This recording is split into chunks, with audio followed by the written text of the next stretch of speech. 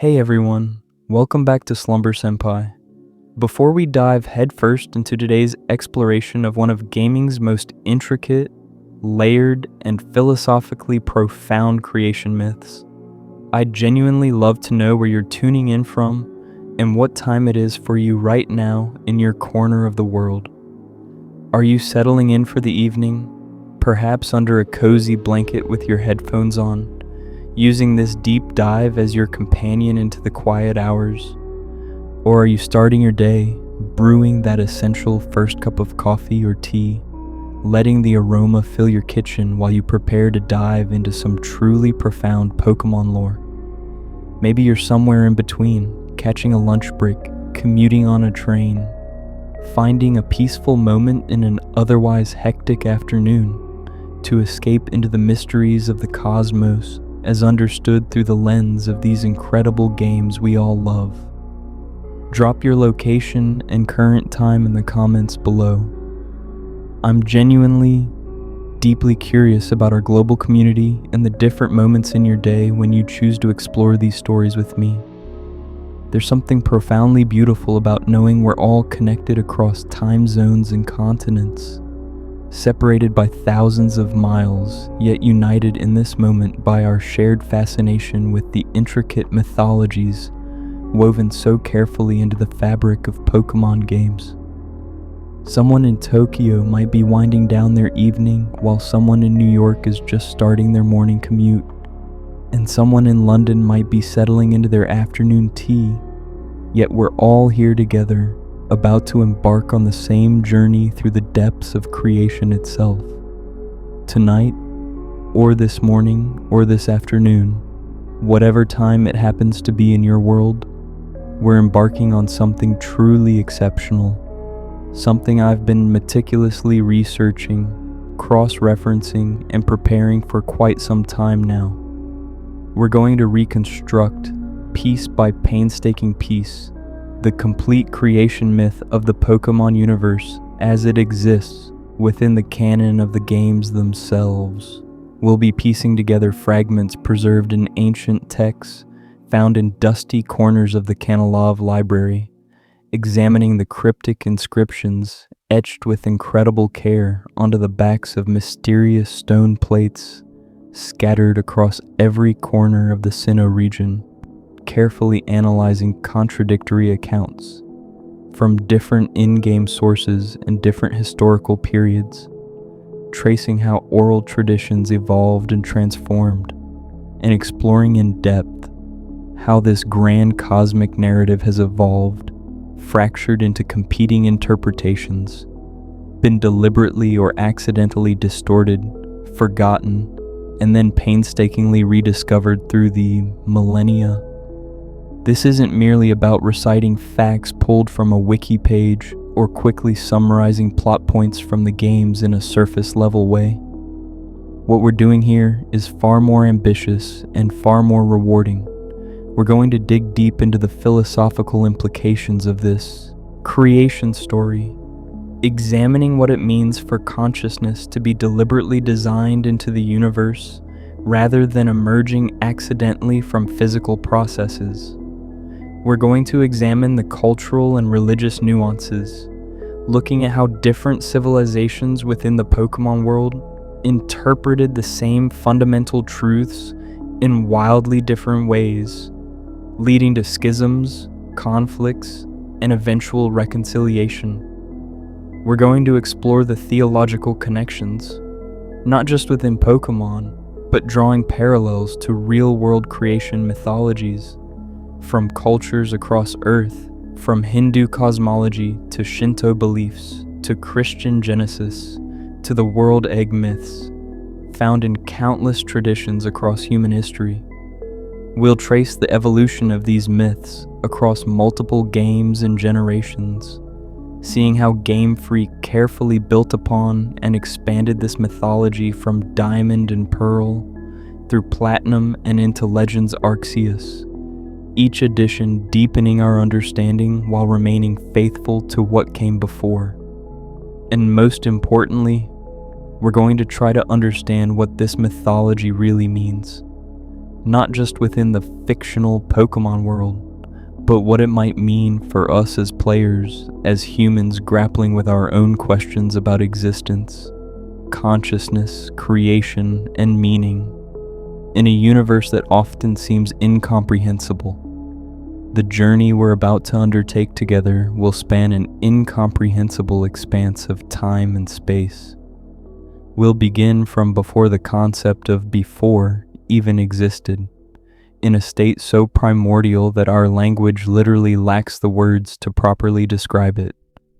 We'll witness the tumultuous, violent, awe-inspiring birth of reality itself, watching as the fundamental forces and dimensions that structure existence come into being for the very first time. We'll observe the establishment of physical laws, time flowing forward in its relentless march, space expanding outward in all directions, matter organizing itself into patterns that would eventually form galaxies and stars and planets. We'll see the metaphysical laws being woven into reality as well, consciousness given structure and definition, knowledge and emotion and willpower being defined as distinct yet profoundly interconnected aspects of mind and spirit. The story we're about to tell spans from before the universe existed, through the tumultuous birth of reality itself, to the establishment of the physical and metaphysical foundations that make life possible in the Pokémon world.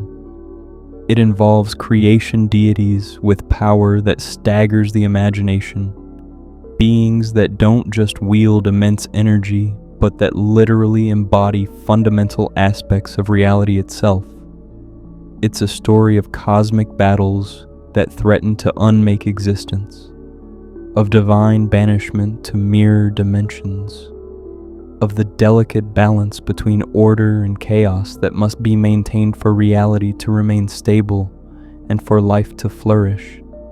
More than that, it's a story about how myths evolve and degrade over time, how truth becomes obscured through countless retellings and misinterpretations, and how the people of Hisui and Sinnoh came to understand, or catastrophically misunderstand, the forces that shape their world. The Pokémon universe has always woven mythology into its DNA, but nowhere is this more explicit and elaborate than in the Sinnoh region's creation story. Generation 4 introduced us to Pokémon that weren't just powerful creatures to capture and battle with. They were fundamental forces of nature given consciousness and form, deities that didn't just rule over aspects of reality but actually were those aspects made manifest. Time itself given draconic shape, the very fabric of space walking among mortals. The mysterious antimatter that exists as reality's dark mirror lurking in shadows. Knowledge, emotion, and willpower, the building blocks of consciousness itself, personified as tiny psychic guardians dwelling in sacred lakes, and presiding over it all, watching from beyond the boundaries of comprehensible reality, the original one, the being from which everything emerged, the source and sum of all that exists. What makes this mythology particularly fascinating? What elevates it beyond simple background lore into something genuinely profound is how it's been preserved and presented within the games themselves. We're not dealing with some external codex or supplementary material, some guidebook that explains everything clearly and definitively. The creation myth of Pokémon exists within the world of the games, recorded in ancient text discovered in library archives, inscribed on the backs of mystical plates scattered across the land by forces unknown, passed down through oral traditions that have fractured and evolved over thousands of years. The people within the Pokémon world are trying to understand their own origins, attempting to comprehend forces that shape them, and they're not always getting it right. They're making mistakes, drawing false conclusions, creating religious schisms over competing interpretations. The Diamond Clan and Pearl Clan each worship what they believe is the creator deity, calling it Almighty Sinnoh, but they fundamentally disagree on what this deity represents and what it created first. One clan insists with absolute certainty that Sinnoh created time, that temporal flow is the fundamental reality from which everything else emerges. The other clan claims with equal conviction that Sinnoh created space, that spatial extent is primary and time is merely derivative. Both clans are utterly convinced they're right and the other's wrong. Both clans are willing to fight physically and ideologically over these differing interpretations. And here's the fascinating part. Both are wrong in their exclusive claims, yet both are also right in what they've perceived. The truth is more complex, more nuanced, more interesting than either clan's simplified theology can accommodate. This creates layers of narrative depth that most video game mythologies simply don't attempt to achieve. We're not just being told a creation story in a straightforward way, given the facts and expected to accept them. We're being shown how that story has been fragmented over time, how it's been reinterpreted through different cultural lenses, how it's been argued over by civilizations that arose in its wake. We're seeing how religious schisms form over different interpretations of the divine, how theological conflicts emerge, even when the actual deities involved are not only real, but demonstrably real, provable through direct encounter. We're watching as forgotten knowledge is slowly rediscovered, as fragments of truth are painstakingly reassembled into something approaching the original whole. And most compellingly, we're witnessing how the truth behind the myth is actually more profound and more mysterious than either of the competing interpretations that emerged from it. Before we begin properly exploring the creation myth itself, before we journey back to the moment when time began and space unfurled, there's something crucial we need to understand about the nature of Arceus itself, about what this being actually is, because this colors everything that follows and fundamentally changes how we interpret every encounter with it. The Arceus that trainers can encounter in the games, the white quadrupedal creature with the golden wheel around its torso that can be battled at the Hall of Origin or received through special events, the Pokémon that can actually be caught in a Pokeball and added to your team. This is not the true totality of the original one. It's not the complete manifestation of the primordial deity that shaped the universe with its 1,000 arms. It's not the infinite power that brought reality itself into existence from primordial chaos.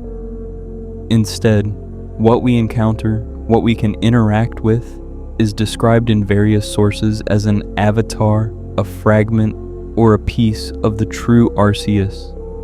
The real Arceus, sometimes referred to as the heart or the original spirit, exists in a realm beyond human comprehension, beyond time and space themselves, beyond the physical universe it created.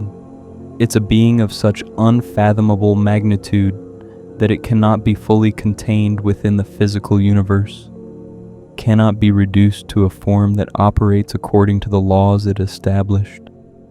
The form we know, the creature that appears in games and can be battled and captured, is merely a projection, a sliver of divinity made manifest in a form that can interact with the physical world and the mortal beings who inhabit it. This distinction is absolutely critical, fundamentally important to understanding every interaction trainers have with Arceus. It reframes everything. When a trainer catches Arceus in a Pokeball, they haven't subjugated a god, haven't dominated the creator of the universe and forced it into servitude. They've been chosen. The Arceus avatar willingly joins the trainer, viewing them as worthy of wielding a fragment of its power, testing them to see if they merit this honor. The entity sees this partnership as an opportunity to observe the world through mortal eyes, to understand the perspective of the beings it created, to experience reality from within rather than from the transcendent vantage point it normally occupies. This isn't a story of mortals conquering their creator through superior strength or cunning. It's a story of a god choosing to walk among its creations, to see what they have built and become, to judge whether they have proven themselves worthy stewards of the universe it forged for them. The game Legends Arceus makes this particularly explicit. The dialogue, when the avatar of Arceus allows itself to be caught, suggests that it's testing the player, evaluating their character and worthiness. It's not being forced into the pokeball against its will. It's choosing to enter to experience partnership with a mortal it deems exceptional. This radically changes the power dynamic, transforms what could be an act of hubris into an act of grace, shifts the relationship from domination to covenant. With that crucial context established, with our understanding of what Arceus truly is firmly in place, let's travel back to the very beginning, to a time before time existed, to a place before space had been defined, to witness the birth of absolutely everything. In the beginning, if beginning is even the right word when time hasn't been invented yet, there was nothing. But even that statement is profoundly misleading, wrapped in layers of paradox that our minds struggle desperately to unwrap. Because nothing is itself a concept that only makes sense in contrast to something, and if nothing existed, then the very concept of something would have no meaning, would be undefined and undefinable, making nothing equally meaningless and impossible to conceive. The state that existed, if existed, is even the proper verb. Before the universe came into being, defies all our categories and concepts, frustrates every attempt to describe it, because those categories and concepts were designed to operate within the universe, within the framework of reality as we know it, not outside of it or prior to it. The ancient texts, carefully preserved in Kanalov Library, maintained through generations by scholars and librarians, who recognized their importance even if they couldn't fully comprehend their meaning, describe this pre-creation state as a vortex of chaos or a turbulence of chaos. These phrases, these attempts at description, are doing their absolute best to point towards something that cannot properly be described in human language. What the texts are desperately trying to convey is a state of pure, undifferentiated potentiality, where everything that could ever possibly be, every form that matter could possibly take, every dimension that space could possibly extend along, every law that could possibly govern interactions between entities, all of this existed compressed together in a state of absolute unity that was simultaneously, paradoxically, absolute chaos. Everything was one thing, everything was also nothing, everything was also everything. These contradictory statements are all true because the normal logical rules that prevent contradictions from being simultaneously true hadn't been established yet. This wasn't darkness in any conventional sense, because darkness implies the absence of light, and light as a concept did not yet exist to be absent. The photon, the particle that carries electromagnetic radiation, hadn't been defined as a type of particle yet. The electromagnetic spectrum, with its wavelengths from radio through microwave and infrared and visible light and ultraviolet and X-rays and gamma rays, didn't exist. The very physics that makes illumination possible, the laws governing how energy propagates through space, none of these had been invented yet. Light wasn't hiding somewhere in the chaos waiting to be discovered and set free. It simply wasn't part of reality yet because reality itself hadn't been properly established with all its rules and possibilities. This wasn't silence either, because silence requires the concept of sound to be negated, and sound as a phenomenon, compression waves traveling through some medium, whether air or water or solid matter, required both media to travel through and the laws of physics governing wave propagation, neither of which existed. Sound requires molecules or particles that can vibrate, pushing against their neighbors, creating waves of pressure that propagate outward from a source. But molecules didn't exist. Particles weren't defined. The very concept of wave hadn't been invented. There was no quiet because there was no noise to be quiet from. There was no sound because there were no vibrations, no matter to vibrate, no space for vibrations to propagate through. This wasn't emptiness or void in the way we normally understand those terms, because emptiness implies space waiting to be filled, a vacuum with boundaries and dimensions, somewhere that something could potentially occupy, and space itself was part of what had not yet been separated out from the unified chaos. You can't have empty space before space exists as a dimension, before there's a framework defining what spatial extent even means. You can't have a void, a place where things aren't, before there's a concept of place where things could be. The chaos before creation wasn't a location, wasn't situated anywhere, because places require space to exist in, and space was still folded into everything else, undifferentiated and undistinguished. If you're struggling to visualize this, struggling to wrap your mind around it, that's completely normal and expected. Our brains evolved to navigate three-dimensional space and unidirectional time, to understand causality and sequence and location. We're not equipped to comprehend states of being that lack these basic features. It's like asking a fish to understand what being outside water feels like, or asking a two-dimensional being living on a flat surface to visualize a three-dimensional cube. Our conceptual frameworks simply don't have the necessary dimensions to properly grasp pre-creation reality, but we can try to approach it through analogy and metaphor, even knowing these will ultimately fail to fully capture the truth. Think of it this way, if it helps at all.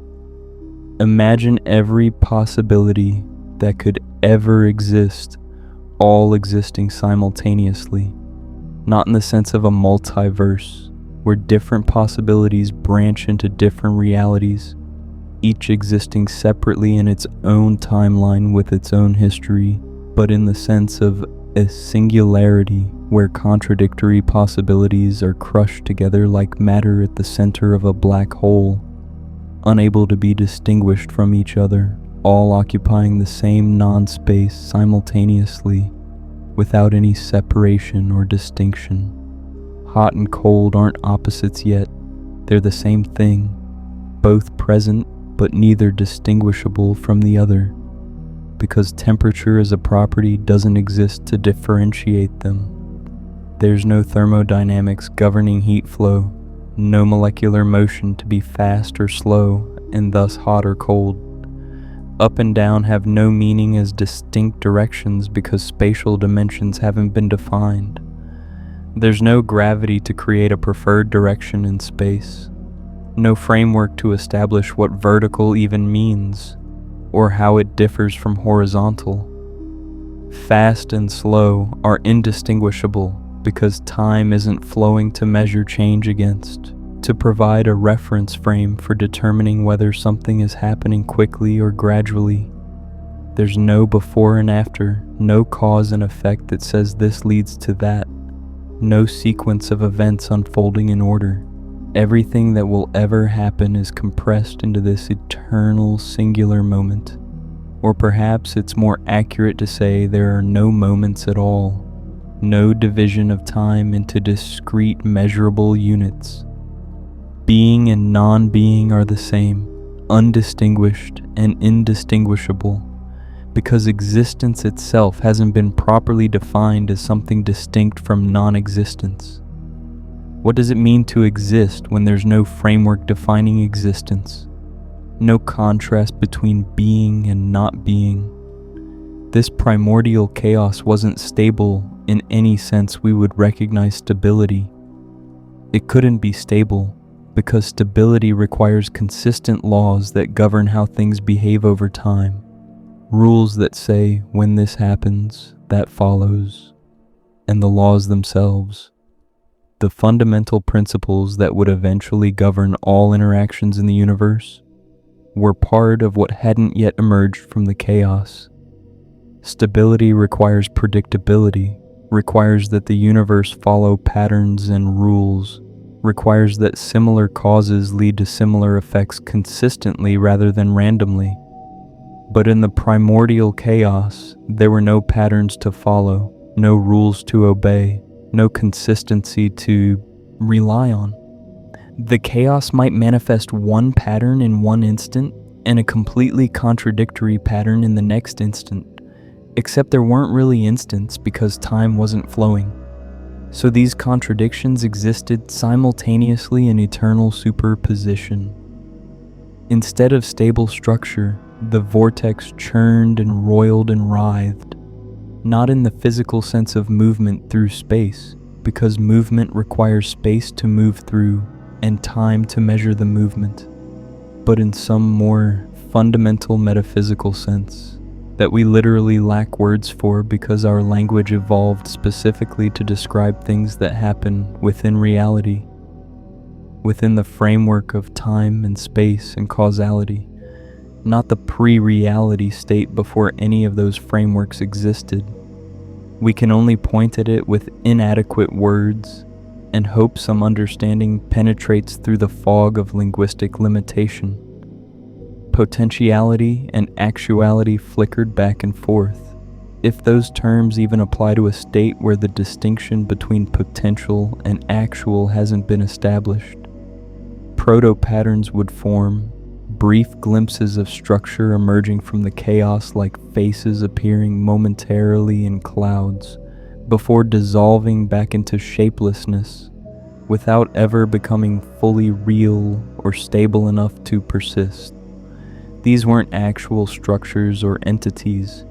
They were possibilities of structures, temporary coherences in the chaos that hinted at what might be but never achieved the stable existence necessary to truly be. They were like dreams that fade before you can fully remember them, except there was no dreamer yet, no consciousness to have dreams or remember them, just raw possibility writhing without direction or purpose or goal.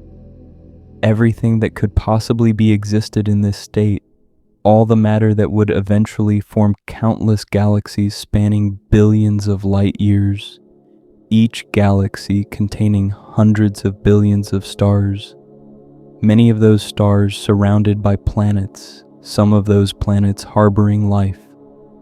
All the energy that would eventually drive every process in the universe, from nuclear fusion in stellar cores to chemical reactions in living cells, to the firing of neurons in conscious brains, from the largest supernova explosions to the smallest quantum fluctuations.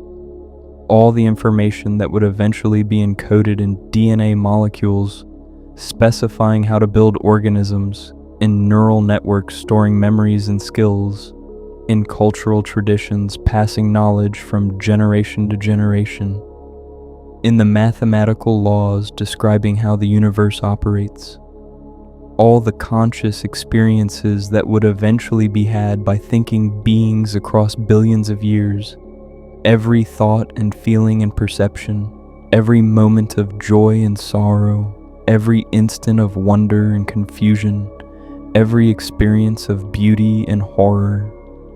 All of this existed in the chaos, but none of it was distinct yet. None of it was actual and realized. None of it had been given form and definition and the ability to exist independently as a thing rather than as pure, undifferentiated potential. The ancient texts tell us, in their cryptic, poetic way, in language that struggles to convey truths beyond normal comprehension, that time and space weren't separated into distinct dimensions in this primordial chaos. They were aspects of the same unified proto-reality, folded together like a piece of paper crumpled into a ball, like dimensions that haven't been unfolded yet, unable to extend along their proper directions, unable to provide the framework that would eventually allow events to occur in sequence and entities to occupy different locations. This description is actually remarkably consistent with certain models in modern theoretical physics, which is fascinating when you think about it, suggesting either remarkable intuition on the part of the myth makers or perhaps universal truths about the nature of reality that transcend any particular universe. In conditions of extreme energy density, like those theorized to exist in the very first moments after the Big Bang, or in the centers of black holes where matter collapses beyond the event horizon, space and time can indeed become unified in what physicists call space-time foam, can lose their distinct character and merge into something where the normal rules break down completely, where causality becomes uncertain and position becomes ambiguous. The Pokémon universe, in describing primordial chaos, stumbled onto something that real-world theoretical physics would later theorize about independently.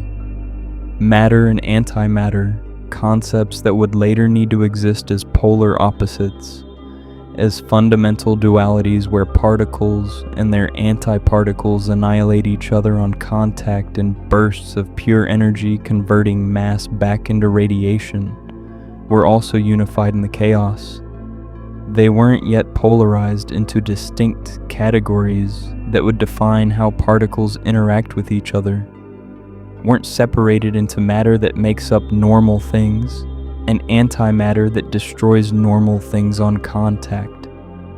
There was no matter in the sense of stable particles with mass, and there was no antimatter as the opposite of matter because there were no particles at all yet, just the potential for particles to exist, just the raw, undifferentiated stuff that would eventually organize itself into quarks and leptons and bosons.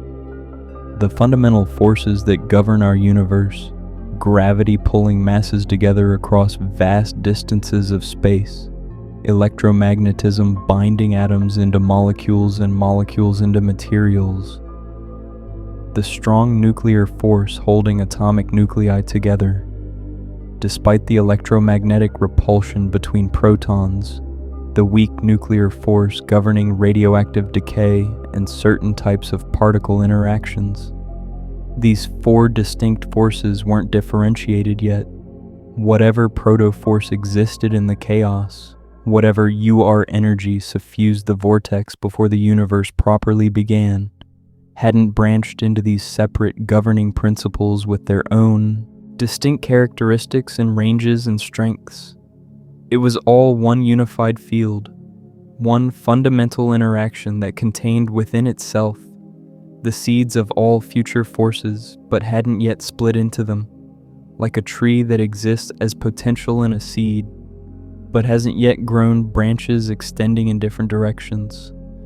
Charge and mass and spin and all the quantum numbers that distinguish one type of particle from another, that let us say this is an electron with negative charge and half integer spin, and this is a photon with zero mass and integer spin, and this is a quark with fractional charge and color charge and strange or charm or bottom flavor. All of these properties and characteristics were meaningless in the chaos because particles themselves didn't exist as distinct entities yet, because the framework for classifying and distinguishing particles hadn't been established. You couldn't point to something and say, this is an electron, or this is a quark, because those categories hadn't been invented. Those types of particles hadn't been defined as distinct from each other or from anything else. The properties that would eventually define particles, the characteristics that would let physicists classify them and predict their behavior and understand their interactions, were all jumbled together in the chaos. Every particle was simultaneously every other particle, or perhaps more accurately, the very concept of particle as a discrete entity with definite properties that distinguish it from other particles hadn't merged yet from the undifferentiated chaos. And consciousness, perhaps the most mysterious phenomenon in any universe, the subjective first-person experience of being aware, of having thoughts and feelings and perceptions, of there being something it's like to be you rather than nothing it's like, of having an inner mental life that you experience directly, while others can only infer it exists. This consciousness existed only as abstract potential in the chaos. There was no what it's like to be anything because there were no things to have experiences, no subjects with perspectives from which to view reality, no experiencers to experience anything. Knowledge, the capacity to learn and remember and understand, was impossible because there was nothing to know, no facts to be learned, no truths to be understood, no patterns to recognize, and no minds to contain understanding even if there had been something to understand. Emotion, the capacity to feel pleasure and pain and joy and sorrow, to have preferences and aversions, to care about outcomes and be moved by events, was impossible because there were no subjects to feel anything and no objects or situations to feel about.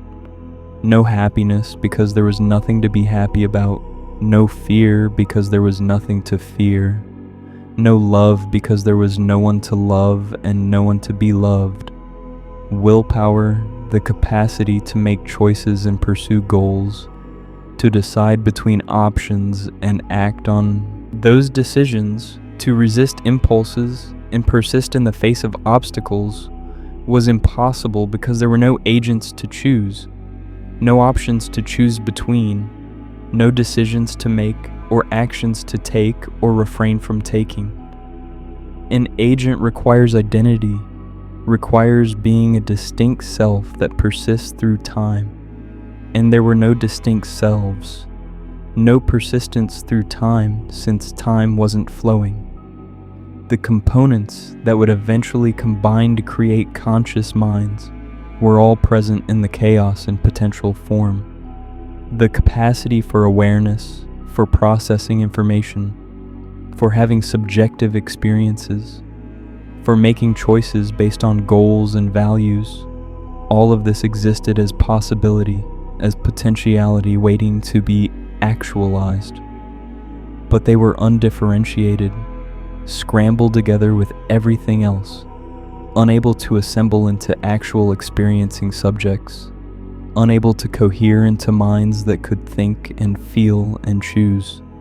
It's like having all the parts of a complex machine scattered randomly in a box, every component present but none of them connected to each other, none of them arranged in the specific configuration that would allow the machine to function and fulfill its purpose. The gears and levers and circuits are all there, but they're not organized into a working mechanism. They're just parts, inert and isolated, unable to do what they could do if properly assembled.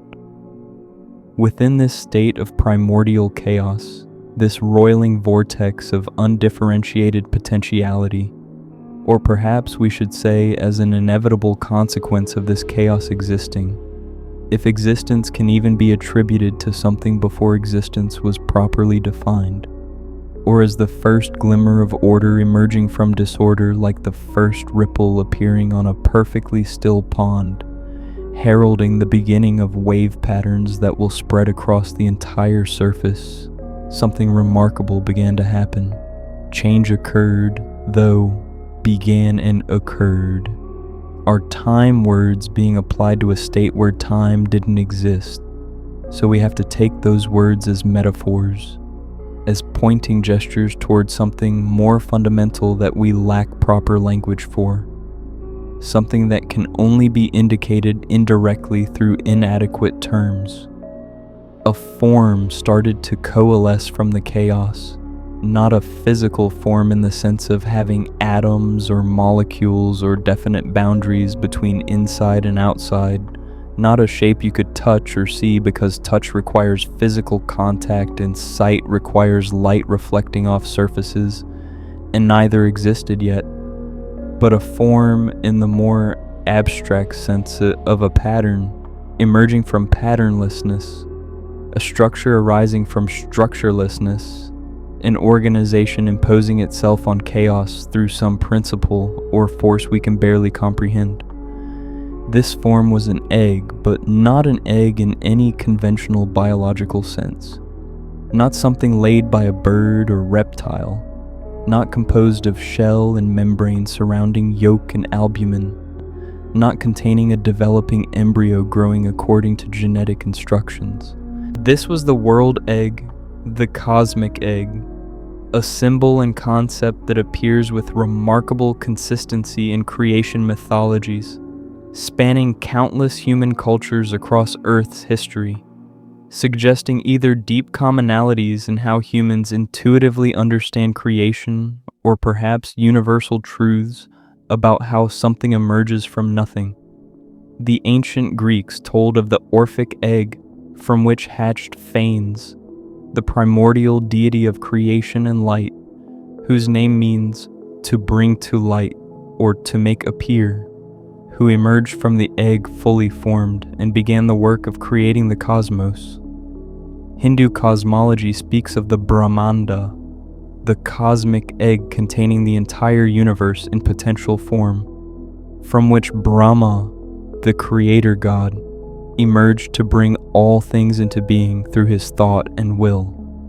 The Finnish epic Kalevala describes the world being formed from fragments of eggs, laid by a bird on the knee of the water, mother who existed before the world, the broken shells becoming the dome of heaven and the earth below.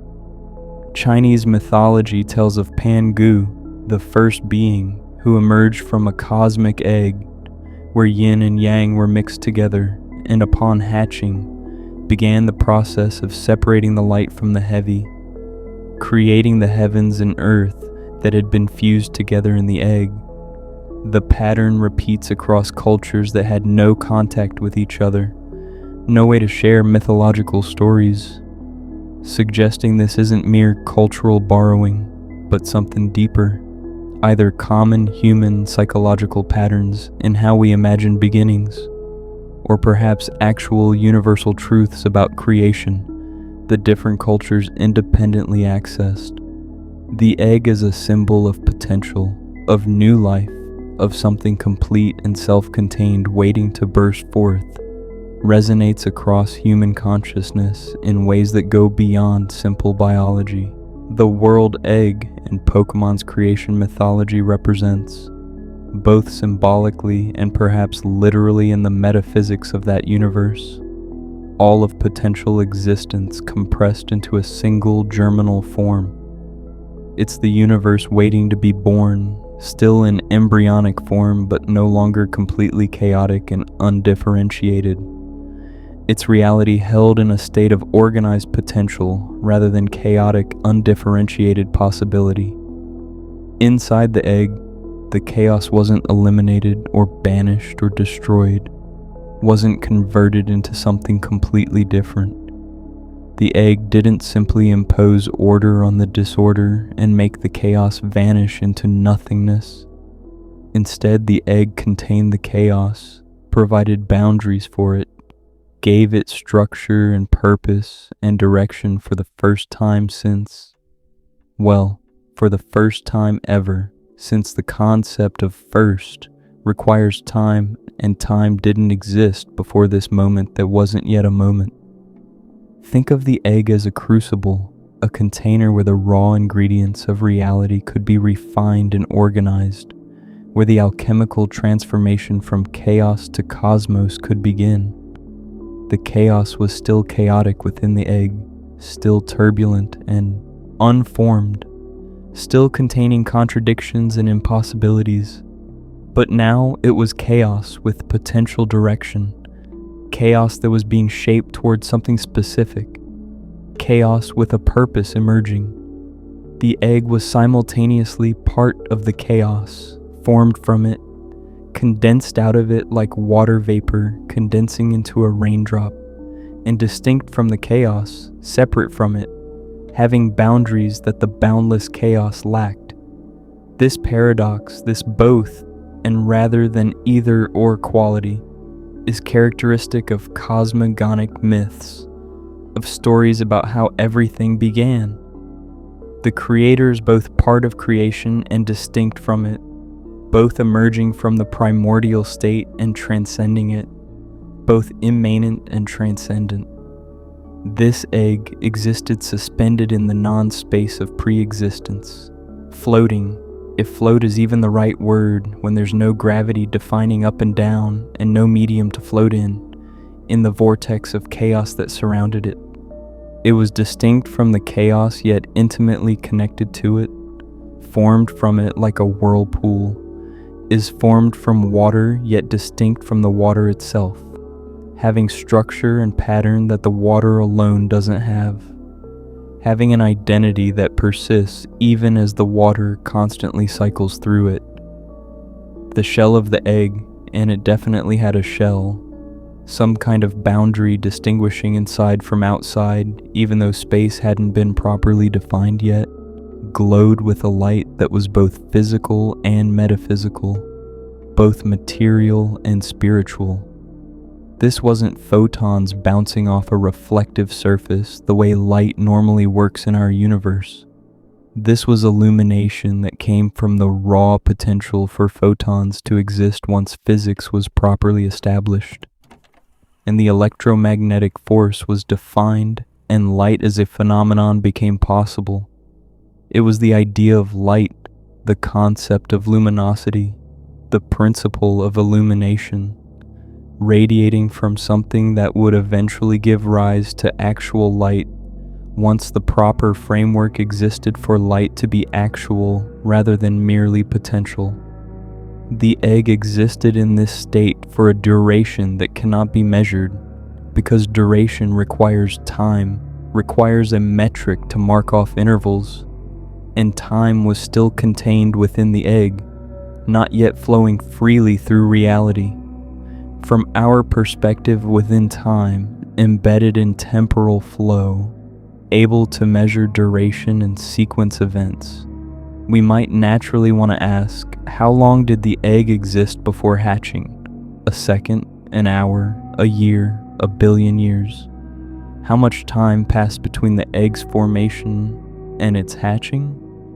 But the question is meaningless, like asking what's north of the North Pole when north is defined as the direction toward the pole, or asking what happened before time began when before is a temporal concept that requires time to exist. The egg's existence and its hatching are simultaneous from a perspective outside time, from a timeless, eternal viewpoint where all moments collapse into one. Yet they're distinct, separate events in sequence. From a perspective within time, from our temporal viewpoint where cause precedes effect, past, present, and future all collapse into a single eternal moment when viewed from beyond the flow of time, when observed from a timeless perspective that transcends temporal sequence. Yet from within time, from our perspective that moves through time like a leaf, floating on a river moves through space, past and future stretch out in opposite directions from the present, and the egg's formation clearly precedes its hatching in the causal sequence. This isn't a contradiction exactly, or if it is a contradiction, it's a necessary one, a paradox built into the structure of reality itself. Different perspectives reveal different truths, and truths that seem contradictory from one perspective can be reconciled from a more complete perspective that encompasses both viewpoints.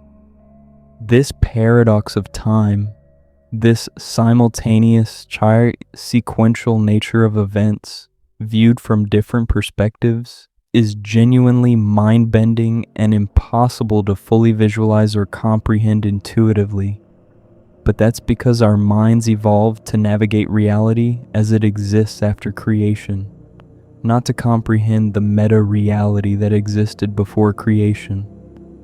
We're like fish trying to understand what it's like outside water, creatures so adapted to one environment that we struggle to even conceive of other environments with different rules. Or we're like two-dimensional beings, creatures that live on a flat surface and can only move forward, back, and left-right, trying to visualize a three-dimensional object that extends in an up-down direction we've never experienced and our brains aren't equipped to imagine. Our conceptual frameworks, our mental models of reality, simply don't have the necessary dimensions or flexibility to properly grasp pre-creation reality in all its paradoxical glory.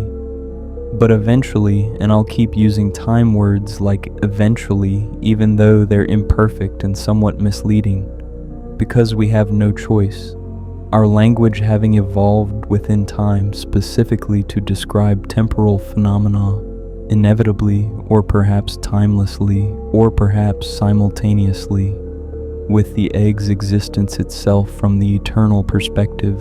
The egg hatched, the shell cracked with a sound that wasn't exactly sound, but something more fundamental, fracturing along seams that would have profound significance for everything that followed, breaking apart not randomly like an egg dropped on the floor, but following lines of metaphysical weakness or strength, patterns that would echo through all of subsequent creation, like the grain of wood echoes the pattern of the tree's growth.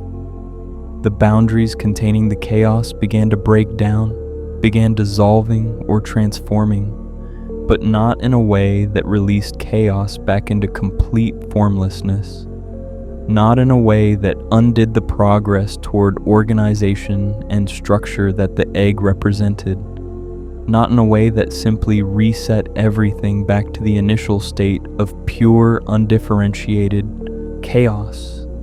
Instead, the breaking of the egg was itself the act of creation proper, the moment when potential finally became actual, when possibility crystallized into reality, when the universe began in any meaningful sense that we could recognize as beginning. From within the radiant shell, from the organized chaos contained within the egg's boundaries, from the proto-reality that had been gestating within this cosmic womb, emerged the first being, the first consciousness, the first entity that could truly be said to exist in any meaningful sense that we would recognize as existence. It would later be called Arceus by the humans who came to worship it as their creator god, though that name wouldn't be bestowed for billions of years after stars had been born from clouds of hydrogen and helium, burned through their nuclear fuel, and died in supernova explosions scattering heavier elements across space. After planets had formed from the debris of dead stars, accreting from protoplanetary disks into worlds of rock and metal and ice. After life had emerged on at least one of those planets, evolved from simple self-replicating molecules into complex organisms, developed nervous systems capable of processing information, eventually gave rise to consciousness sophisticated enough to contemplate its own existence and the existence of its creator. After countless generations of humans had lived and died, built civilizations, developed language and culture, created religious traditions to make sense of the divine forces they perceived around them, and finally gave this creator the name Arceus, in its own understanding of itself, in its immediate self-awareness that emerged fully formed at the moment of its existence without need for learning or development. It was simply the original one, the Alpha, the first and primary being from which all others would eventually derive, the very being itself, without need for names or labels, because there was nothing else in existence to distinguish itself from, no other minds to communicate its nature to, no society of beings requiring identifiers to tell each other apart, no context in which a name would serve any purpose. The moment Arceus emerged from the egg was the first moment in the most literal sense possible. Time began, not metaphorically or approximately, but actually and truly. Time as a dimension along which change could occur. Time as the framework allowing causality to operate. Time as the measure of duration and sequence. This time began flowing for the first time ever. The flow of causality started. That fundamental relationship where earlier events influence later events. Through chains of cause and effect, where past determines, present determines future in an endless chain. Before could be distinguished from after for the first time. Not merely different words for the same thing, but actually distinct categories representing different relationships to the present moment. The past came into existence as a category distinct from the future, not just in terminology but in actuality, with the present serving as the moving boundary between them, the knife edge of now constantly advancing like a wave, rolling across the ocean, transforming future possibility into present actuality into past memory, turning potential into actual and actual into historical. And in that first moment, that inaugural instant of temporal flow when causality began and sequence became meaningful, Arceus saw that it was alone, not alone in the emotional sense of being lonely or isolated, because loneliness requires social instincts and emotional needs that arise from being evolved as a social species, and those concepts wouldn't exist until social species appeared billions of years later, but alone in the fundamental ontological sense of being the only thing that existed, the sole entity in all of reality, floating or existing in a void that was no longer churning chaos, but wasn't yet organized into a properly functioning universe either. The chaos had been transformed by the egg's hatching, had been changed from pure, undifferentiated potential into something more structured, but still incomplete, still raw and unfinished. It was like clay that had been shaped into a rough form, but not yet refined into a final sculpture, like a building where the foundation has been poured, but the walls and roof haven't been constructed yet, like a story where the premise has been established, but the plot hasn't yet unfolded. The hatching of the egg and the emergence of Arceus marked a transition from utter chaos to proto-order, from complete lack of structure to the first tentative structures that would eventually develop into a full cosmos. When Arceus emerged from the egg, when the shell cracked and fell away in fragments, those fragments of the primordial shell scattered across the nascent space that was just beginning to unfold like a flower blooming in time lapse. These fragments, these pieces of the egg that had contained all of reality's potential within itself, didn't simply vanish or dissipate or dissolve back into the background chaos like steam disappearing into air. They were too significant for that, too charged with power, too fundamental to simply cease to be. Instead, they persisted, maintaining their identity even as they scattered, retaining the tremendous power they had held as parts of the egg that contained everything. The inscriptions on the plates, those mysterious artifacts that would later be found scattered across the Sinnoh region, tell us cryptically that when the universe was created, its shards became this plate. This suggests that the fragments of the egg shell became the plates, or at least that the plates contain fragments or essence of that primordial shell. But another inscription tells us something different, that the power of defeated giants infuses this plate, referring to mysterious giants that arose somehow from the chaos or the eggs, shattering. The ancient myths speak of these fragments transforming into what are called giants, powerful entities distinct from Arceus, perhaps the first other beings to exist besides the original one, perhaps aspects of the chaos that had been given enough structure by the egg and its shattering to maintain individual identity and agency. These weren't giants in the sense of merely being large humanoids, overgrown people. The term giants here likely refers to beings of immense cosmic power, forces of tremendous magnitude, entities that could challenge even the creator itself. The nature of these giants remains one of the deepest mysteries in Pokémon's creation mythology, wrapped in layers of obscurity that even the most ancient texts don't fully penetrate. Were they hostile to Arceus, actively attempting to prevent the further organization of reality, trying to restore the chaos they had emerged from because order threatened their existence? Were they neutral forces that simply existed, powerful but without agenda or purpose, cosmic phenomena given form but not given will? Were they tests deliberately created by Arceus or the egg, challenges that the original one had to overcome to prove itself worthy of the role of creator, obstacles designed to temper and strengthen the first being? Or were they something else entirely, something we can't even properly categorize with our limited understanding?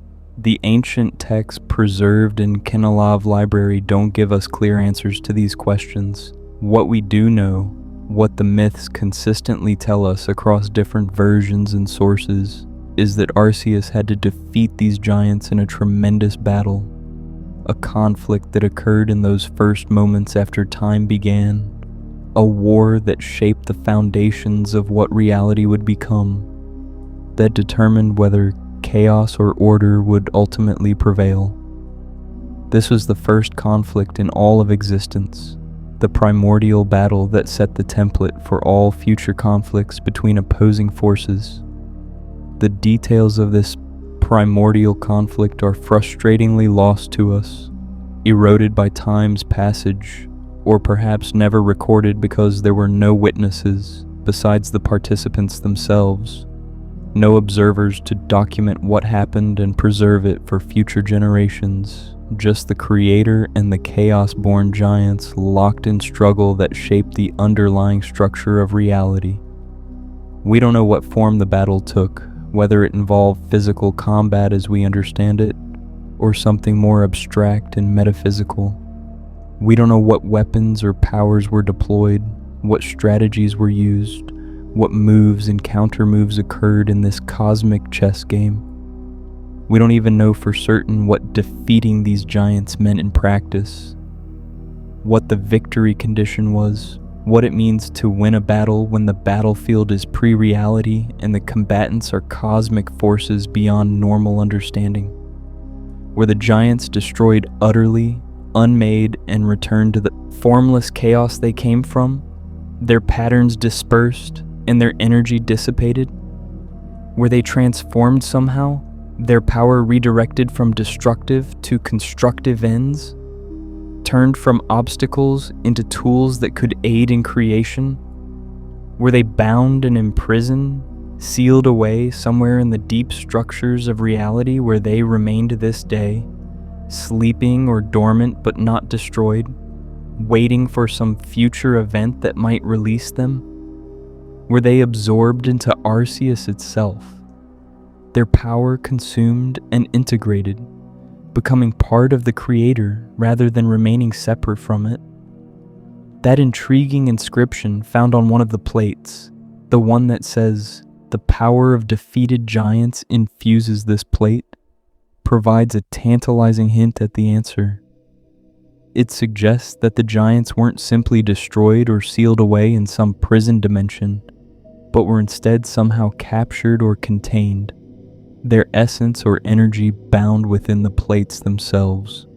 This would mean that the plates, those artifacts that allow Arceus to change its type and that are scattered across the Sinnoh region waiting to be found, are actually prisons or repositories containing the power of primordial beings that predate the universe itself. Every time someone uses a plate to change Arceus's type, every time a trainer harnesses a plate's power to boost their Pokemon's attacks, they're channeling the power of these ancient defeated giants, using forces that existed before time and space were separated, before the fundamental laws of physics were established. If this interpretation is correct, it adds layers of significance to the plates and makes them far more than mere gameplay items or collectibles. They become relics of cosmic importance, fragments of the battle that determined whether reality would exist at all, containers holding power that could potentially remake or unmake the universe if used improperly. The fact that they're scattered across Sinnoh, buried in ruins and hidden in caves and lying in the depths of the underground suggests either a deliberate hiding, placing them where they might not be found easily, or perhaps a dispersal across the region as a safety measure, ensuring no one person or force could gather all their power in one place and potentially misuse it. What we can say with absolute certainty, what the myths consistently agree on across all their variations, is that Arceus emerged victorious from this primordial conflict.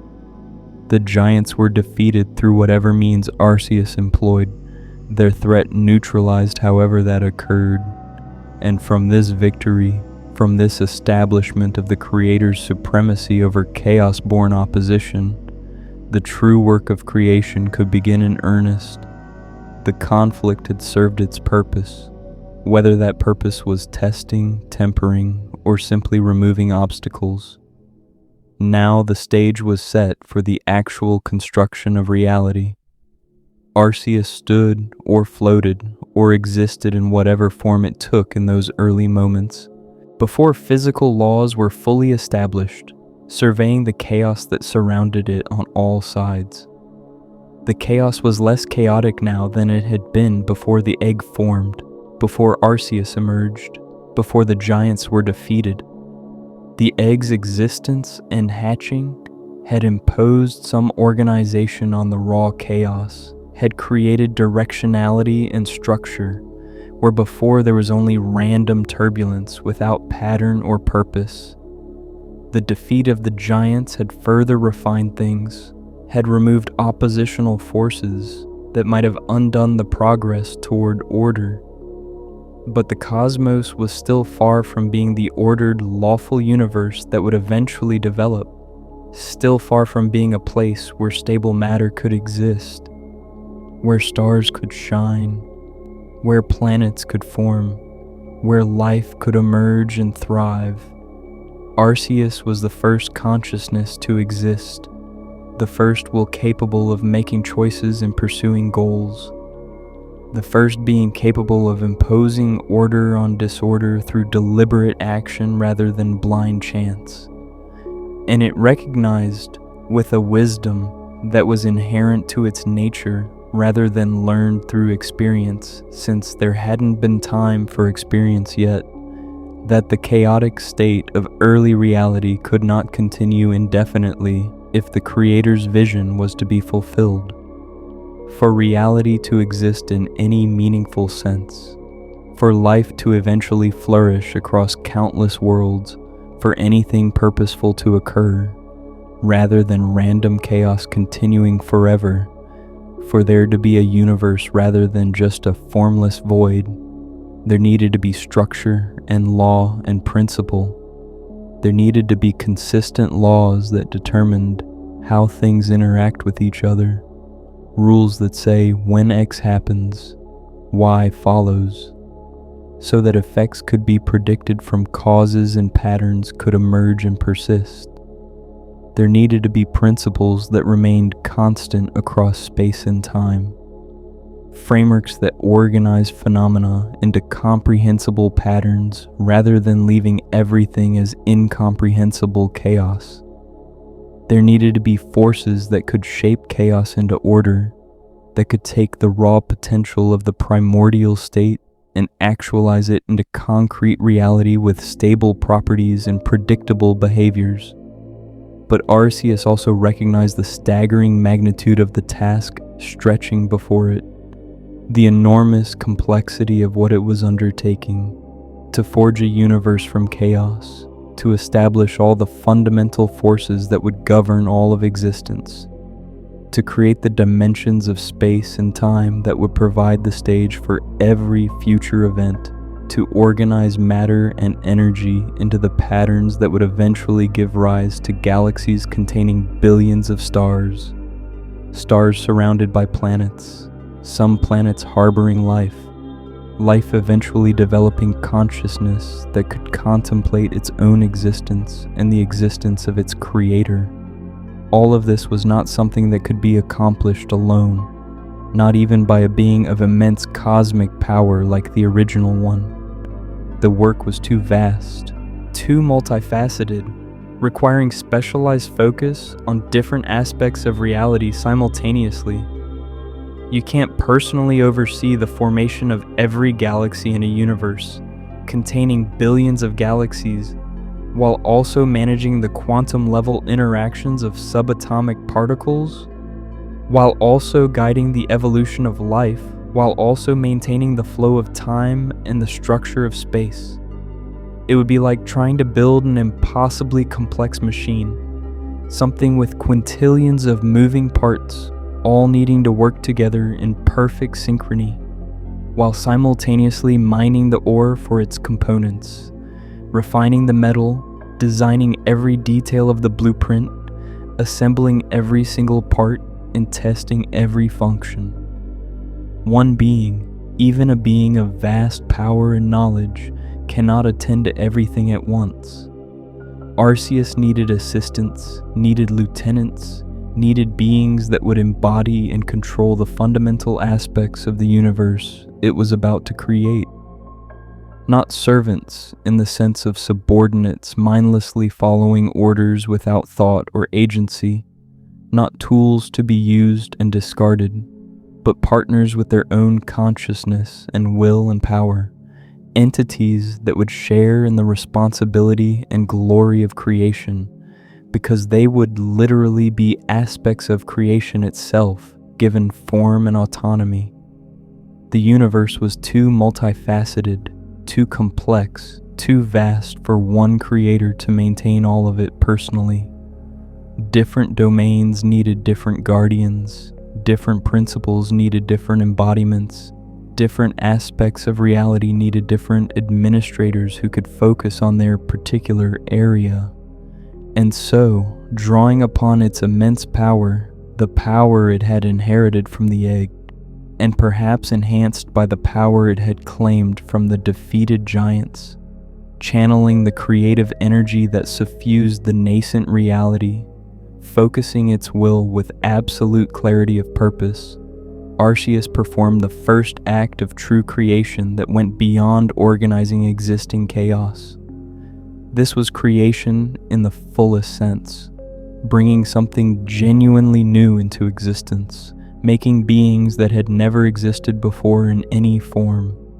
It brought forth eggs, not unlike the egg from which it itself had emerged, the same basic form but serving a different purpose. These were vessels containing the potential for new beings to exist, containers where essence could gestate and develop, and eventually hatch into actuality. Wombs where the seeds of cosmic forces could grow into fully realized deities. 3 eggs formed, condensing out of the surrounding chaos through Arceus's will and power. They glowed with potent energy visible even to the limited senses available in those early times, radiating power that was both similar to Arceus's own power, sharing the same fundamental source and nature and distinct from it, having unique characteristics that would define the beings within as individuals rather than copies. These were not ordinary eggs, not destined to hatch creatures that would merely exist within the universe, occupying space and existing in time like any other entity, limited by physical laws and mortal lifespans. These eggs contained beings that would define what universe even meant, entities whose very nature would structure reality itself, deities who wouldn't just live in the cosmos but would actually be the cosmos in different aspects. As these eggs prepared to hatch, as the beings within grew ready to emerge from their protective shells into the reality that was forming around them, reality itself began to take more definite form, shaped by the imminent existence of these beings, organized by the principles they would embody. The structure of the universe was being determined by what these beings would be, what they would represent, what domains they would control. They weren't being fitted into a pre-existing universe. The universe was being shaped to accommodate them, to provide the proper framework for them to operate within and manifest their powers. The first egg burst open in a cascade of radiant blue-white energy, shell fragments dissolving into pure light that dispersed across the nascent space, as from within emerged Dialga, the temporal Pokémon, the master of time itself. In its true form, known as its origin form, the shape it naturally assumed when manifesting at full power without limitations imposed by the physical world, Dialga appeared as a magnificent dragon-like creature, massive and imposing, radiating an aura of immense power and ancient dignity. Its body was structured in ways that seemed to embody temporality itself, sleek and streamlined as though built for moving through time rather than space, every line and curve suggesting the flow of moments from past to future.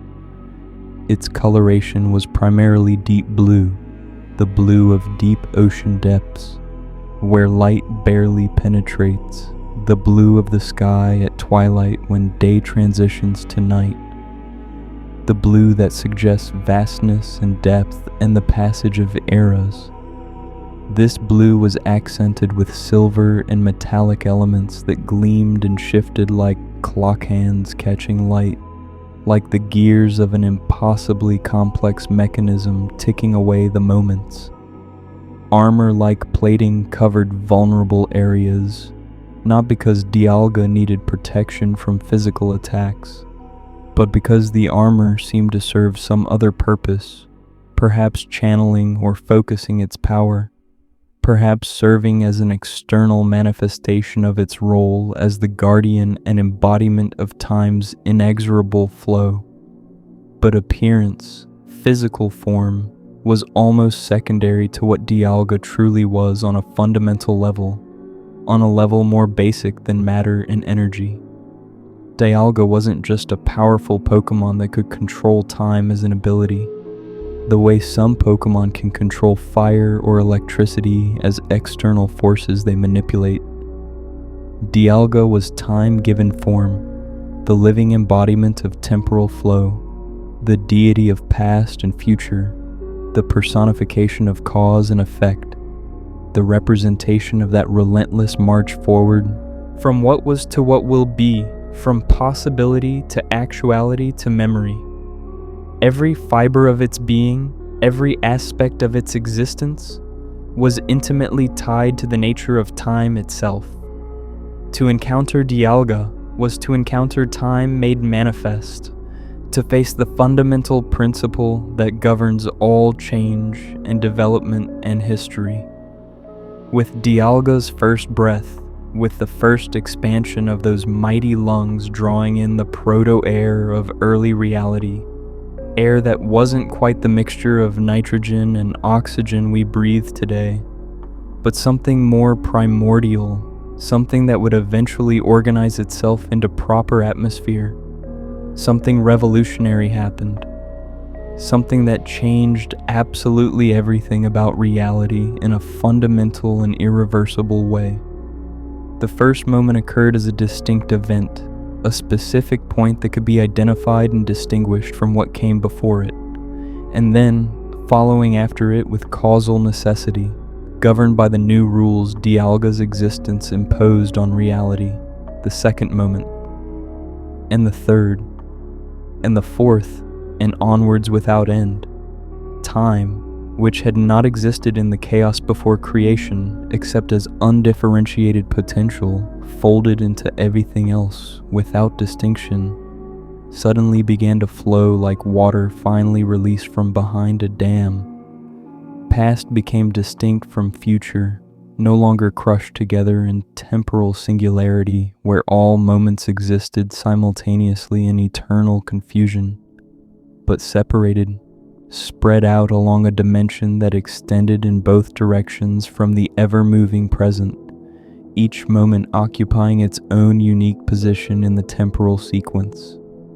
Cause preceded effect in a way that could be distinguished and measured and depended upon, where earlier events influences later events through chains of causality that could be traced and understood. One thing happened, and then because of that first thing, directly flowing from it through causal connection, another thing happened.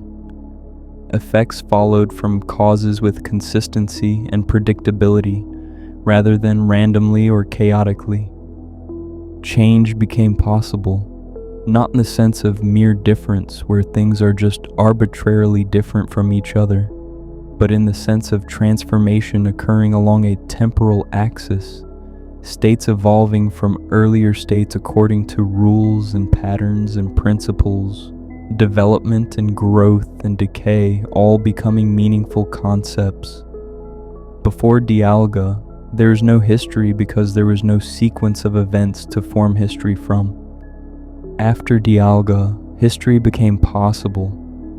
Past events could be distinguished from present events. Records could be made and preserved. Memory could exist as a meaningful concept rather than just confusion about what happened when, since there was no when. This was the first fundamental law of reality being established, the first dimension being unfurled and made available for things to happen in, and it changed absolutely everything about what reality was and could be. With time flowing, with moments following each other in sequence, with causality establishing connections between events, the universe had gained one of its two essential dimensions. Reality now had a when, a temporal framework that allowed us to ask when something happened and get a meaningful answer, a dimension along which events could be placed in order from earliest to latest. But time alone, as fundamental and important as it is, was insufficient to create a full universe. Time needed somewhere to happen, needed a stage upon which events could unfold, needed a framework that provided not just when, but also where.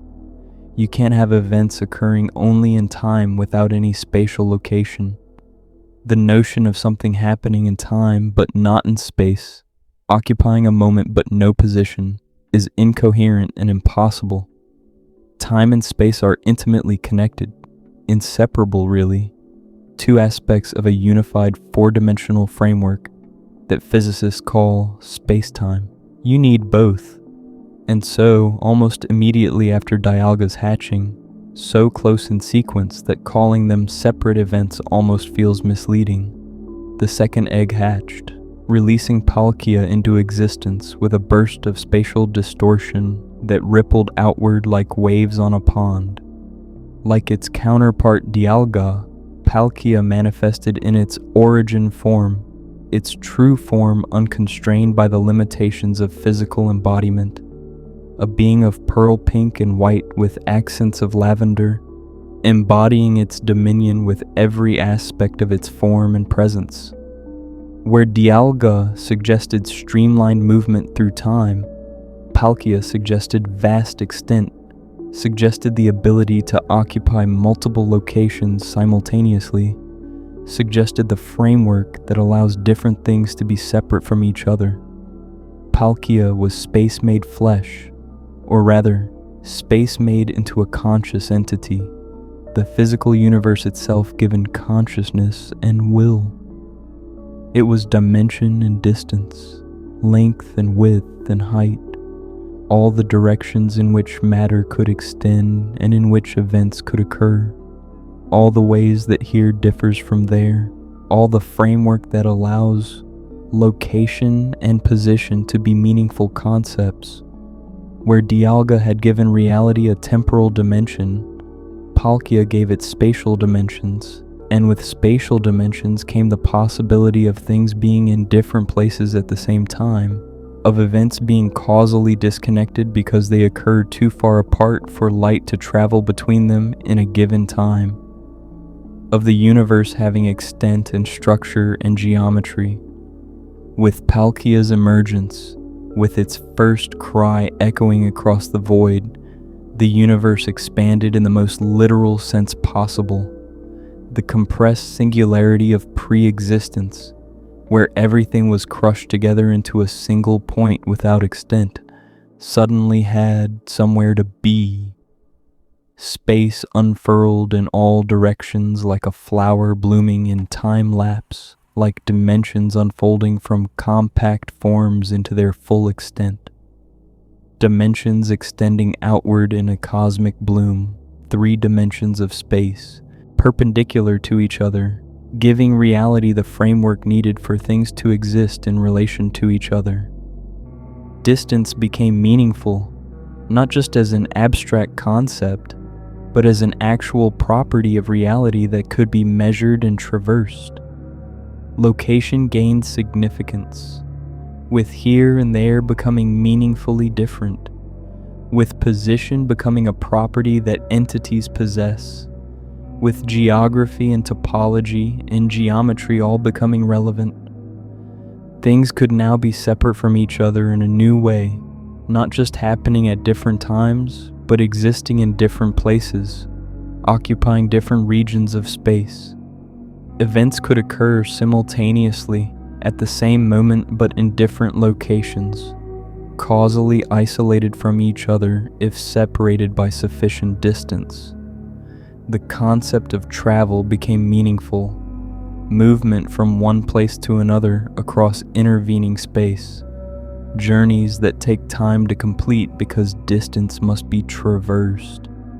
The universe now had a where to complement its when, a spatial framework that worked together with the temporal framework to create the full 4-dimensional reality we inhabit. Together, Dialga and Palkia began the fundamental work of creation that would occupy the next epochs of cosmic history. Time flowing through space, creating moments that could occur in different locations. Space existing across time, providing a stage that persists from moment to moment, that maintains its structure and properties even as time flows forward. The two concepts interweaving to create the 4-dimensional universe that would become home to countless forms of life. Space-time as a unified entity that would eventually be described by Einstein's equations of general relativity, where mass energy curves space-time and space-time curvature tells mass energy how to move. Dialga and Palkia were equals in power and importance, neither subordinate to the other, neither more fundamental than its counterpart. Both were essential to reality's existence. Both were required for the universe to function. Their domains overlapped and intersected in ways both obvious and subtle, both simple and complex. An event didn't happen just in time or just in space, but in space-time, the unified fabric they wove together through their combined existence and interaction. A moment in time extended across all of space, and a point in space persisted through all of time, and together they created the framework for everything else. But creation, as it turns out, is more complex than simple addition, more subtle than just putting elements together and expecting them to work perfectly. For every positive, there must be a negative to balance it. For every force, a counterforce to provide equilibrium. For every thesis, an antithesis that challenges and complicates it. For every action, an equal and opposite reaction. This is a fundamental law not just of physics, the way Newton formulated it, but of metaphysics, the deep structure of reality itself. The balance that makes existence stable rather than collapsing into singularity or expanding into infinite dispersion requires opposites in tension. When matter was wished into being by Dialga and Palkia, when their creative act brought forth particles and fields and forces, their action inevitably generated, as an unavoidable byproduct of the laws they themselves had established, an equal quantity of antimatter. This wasn't a mistake or an imperfection in their creation, wasn't something they did wrong that needed to be corrected. It was an inescapable consequence of the laws that govern existence, a necessary balance built into the fundamental physics of reality. For every particle of normal matter created, an antiparticle of antimatter also came into being. For every electron with negative charge, a positron with positive charge. For every proton, an antiproton. For every neutron, an antineutron. Matter and antimatter as mirror images, as necessary opposites, as yin and yang in cosmic balance. And this antimatter needed somewhere to exist, needed space to occupy, that wouldn't immediately bring it into contact with normal matter and cause annihilation. It needed its own guardian, its own embodiment, its own deity, to give it structure and purpose and place in the cosmic order, just as time and space had been given deities to embody and control them. The balance of the cosmos required that antimatter be represented among the fundamental forces shaping reality. Thus came the third egg, glowing with ominous dark gold light tinged with red and black, radiating an aura that felt subtly wrong in ways that were hard to define, a presence that suggested reversal and inversion and opposition. From this egg emerged Giratina, the renegade Pokémon, the Lord of Antimatter and the Guardian of Distortion. In its origin forma, its true shape when not constrained by the laws of the physical universe, Giratina appeared utterly alien, fundamentally different from its siblings in ways that went beyond mere appearance, more otherworldly and strange, a creature that seemed to embody fundamental wrongness in its very being. Where Dialga and Palkia were majestic and noble in bearing, inspiring awe and respect through their presence, Giratina was something else entirely, something more unsettling. Its serpentine body, longer and more flexible than the more rigid forms of its siblings, was colored in dark gold and black with blood-red accents that seemed to pulse with malevolent energy. 6 appendages like ribbons or tentacles or spectral wings extended from its body, moving in ways that defied conventional physics, that seemed to bend space around them, that suggested the ability to reach into dimensions beyond normal 3-dimensional space. Its face, dominated by those gleaming red eyes that seemed to bore into the soul of anyone who met its gaze, radiated an intelligence that was cold and alien, incomprehensible in its motivations and thoughts. The form was perfect in its own terrible way for what Giratina represented and would come to embody. This was antimatter given consciousness, the mirror image of normal matter made into a thinking, willing being. This was the shadow that reality casts upon itself, the necessary darkness that balances the light, the chaos that provides contrast to order, the destruction that complements creation. Where Dialga and Palkia represented building and structure and organization, Giratina represented the equal and opposite forces of decay and dissolution, and entropy that must exist for reality to maintain balance. The ancient myths, preserved in various sources, describe Giratina as being created simultaneously with Dialga and Palkia, all three emerging from their eggs at the same instant. Three parts of a unified act of creation that brought forth the fundamental structure of reality all at once. This timing is significant, deeply meaningful, suggesting something important about the nature of reality that we might otherwise miss. It means that antimatter and distortion weren't afterthoughts, weren't problems that needed to be solved after the fact once Arceus realized that matter alone was unstable. Giratina and what it represented were always part of the plan, always meant to exist as the necessary counterbalance to matter itself, as essential to reality's structure as time and space themselves. The creation of antimatter alongside matter, the establishment of distortion alongside order, these were deliberate choices built into the fundamental design of the universe from its inception. This suggests a cosmos that embraces duality, that recognizes the need for opposition and balance, that understands light only has meaning in contrast to darkness, that comprehends order only makes sense against a background of potential chaos. A universe of pure order, pure light, pure positive matter would be as unbalanced and unstable as a universe of pure chaos, pure darkness, pure antimatter.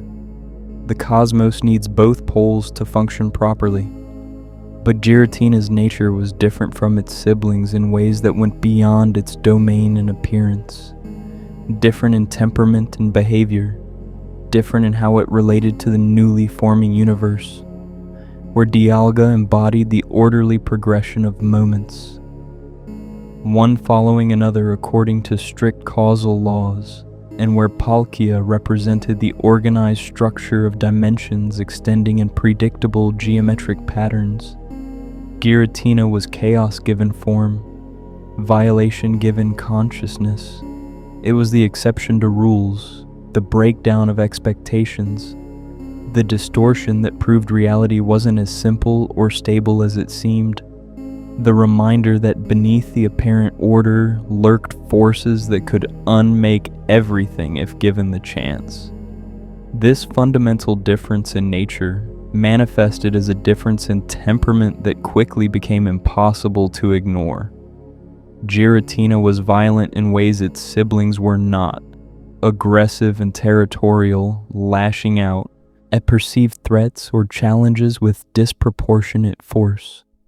Where Dialga and Palkia worked together in remarkable harmony, their domains complementing each other, their powers interweaving to build space-time as a unified fabric, Giratina's very presence seemed to undermine their efforts, introducing instability and distortion into the carefully structured reality they were attempting to construct. Every action Giratina took seemed to create ripples of chaos that propagated through the nascent universe, disrupting the patterns Dialga and Palkia were establishing, threatening to undo the progress toward a stable, lawful cosmos. Whether this violence was inherent to Giratina's nature as the embodiment of antimatter and distortion, an unavoidable consequence of what it was, or whether it arose from some other source, perhaps resentment at its role or circumstances, perhaps something in the precise conditions of its creation that differed from its siblings, perhaps some fundamental imbalance that wasn't immediately apparent. The ancient myths don't clearly say. What they do record, what has been preserved across multiple retellings and versions, is that this violence reached a point where it could not be tolerated any longer without risking the entire project of creation itself. Arceus, observing the three beings it had created with such care and purpose, watching them interact and seeing how their domains affected each other, recognized a fundamental problem that threatened everything. While all three members of what would come to be called the Creation Trio were necessary for reality to function properly, necessary for the cosmos to have the structure and balance it needed, they could not all coexist in the same space without their interactions destroying what they were trying to build. Giratina's disruptive influence would make the universe unstable, would prevent the orderly development of matter and life, would ensure that chaos constantly threatened to overwhelm order, that destruction constantly undermined creation.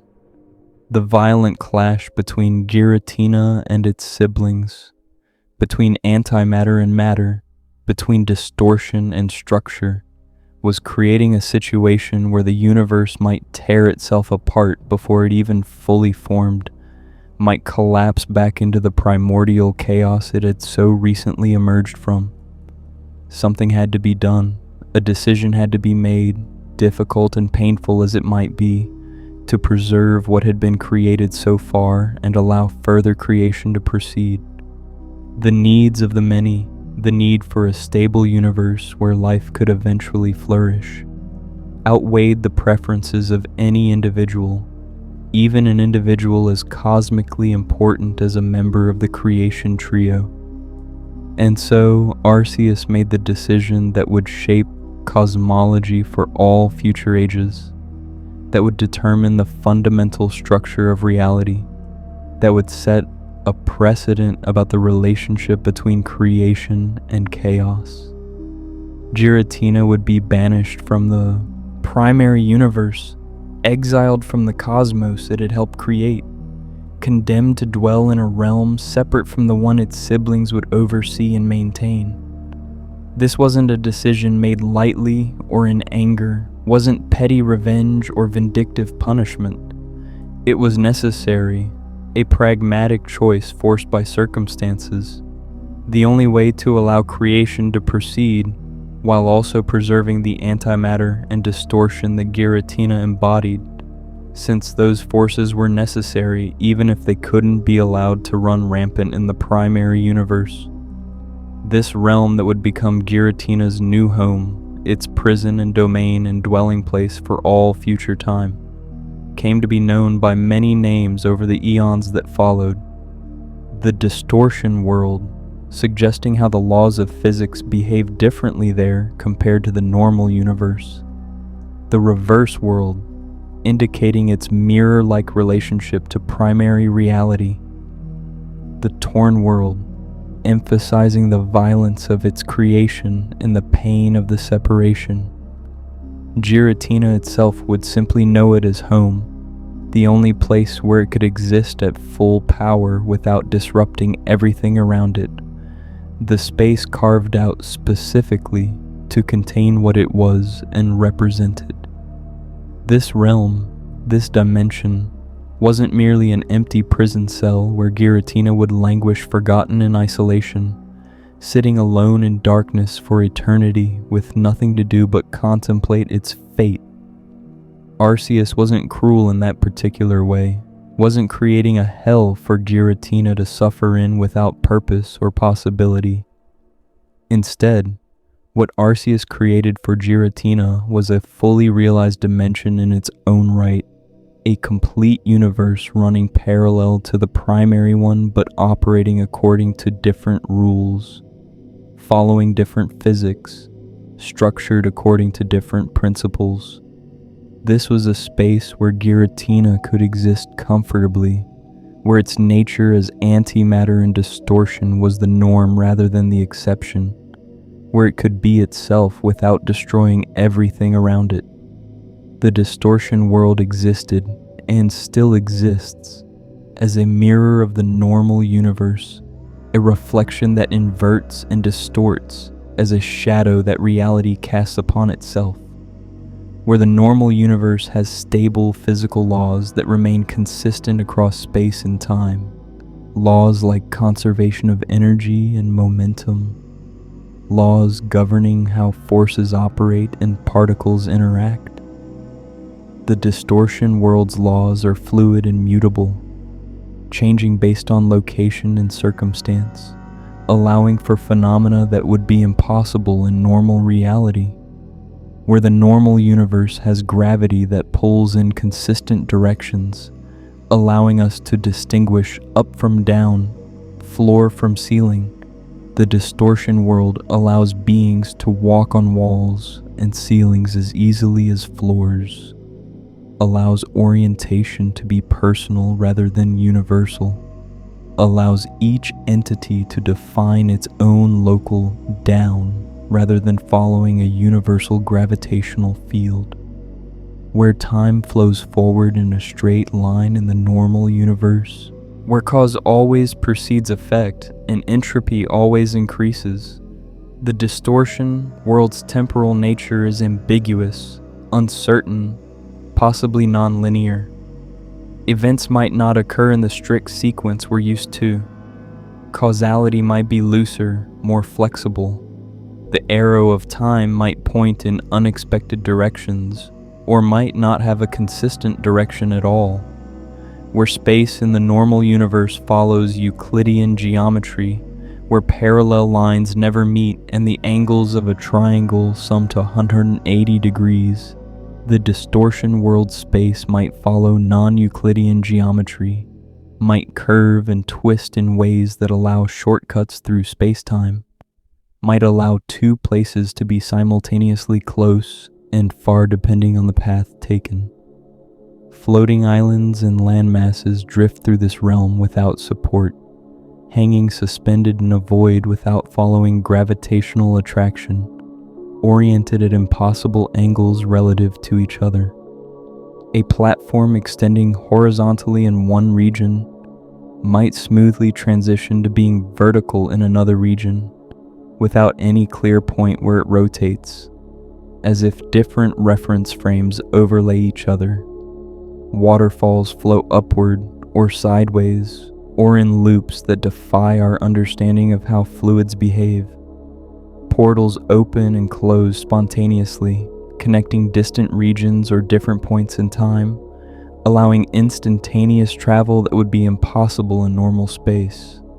The sky, if it can even be called a sky, swirls with colors that don't exist in the normal electromagnetic spectrum, hues that the human eye wasn't designed to perceive, but that somehow register anyway in dreams and nightmares. This realm wasn't just Giratina's prison, though it served that function. It was also, and more importantly, Giratina's domain, the space over which it had complete control, where it was effectively omnipotent within the bounds of that dimension, where it could shape reality according to its will without constraint. The distortion world existed and continues to exist on the reverse side of the primary universe, overlapping with it, yet separated by a dimensional barrier as thin as a soap bubble, yet as impenetrable as an adamantine wall. From this vantage point, from this parallel dimension pressed up against normal reality, Giratina could observe the universe it had been exiled from, watching silently as matter organized itself into galaxies and stars and planets, as life emerged and evolved into countless forms, as civilizations rose and fell, as events unfolded across billions of years. an eternity of history playing out while Giratina watched from behind the dimensional veil. Whether Giratina watched with regret, mourning the loss of what it could have been part of, or with resentment, angry at being excluded from the primary universe and forced to observe from this separate prison, or with longing, wishing it could join the life and activity it witnessed, or with simple curiosity, interested in how things developed in its absence, or with some other emotion we can't name because it's unique to beings of cosmic power none can say. The myths don't tell us Giratina's inner emotional life, don't describe its thoughts and feelings about its banishment.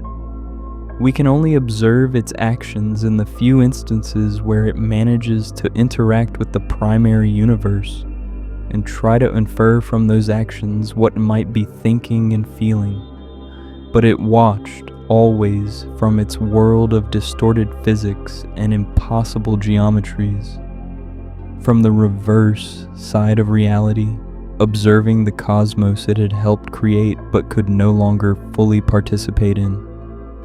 The banishment of Giratina established an important precedent in the cosmos, set a standard that would echo through all future ages, created a principle that even the mightiest beings would have to respect. Even the original one, even Arceus itself, even the creator of everything, would not tolerate behavior that threatened the stability of creation and the flourishing of life. Power came with responsibility, with obligations, with constraints on how that power could be used.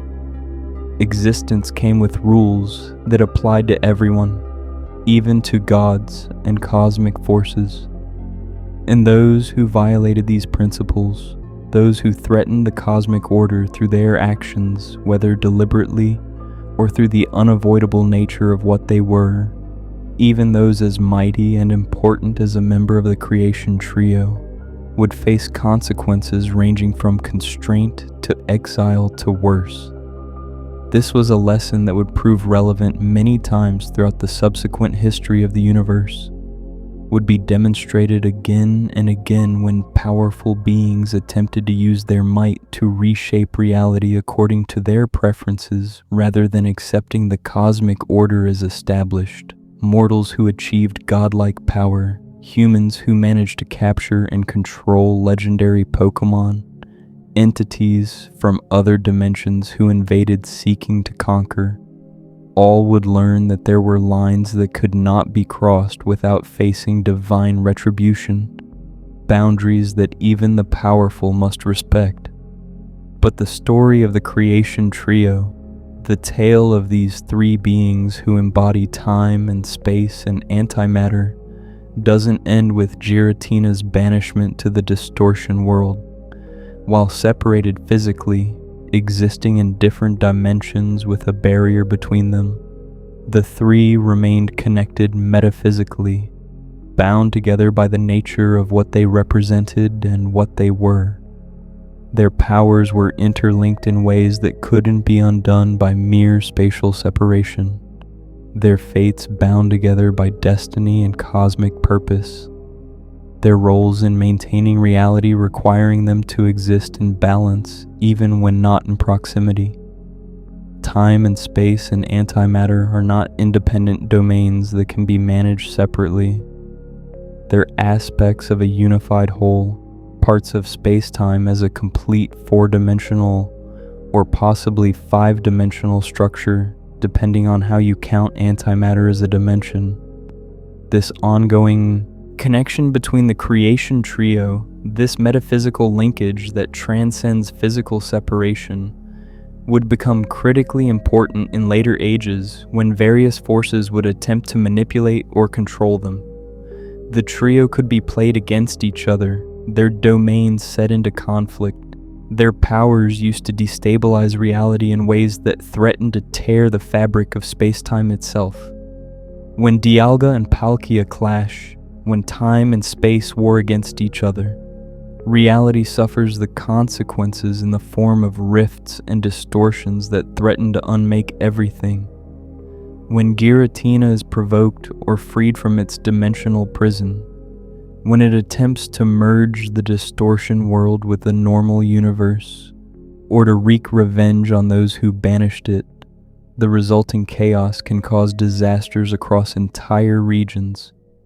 But that part of the story comes later, much later, after billions of years have passed and life has evolved and humans have developed civilization and technology. For now, in these early epochs, shortly after the creation of the universe proper, the important point is that the creation trio had established the fundamental structure of reality. With Dialga and Palkia now free to work without Giratina's disruptive influence, now able to collaborate in harmony rather than constantly having to counter distortions and manage conflicts, the foundation of the universe was properly laid. Time flowed forward consistently, marking the passage of eras and allowing history to accumulate. Space expanded uniformly, providing the framework for matter to organize into structures. Matter, no longer constantly annihilating against antimatter that Giratina kept contained in the distortion world, could aggregate into atoms and molecules and eventually into the large-scale structures that would fill the cosmos. Hydrogen and helium, the simplest and lightest elements, condensed out of the primordial plasma as the universe cooled from its initial hot, dense state. These gases collected under their own gravity into vast clouds that would collapse to form the first stars. Those stars would fuse hydrogen into helium in their cores, releasing energy that made them shine, and over millions of years would create heavier elements through nuclear fusion, carbon and nitrogen and oxygen, and all the elements essential for life. When massive stars died in supernova explosions, they would scatter these heavier elements across space, seeding the universe with the chemical diversity necessary for complex chemistry and eventually biology. New generations of stars would form from this enriched material, and planets would coalesce from the debris of dead stars. Galaxies formed from gravitationally bound collections of billions of stars, along with gas and dust and mysterious dark matter, whose presence is felt through its gravitational effects, even though it doesn't interact with light. These galaxies organized into clusters and superclusters, forming the large-scale structure of the cosmos. The cosmic web of matter stretched across billions of light years, creating the grandest architecture of physical reality. The physical universe was taking shape, its matter organizing itself into increasingly complex patterns, its structure developing from initial simplicity into breathtaking complexity. But Arceus recognized something crucial, something that would determine whether all this physical complexity had any ultimate meaning.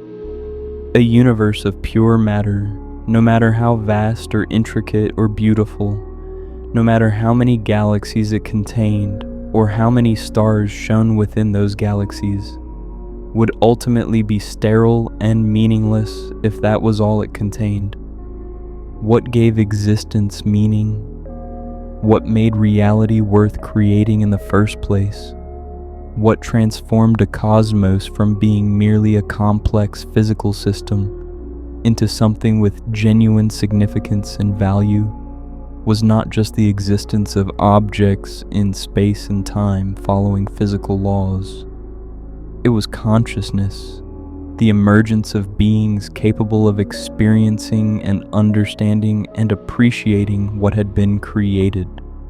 The physical universe needed spirit, needed mind, needed the metaphysical dimensions that would make sentience possible, that would allow matter to become aware of itself, that would create subjective experience alongside objective reality. Without consciousness, the universe would be like a beautiful painting that no one ever sees, like a symphony playing in perfect isolation with no ears to hear it, like a story written in a language no one can read. The objective facts would exist, the physical events would occur, but there would be no meaning, no purpose, no significance, because there would be no one to perceive and understand and care about any of it. And so Arceus turned its attention to what would be the next great act of creation, the forging of consciousness itself, the bringing into being of the metaphysical structures that would make sentient life possible. This would be in some ways even more complex and mysterious than creating time and space and matter, because consciousness is fundamentally different from physical things, existing on a different level of reality entirely. The physical can be observed and measured and described objectively. The mental, the experiential, the conscious can only be known from within, only experienced subjectively, only accessed through being rather than through observation. Creating the bridge between these two realms, between the objective and the subjective, between the physical processes of brains and the mental experiences of minds, would require something special indeed.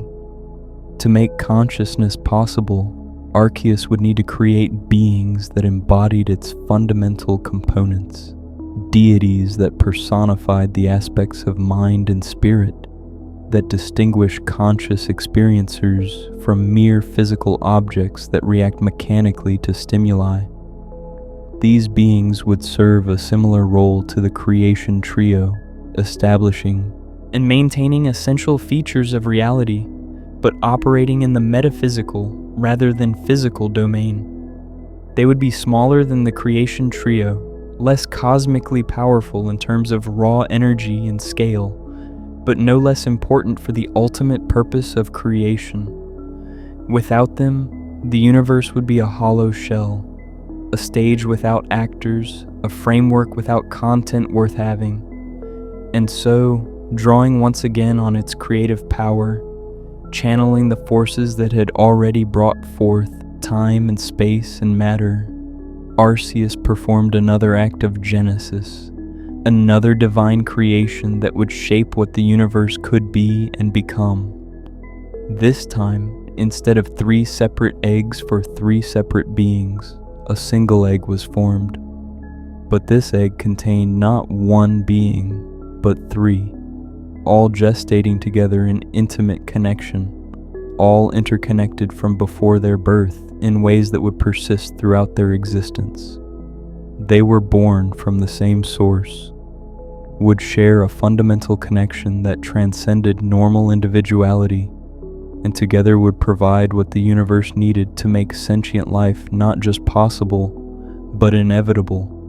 When this egg hatched, when its shell cracked and fell away to release what grew within, 3 small beings emerged into the light, each representing one of the fundamental aspects of consciousness that distinguish thinking, feeling, willing beings from mere objects that react mechanically to stimuli.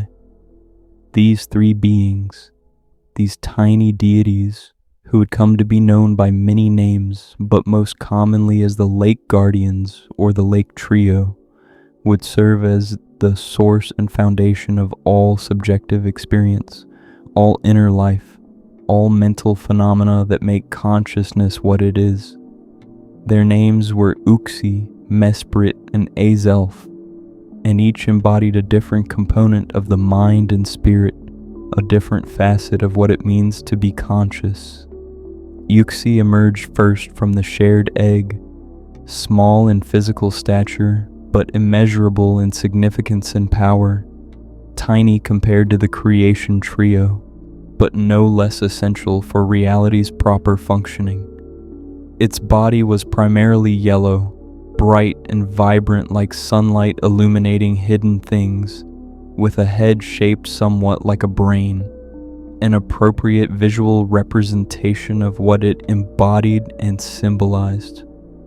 Uxie was knowledge, the capacity to learn and remember and understand. the ability to accumulate information and process it into wisdom. It represented the intellectual aspect of consciousness, the cognitive faculties that allow minds to perceive patterns, to reason from premises to conclusions, to solve problems, to comprehend how the world works, and how to navigate it successfully. Without knowledge, without this capacity for understanding, consciousness would be blind and helpless, unable to comprehend its environment or adapt its behavior to circumstances, unable to learn from experience or plan for the future, or understand cause and effect relationships. But knowledge alone, as important as it is insufficient for true consciousness. A being that can think and reason and understand but cannot feel would be cold and mechanical and inhuman in the worst sense, a calculating machine rather than a genuine mind.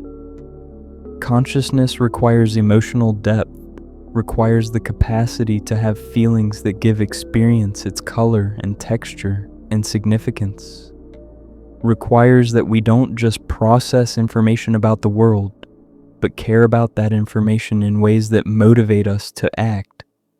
And this emotional dimension, this affective aspect of mind and spirit, is what emerged with Mesprit, the second of the trio, whose pink coloration seemed to pulse with warmth and vitality and passion, radiating an aura of feeling and connection and empathy.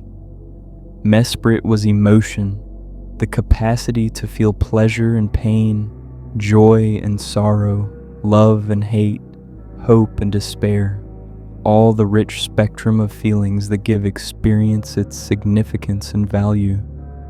It represented the effective dimension of consciousness that allows beings to not just process information about the world in a detached way, but to care deeply about that information, to have preferences and desires and values, to be moved by beauty and repelled by ugliness, to form attachments to others and to places, to experience the heights of ecstasy and the depths of suffering.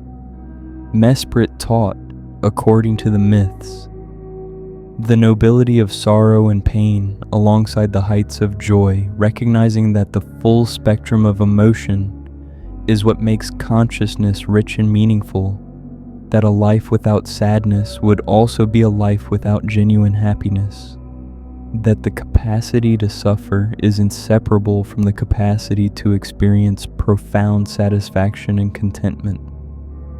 Yet even knowledge and emotion together, as essential as they are not enough for genuine consciousness and true agency. A being that can think and feel but cannot choose, cannot decide, cannot direct its own actions through deliberate will, is not truly conscious in the fullest sense. It's a sophisticated mechanism that responds to inputs according to its programming, but not a genuine agent capable of self-determination. True consciousness requires something more, the capacity for choice, for deciding between options, for acting according to will, rather than being entirely determined by external forces and internal programming. This volitional aspect of consciousness, this capacity for self-directed action and genuine choice, is what came with Azelf, whose blue coloration seemed to radiate determination and strength and unshakable resolve. Azelf was willpower, the capacity to make choices and pursue goals, to decide between options and act on those decisions, to resist temptation and overcome obstacles, to persist in the face of difficulty and setback. It represented the executive function of mind, the agency that allows beings to be true agents rather than mere objects acted upon by external forces. Without willpower, knowledge, and emotion are just abstract experiences with no ability to influence action in purposeful ways. A being might know what it should do and feel strongly about wanting to do it, but without will, without that capacity for self-direction and determination, knowledge and emotion remain impotent, unable to actually cause behavior in the way genuine agency requires.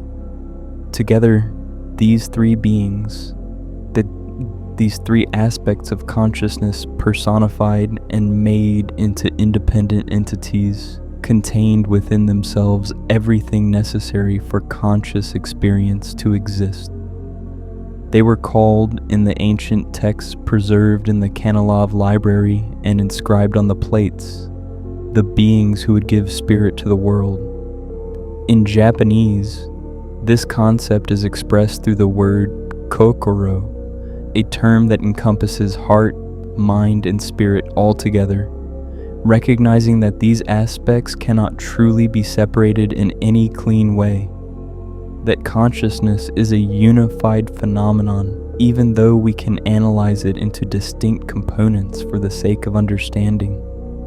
The late guardians embodied kokoro itself, the essential nature of subjectivity and inner life, and they had a sacred mission to spread this gift of consciousness throughout the universe, to make sentient life possible wherever matter had organized itself into forms capable of bearing minds. From the moment of their creation, from the instant they emerged from their shared egg, Uxie and Mesprit and Azelf began their work of infusing consciousness into the cosmos. As life evolved in the physical universe, as organic chemistry led to biology on countless worlds across countless galaxies, as single-celled organisms gave rise to multicellular complexity, as nervous systems developed that could process information and coordinate responses, the late guardians were there, working to imbue these living things with genuine consciousness, transforming mere biological machines into experiencing subjects with inner lives. Animals developed the capacity to learn from experience, to remember what worked and what didn't, to accumulate knowledge about their environment and use that knowledge to navigate challenges more successfully, because Uxie bestowed the gift of cognition and understanding. They developed the capacity to feel pleasure and pain, to experience satisfaction and suffering, to bond with others, to experience the richness of subjective experience, to have emotional lives that went beyond mere mechanical response to stimuli. Because Mesprit bestowed the gift of feeling and affection, they developed the capacity to make choices, to pursue goals, to act with intention rather than mere instinct, to exercise will in deciding how to behave rather than being entirely determined by genetic programming and immediate circumstances, because Azelf bestowed the gift of volition and agency. This gift of consciousness was not given equally to all creatures across all stages of evolution and all levels of biological complexity. Consciousness exists on a spectrum, a gradual scale from barely there flickers of awareness to rich, complex inner lives full of thought and feeling and purposeful action. Simple organisms might have only the barest glimmer of awareness, just enough subjective experience to feel pain and seek pleasure but little more, lacking the sophisticated cognition of knowledge, the rich emotional life of deep feeling, or the strong agency of powerful will. More complex animals might have rich emotional lives and significant problem-solving abilities, forming social bonds and learning from experience, but perhaps not the kind of abstract reasoning and long-term planning that characterizes the highest forms of intelligence. And the most sophisticated beings, humans and Pokémon alike, would eventually develop consciousness so refined and complex that they could contemplate their own existence, could ponder abstract concepts, could wonder about their origins and their purpose, could create art and music and literature, could build civilizations and develop philosophies, could ask the deepest questions about meaning and value and how to live good lives. They could even attempt to understand their creators, to comprehend the divine forces that shape them, to develop religious and spiritual traditions that sought to make sense of powers far beyond their full comprehension. The highest forms of consciousness, the most sophisticated minds in the universe, emerged in species like humans and certain Pokémon. Beings capable of self-awareness and abstract thought, beings that could not only experience the world, but could think about their experience of experiencing, could be aware of being aware, could consider their own consciousness and wonder about its nature. These beings could form cultures and traditions, could pass knowledge from generation to generation through teaching rather than just genetic inheritance, could build on the discoveries of previous generations to achieve understanding and capabilities that no individual could reach alone, could cooperate in building civilizations that extended across continents and persisted across centuries. The Lake Guardians made all of this possible by infusing the capacity for consciousness into living beings throughout the cosmos. Without them, life might still exist, biological organisms might still develop and evolve and spread across worlds, but they would be philosophical zombies, entities that respond to stimuli and behave in complex ways but have no inner experience, no subjective awareness, know what it's like to be them. The Lake Guardians ensured that life would be genuinely conscious, genuinely experiencing, genuinely aware, transforming the universe from a collection of objects interacting mechanically into a realm of subjects having experiences and making choices and caring about what happens. But consciousness, as wonderful and essential as it is, brought with it new challenges and dangers for the universe that hadn't existed when reality was purely physical. Beings with knowledge could learn dangerous truths that might destabilize them or others, could accumulate information about things that should perhaps remain hidden, could pursue understanding in directions that might be harmful rather than beneficial. Beings with emotion could be driven to destructive acts by pain or rage or jealousy, could make terrible decisions when overwhelmed by feeling, could hurt themselves and others through passions run amok without wisdom to temper them. Beings with willpower could choose to defy the natural order, could act against the best interests of themselves and others, could use their agency to pursue destructive or selfish ends, rather than constructive and cooperative ones. The gift of consciousness was also potentially a curse, a source of suffering and danger alongside its benefits. Free will meant the possibility of choosing wrongly. Knowledge meant the possibility of knowing things that cause distress. Emotion meant the possibility of experiencing profound pain and despair. The Lake Guardians recognized this from the beginning, understood that their gift had to come with safeguards, with protections built in to prevent the worst abuses while still allowing genuine consciousness and freedom. The myths preserved in texts and inscribed on artifacts speak of terrible consequences for those who violate the sanctity of the Lake Guardians.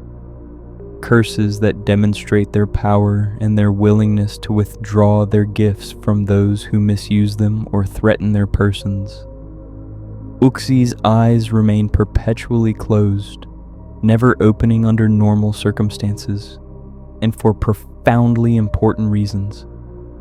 Anyone who looks into those eyes when they open, anyone who meets Uxie's direct gaze and sees what lies within those eyes of pure knowledge, will have all their memories instantly erased, their mind wiped clean like a chalkboard being cleared, reducing them to a blank slate without identity or understanding or any accumulated wisdom.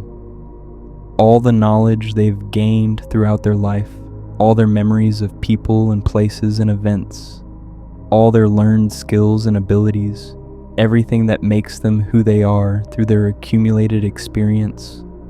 All of it vanishes in an instant, leaving them in a state of complete amnesia, unable to recognize even their own name or remember who they are. This represents the danger of knowledge pursued without wisdom or restraint, the peril of seeking to understand that which should remain hidden for good reason, the risk of trying to know more than mortals were meant to know about the fundamental nature of reality and consciousness. Some truths are dangerous to know. Some knowledge comes at too high a price. The ability to wipe memories represents the late guardian's power to take back the gift they've given if it's misused, or if someone tries to violate the boundaries that protect these gifts. Mesprit's curse is more subtle but equally devastating in its own way. Anyone who touches Mesprit directly, anyone who makes physical contact with the emotion Pokémon without being properly prepared or invited, will have their emotions drained away within 3 days, a gradual but inevitable process that strips away their capacity to feel. By the end of those 3 days, they will be numb and hollow inside, unable to feel joy or sorrow, love or hate, hope or despair, incapable of caring about anything at all. They will continue to be conscious in a technical sense, capable of perceiving and thinking and acting, but their inner life will be empty, devoid of the feelings that give experience its color and significance and value. They will become like philosophical zombies, going through the motions of life without any inner spark, without any emotional response to their circumstances.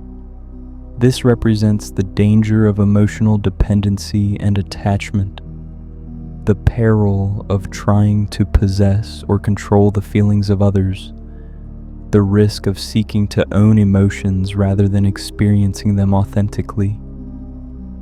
Emotions should flow freely, should be experienced naturally, should emerge from genuine circumstances rather than being artificially manipulated or forced. The ability to drain emotions represents a warning against trying to control or manipulate the emotional aspects of consciousness, against treating feelings as things to be possessed rather than experiences to be had. Azelf's curse is perhaps the most terrifying of all, the one that inspires the greatest fear in those who know of it. Anyone who threatens Azelf, anyone who attacks it or tries to harm it, or even seriously threatens its safety, will have their willpower revoked entirely, their capacity for self-directed action completely removed. They will become immobile and helpless, unable to move or speak or act in any way, conscious but powerless to do anything at all. They will be aware of their surroundings, able to see and hear and think, but completely unable to influence anything, unable to so much as twitch a finger or blink an eye without Azelf releasing them from the curse. They will be conscious but completely paralyzed, experiencing what some philosophers call the worst possible fate, having awareness without any ability to act on that awareness in any way. This represents the danger of will turned against itself, of choice leading to paralysis through poor decisions, of agency being wielded in ways that undermine agency itself. Those who use their freedom to threaten the source of freedom discover that freedom can be withdrawn, that the capacity for choice is a gift that can be revoked if misused. The ability to remove willpower represents the ultimate sanction, the final consequence for those who abuse their agency in ways that threaten the cosmic order. These curses might seem cruel or excessive, might appear to be harsh punishments out of proportion to the offenses, but they serve vital purposes in maintaining the proper relationship between mortals and divine forces, They remind conscious beings that consciousness is a gift, not a right, something bestowed by powers greater than themselves, rather than something they created or earned or can claim ownership of. They establish boundaries that even the most powerful beings must respect, lines that cannot be crossed without facing consequences. And they demonstrate that the Lake Guardians, despite their small size compared to the creation trio and their benevolent mission to gift consciousness to all living things, are not to be trifled with or treated as weak or vulnerable. They are legendary Pokémon created directly by Arceus, and they wield power that even mighty warriors must fear and respect. Beyond their role in creating consciousness throughout the universe, beyond their function as the source of knowledge and emotion and will for all sentient beings, the Lake Guardians had another equally important function built into their nature from the moment of their creation. They served as a failsafe, a check on the tremendous power of the creation trio itself, a balance that could prevent cosmic catastrophe if Dialga or Palkia or even Giratina ever became corrupted or went rogue. Arceus recognized from the beginning that the creation trio possessed power that could unmake the universe if used carelessly or maliciously, power that could tear apart the fabric of space-time and return reality to primordial chaos. If these beings ever turned their abilities to destructive ends, or if they ever clashed with each other in ways that threatened existence itself, if Dialga and Palkia ever became corrupted by outside influence, if they were ever controlled by malevolent forces seeking to reshape reality, if they ever fought each other in earnest rather than working together in harmony, there needed to be some force that could restrain them, some power that could calm their fury and prevent them from destroying everything. But what force could possibly restrain beings that embodied time and space themselves? Physical force would be useless against entities that can manipulate the very dimensions in which physical force operates. Temporal or spatial constraints wouldn't work on beings that control time and space. The answer lay in the unique nature of the Lake Guardians and their relationship to consciousness. Because they were born from a single egg, because they shared a fundamental connection from before their separate existence began. When they worked together, their power was multiplicative rather than merely additive. The three of them in concert, combining their abilities and their wills into a unified force, could generate psychic power sufficient to calm even the enraged creation trio. If Dialga and Palkia ever clashed in battle, if their struggle threatened to tear apart the fabric of space-time itself, the Lake Guardians could intervene, could combine their powers to create a calming influence, their combined might sufficient to quell the fury of beings that embodied fundamental forces of reality. This wasn't physical power or energy in the conventional sense. It was something more subtle, something operating on the level of consciousness itself. The Lake Guardians could reach into the minds of Dialga and Palkia, could influence their thoughts and emotions and will, could calm their rage and remind them of their purpose and their duty to maintain rather than destroy reality. They could essentially talk Dialga and Palkia down from the brink of mutual annihilation, could intervene at the psychological level where physical force would be useless. This failsafe would prove necessary multiple times throughout the long history of the universe. Forces would arise that sought to manipulate or control Dialga and Palkia, that attempted to harness their power for selfish ends, that tried to use the creation trio to reshape reality according to destructive visions. Team Galactic in the modern era of the Sinnoh region would be perhaps the most notable example, but there were others throughout the ages, each time the Lake Guardians would be called upon to act as the last line of defense, to protect the universe from powers too great for any single force to control alone. They were, in essence, the emergency brake on reality itself, the failsafe that prevented catastrophic system failure when the fundamental forces threatened to spiral out of control. The creation of the Lake Guardians also represented something more profound in Arceus's overall design for the universe, something that spoke to the original one's deepest values and priorities. With these three beings, Arceus established that the metaphysical was as real and fundamental as the physical, that consciousness wasn't just an emergent property of sufficiently complex matter, wasn't merely something that happens accidentally when brains get sophisticated enough, but was a basic component of the universe designed into reality from the very beginning, as essential and fundamental as time or space or matter itself. Consciousness wasn't an afterthought in Arceus's creation, wasn't something tacked on later after the physical framework was complete.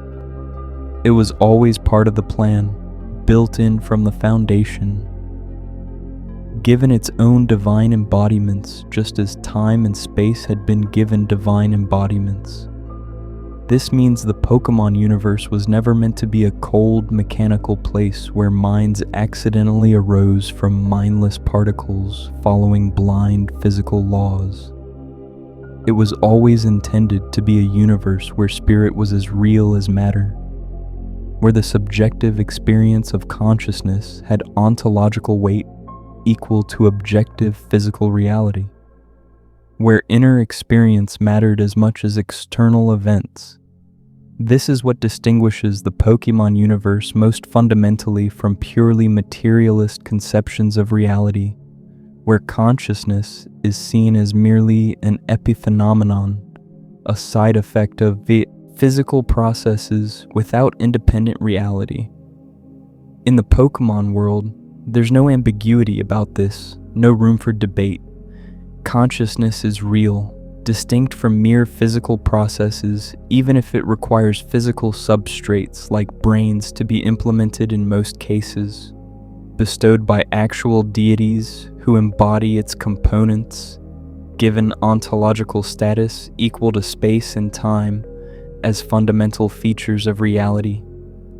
The mind-body problem that philosophers in our world endlessly argue about, that question of how subjective experience relates to objective physical processes, is solved in the Pokémon world through cosmology itself.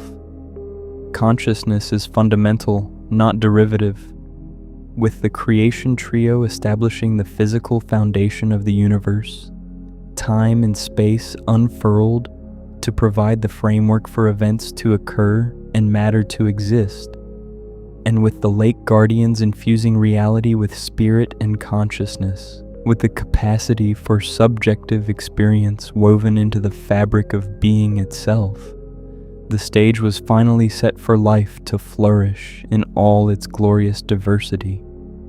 The universe now had both its objective and subjective dimensions, both the external framework of physics and the internal realm of experience, both the stage and the possibility of actors to occupy that stage with rich inner lives. But the work of creation was not yet complete, not fully finished. The universe needed more than just abstract time and space stretching infinitely. It needed specific locations, actual planets and land masses where beings could dwell and thrive and build civilizations.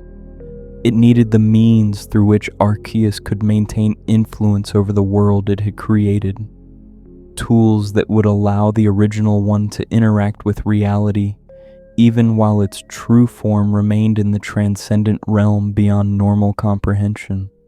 It needed artifacts that would preserve the story of creation, that would maintain the memory of how everything began, even as civilizations rose and fell and forgot.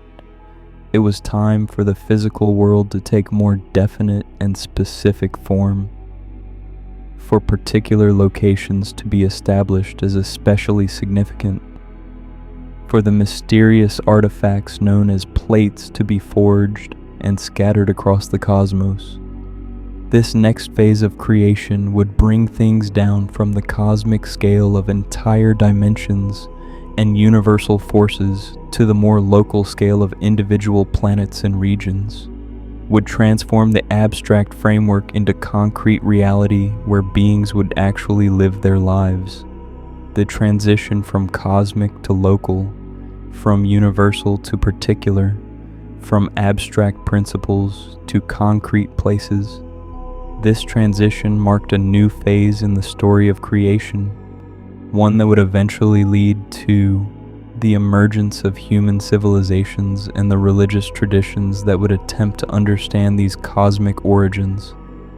Arceus's attention turned from establishing universal frameworks to shaping specific worlds, from defining what existence meant in general to creating particular places that would be especially important in the grand design. The cosmos was vast beyond comprehension, containing countless galaxies, each with billions of stars, many of those stars hosting planetary systems, providing almost infinite options for where to focus creative energy. But one world in particular would receive special attention, would be shaped more directly by divine will than the countless other worlds scattered across the universe. This world would become the stage for the most significant events in cosmic history, the place where divine and mortal would most directly interact, where the purposes of creation would be most fully realized. But before focusing on any specific location, before choosing any particular planet or region to receive special attention, Arceus needed to create tools through which it could interact with reality more directly, artifacts that would serve multiple overlapping purposes. These tools would need to preserve the memory of creation, would need to maintain the story of how everything began even as civilizations rose and fell and forgot their origins. They would need to allow Arceus itself to manifest different aspects of its power, to interact with the physical universe in varied ways appropriate to different situations and needs. They would need to embody the fundamental forces that structure reality, the elemental energies and conceptual principles that govern how matter and energy and consciousness operate. And they would need to serve as a bridge, a connection between the transcendent realm where Arceus's true form dwelled and the physical universe where its avatar and creations would interact. The solution to all these needs, the answer to multiple requirements simultaneously, was what would come to be known as the plates. These weren't mere tools or weapons in the conventional sense, weren't simple objects that Arceus would use and discard. They were fragments of divinity itself, pieces of the cosmic egg's shell transformed and refined and imbued with tremendous power, repositories containing essences of forces more fundamental than most beings could comprehend. They were simultaneously historical artifacts preserving the story of creation, functional tools allowing Arceus to change its type and adapt to different situations, philosophical texts encoding deep truths about the nature of reality, and containers holding power that could reshape the world if wielded properly. The ancient texts preserved in the Kanalov library, those same texts that describe the creation of the universe and the emergence of Arceus from the primordial egg, also speak of what happened to the egg's shell after it cracked and fell away. The fragments didn't simply dissolve back into the chaos, didn't vanish or dissipate as you might expect debris from a hatched egg to do.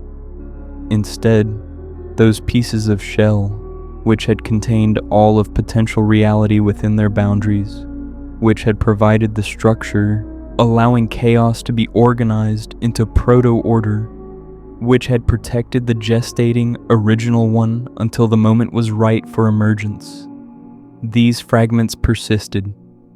They retained tremendous power, holding within themselves echoes and remnants and essences of everything that had existed in potential form within the egg. The inscriptions found on the back of the plates, those cryptic messages that have puzzled scholars and trainers for generations, tell us this explicitly. One of the earliest inscriptions discovered, repeated across multiple plates in different regions and eras, states simply, "When the universe was created, its shards became this plate." This single sentence contains layers of meaning that become more profound the more you contemplate them. The universe's creation and the plate's formation happened simultaneously, not in sequence. The shards, the fragments of creation itself, didn't just inspire the plates or provide raw materials for them. They became the plates, transformed directly from primordial cosmic debris into these artifacts of tremendous significance and power. This tells us something crucial about what the plates actually are on a fundamental level. Beyond their practical utility as held items that boost certain type attacks or change Arceus's form, the plates are made from the universe itself, formed from the very substance and structure of creation at the moment of its birth, crystallized fragments of the boundary between chaos and order, pieces of the container that held everything in potential before that potential became actual. To hold a plate is to hold a piece of the universe's origin, to touch something that existed at the beginning before time flowed and space extended, to connect directly with forces present at the foundation of all that exists. But another inscription, found on different plates scattered across the Sinnoh region and beyond, tells a complementary story that adds complexity and mystery to our understanding. The power of defeated giants infuses this plate. This raises immediate questions, creates puzzles that have occupied mythologists and Pokémon researchers for as long as these inscriptions have been studied. Who or what were these giants that Arceus had to defeat? The text from Part 1 mentioned giants that arose from the chaos or from the egg-shattering mysterious entities that opposed or challenged Arceus in the first moments after time began. Were these the same beings whose power now resides within the plates? The evidence strongly suggests yes, that the giants mentioned in creation myths and the defeated giants whose power infuses the plates are one and the same. This would mean that Arceus didn't simply destroy these beings or banish them to some distant prison dimension. Instead, in an act that combines victory with preservation, destruction with transformation, Arceus somehow captured their essence, their power, their fundamental nature, and bound it within the plates themselves. The giants were defeated but not eliminated, conquered but not erased. Their tremendous cosmic power redirected from opposition and chaos towards structure and purpose within the plates. This interpretation, if correct, means the plates are far more than simple tools or repositories of elemental energy. They're prisons, or perhaps more charitably containers, holding within themselves the essence of beings that predate the ordered universe, entities whose power was sufficient to challenge the Creator itself in those first moments after the egg hatched. Every time someone uses a plate to boost their Pokémon's attacks, every time Arceus changes its type by drawing on a plate's power, they're channeling forces that existed before the fundamental laws of physics were established, wielding energy that comes from the very conflicts that determined whether reality would exist as order or dissolve back into chaos. The question of what exactly these giants were, what form they took, what motivated them, remains one of the deepest mysteries in Pokémon cosmology.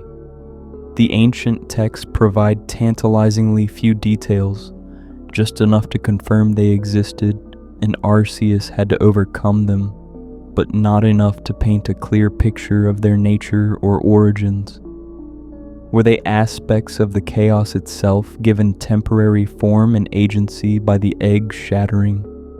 Were they beings that existed in the primordial void before the egg formed, dormant or unnoticed until Arceus's emergence threatened their existence?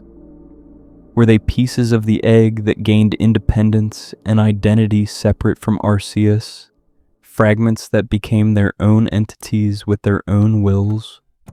Some scholars theorize the giants might have been primordial embodiments of the various types of energy and matter that would eventually organize into the 18 elemental types recognized by Pokémon trainers.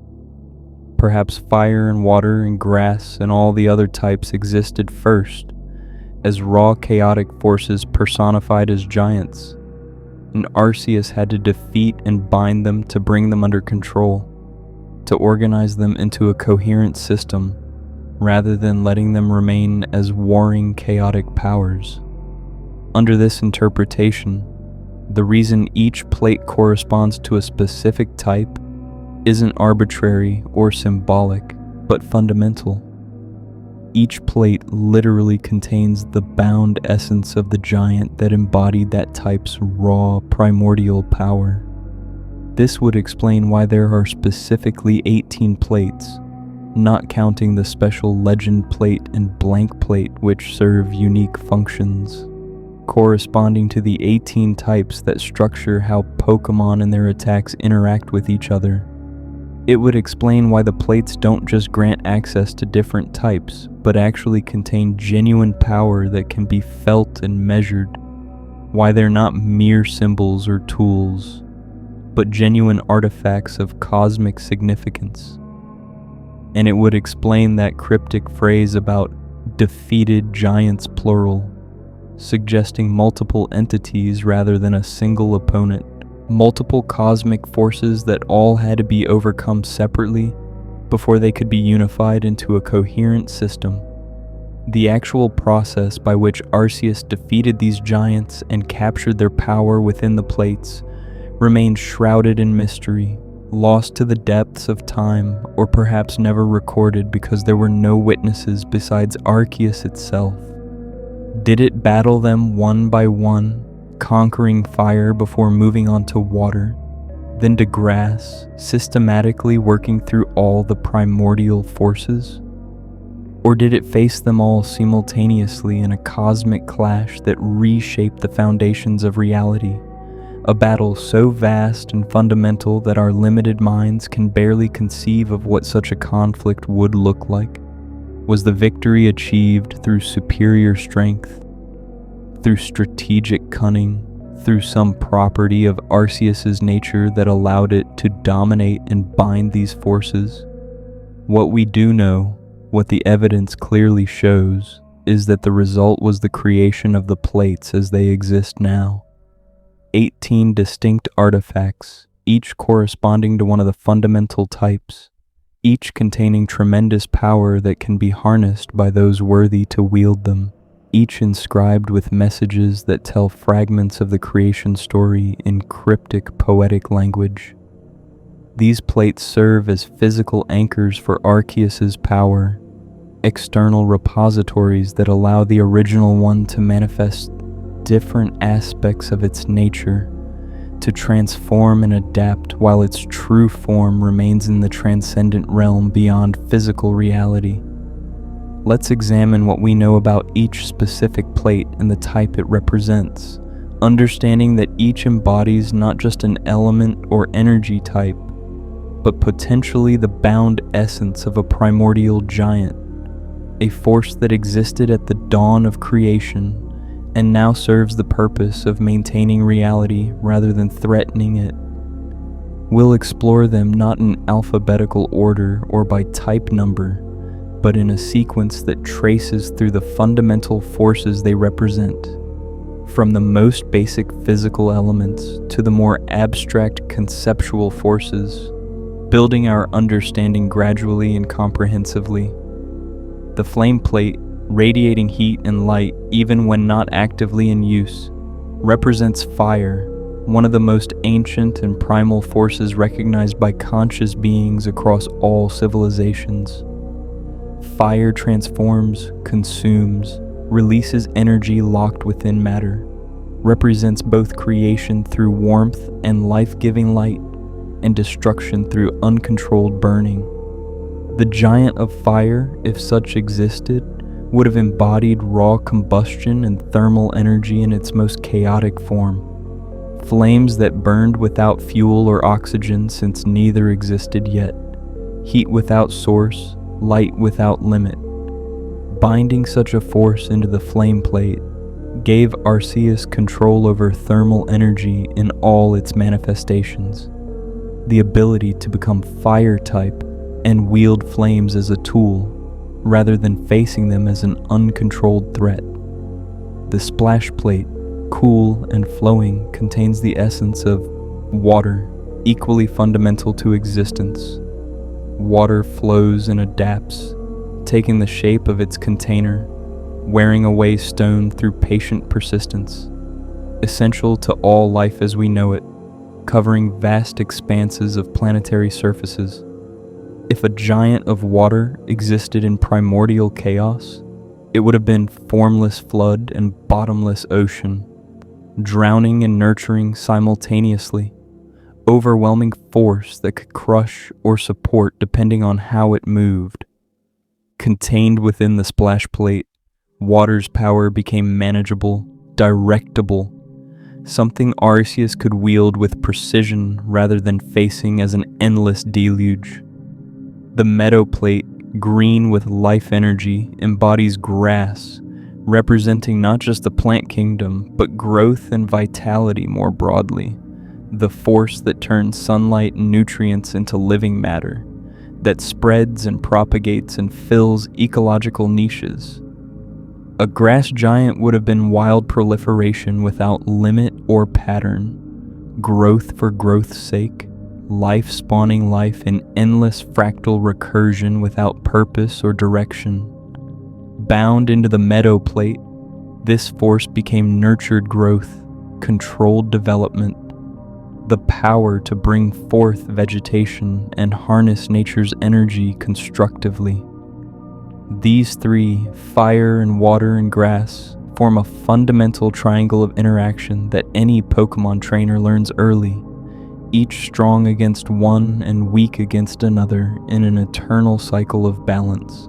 But they're just the beginning of the system. 3 of 18 types, 3 of 18 giants presumably, 3 of 18 plates that together encompass the full spectrum of energies and forces that structure the Pokémon world. The pattern continues as we explore the other types and their plates, each adding another dimension to our understanding of how reality is organized.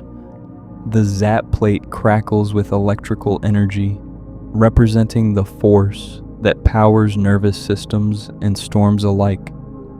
The flow of charged particles that can illuminate or obliterate, that pulses through every electronic device and every living nerve. Electric energy is fundamentally about movement and potential, about charges flowing from high to low, about the force that drives reactions and communications. An electric giant would have been raw voltage without resistance, current without circuit, lightning that struck everywhere and nowhere, power flowing chaotically without direction or purpose. Contained in the Zap plate, electricity became controlled current, directable energy, the power to shock and energize under Arceus's command. The Icicle plate radiates cold, not as mere absence of heat, but as an active force that crystallizes and freezes, that brings molecular motion to stillness, that turns liquid to solid and transforms the fluid into the rigid. Ice represents stasis and preservation, the slowing of processes, the arrest of change. cold enough to stop even time in its way if taken to absolute zero. An ice giant would have been entropy made manifest, heat death approaching, all motion ceasing, everything crystallizing into eternal frozen stasis.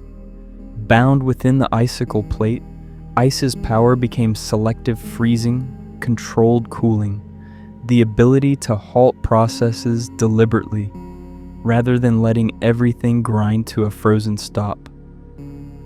The stone plate is heavy with the weight of earth and rock, representing solidity and permanence, the foundation upon which other things build, the bedrock of continents and the bones of mountains. Rock embodies resistance and endurance, the slow, patient strength of geology operating over millions of years, reshaping landscapes through uplift and erosion. A rock giant would have been living mountain, animate geology, stone grinding against stone in processes that could pulverize anything soft, pressure that could compress matter into new forms or crush it to powder. Captured in the stone plate, rock became structured strength, reliable foundation, the power to build and endure rather than just compress and grind. The earth plate grounds itself in soil and clay, in the fertile substance that supports life, representing ground as distinct from rock through its connection to the organic and growing, the realm where plant roots delve and burrowing creatures make their homes. Ground is where geology meets biology, where the mineral kingdom provides foundation for the living world. A ground giant would have been quicksand and earthquake, avalanche and sinkhole, earth that swallowed rather than supported, ground that shook rather than stabilized. Contained within the earth plate, ground became stable footing, fertile soil, the foundation of terrestrial ecosystems. The sky plate captures the essence of flight and air currents, representing not just the atmosphere, but freedom of movement through 3 dimensions, the ability to rise above terrestrial constraints, to soar and dive and ride the winds. Flying represents perspective from above, the view that surveys rather than being immersed, the mastery of vertical space. A flying giant would have been hurricane and tornado, air pressure differentials creating destructive winds, atmosphere churning without pattern or limit. Bound in the sky plate, flying became controlled flight, directed wind, the power to rise and maneuver through air with grace rather than being tossed by chaotic gusts. The toxic plate seethes with the power of poison, representing not mere chemical toxins, but corruption and decay, the breaking down of complex structures into simpler components. The entropic processes that return all things eventually to basic elements. Poison is about transformation through degradation, about potency in small doses, about substances that interact with biology in ways that disrupt normal functions. A poison giant would have been universal corrosion, dissolution without discrimination, everything breaking down into constituent parts simultaneously. Captured in the toxic plate, poison became selective toxicity, controlled decay, the power to corrode specific targets while leaving others untouched. The insect plate buzzes with the collective energy of bug types, representing not just insects themselves, but adaptation and transformation, the incredible diversity of small creatures that fill every ecological niche, that survive through specialization and metamorphosis. Bug embodies life's persistence and variety, the success of small forms working together in great numbers. An insect giant might have been swarm without limit, adaptation without direction, forms shifting and changing faster than order could be imposed. Contained in the insect plate, bug became purposeful metamorphosis, coordinated cooperation, the power of small things multiplied and directed. The fist plate radiates fighting spirit and physical prowess, representing fighting as discipline and martial art. The body honed into weapon through training and will, the mastery of physical combat.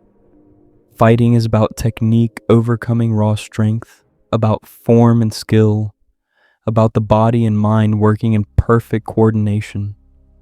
A fighting giant would have been berserker rage, violence without control or technique, raw physical aggression, overwhelming everything. Bound within the fist plate, fighting became a martial discipline, controlled power, strikes delivered with precision rather than wildly lashing out. The mind plate glows with psychic energy, representing the power of consciousness turned outward, of thoughts that can move matter and read other minds, of mental force made manifest in physical reality. Psychic power is fundamentally about mind over matter, about will imposing itself on physical world, about consciousness as primary and matter as secondary. A psychic giant would have been overwhelming mental pressure, thoughts that shattered rather than shaped, consciousness without boundaries drowning everything in its awareness, captured in the mind plate. Psychic became focused mental power, telepathy and telekinesis controlled and directed, thought made tool rather than weapon. The spooky plate chills with spectral energy, representing ghost types and the boundary between life and death, between corporeal and ethereal, between the material and spiritual realms. Ghost embodies transition and liminality, existing between states, touching both worlds without fully belonging to either. A ghost giant would have been the dissolution of boundaries, the erasure of distinctions between living and dead, real and unreal, physical and spiritual, everything becoming spectral and undefined. Contained within the spooky plate, ghost became controlled liminality, purposeful haunting, the power to phase between states deliberately. The iron plate shines with metallic luster, representing steel's combination of strength and workability. Natural metals refined through fire and shaped through craft, representing civilization's triumph through technology. Steel embodies durability and artifice, the transformation of raw ore into tools and structures that endure, the meeting of natural substances and conscious design. A steel giant would have been raw metal without refinement, or crushing and cutting without purpose, hardness without utility. Bound in the iron plate, steel became shaped metal, refined alloy, the power to create lasting structures from base materials. The dread plate emanates ominous energy, representing dark as not necessarily evil, but as fighting without honor, as cunning and deception, as the domain where normal rules don't apply and victory comes through unconventional means. Dark represents the shadow side, the trickster, the force that operates outside established boundaries and expectations. A dark giant would have been chaos of deception, rules constantly shifting, no stable foundation to build on, everything unreliable and untrustworthy. Captured in the dread plate, dark became strategic deception, controlled chaos, the power to operate outside normal constraints while still serving larger purposes. The Draco plate resonates with draconic might, representing dragon not just as a type, but as primal power itself, as the force that combines strength and magic, physical prowess, and mystical energy. Dragons in mythology across cultures represent ultimate power, the apex predator, the treasure guardian, the force that heroes must overcome to prove themselves. A dragon giant would have been raw domination, power asserting itself without wisdom or restraint, strength that crushed everything in its path. Bound within the Draco plate, Dragon became controlled might, power tempered with intelligence, strength that could be wielded precisely. The Pixie plate sparkles with fairy energy, representing magic in its purest form, wonder and whimsy, the forces that operate by rules different from mundane physics, enchantment and glamour. Fairy embodies the magical realm, the place where wishes matter and belief shapes reality, where emotional truth supersedes physical facts. A fairy giant would have been wild magic running rampant, reality warping unpredictably, rules of physics becoming suggestions rather than laws. Captured in the Pixie plate, fairy became controlled enchantment, directed magic, the power to work wonders without unraveling reality's fabric. These 18 plates, these artifacts formed from the universe's shards and infused with the power of defeated giants, together encompass the full spectrum of forces that structure reality in the Pokémon world. They're not arbitrary categories or convenient game mechanics. They represent genuine metaphysical principles, fundamental energies that everything else builds upon, cosmic forces given structure and purpose through Arceus's victory over primordial chaos. Each plate is simultaneously a historical artifact, a philosophical text, a tool of power, and potentially a prison or repository containing bound primordial force. But there are two additional plates that require special attention, that don't fit neatly into the pattern of 18 elemental types that serve unique purposes in the cosmology. The blank plate, which at first glance seems paradoxical, what could a blank plate do or represent when all the types are already accounted for? Its inscription provides a crucial clue to its nature and function. 3 beings whose power can hold both time and space fixed. This refers to the late guardians, Uxie and Mesprit and Azelf, whose combined psychic might can calm even the creation trio. The blank plate represents pure potential, power not yet channeled into specific type, the baseline from which all other types diverge. When Arceus holds only the blank plate, it remains normal type, the fundamental state before specialized forms. The legend plate, introduced in Pokemon Legends Arceus and unique among all the plates, serves as the ultimate synthesis of all that came before. While the 18 type-specific plates each embody one force, one energy, one aspect of reality, the legend plate somehow contains all of them simultaneously. Its inscription states, "From all creations, over all creations, does the original one watch over all." This summarizes Arceus's role as supreme observer and guardian, the deity that simultaneously created everything and transcends everything, existing both within the system as manifest avatar and beyond the system as primordial spirit. When Arceus wields the legend plate, it gains access to all 18 types simultaneously rather than being locked into one. In battle, its signature move judgment automatically changes to whatever type would be most effective against the opponent, adapting instantly without need to swap plates manually.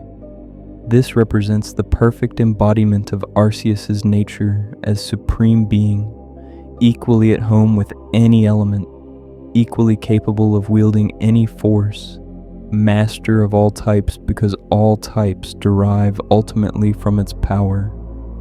The legend plate is adaptation made perfect, flexibility without limit, the tool that proves Arceus's supremacy by demonstrating it needs no specific tool, can handle any situation with whatever energy proves most suitable. The inscriptions on the plates, read together as a complete set, form a coherent narrative of creation that complements and expands upon the text found in Kanalov Library.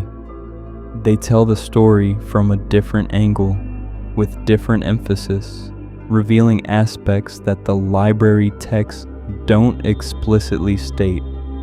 Reading them in sequence as they appear when plates are collected in the order found in various games, assembles a creation account that starts from before the universe existed and traces through to the world as we know it.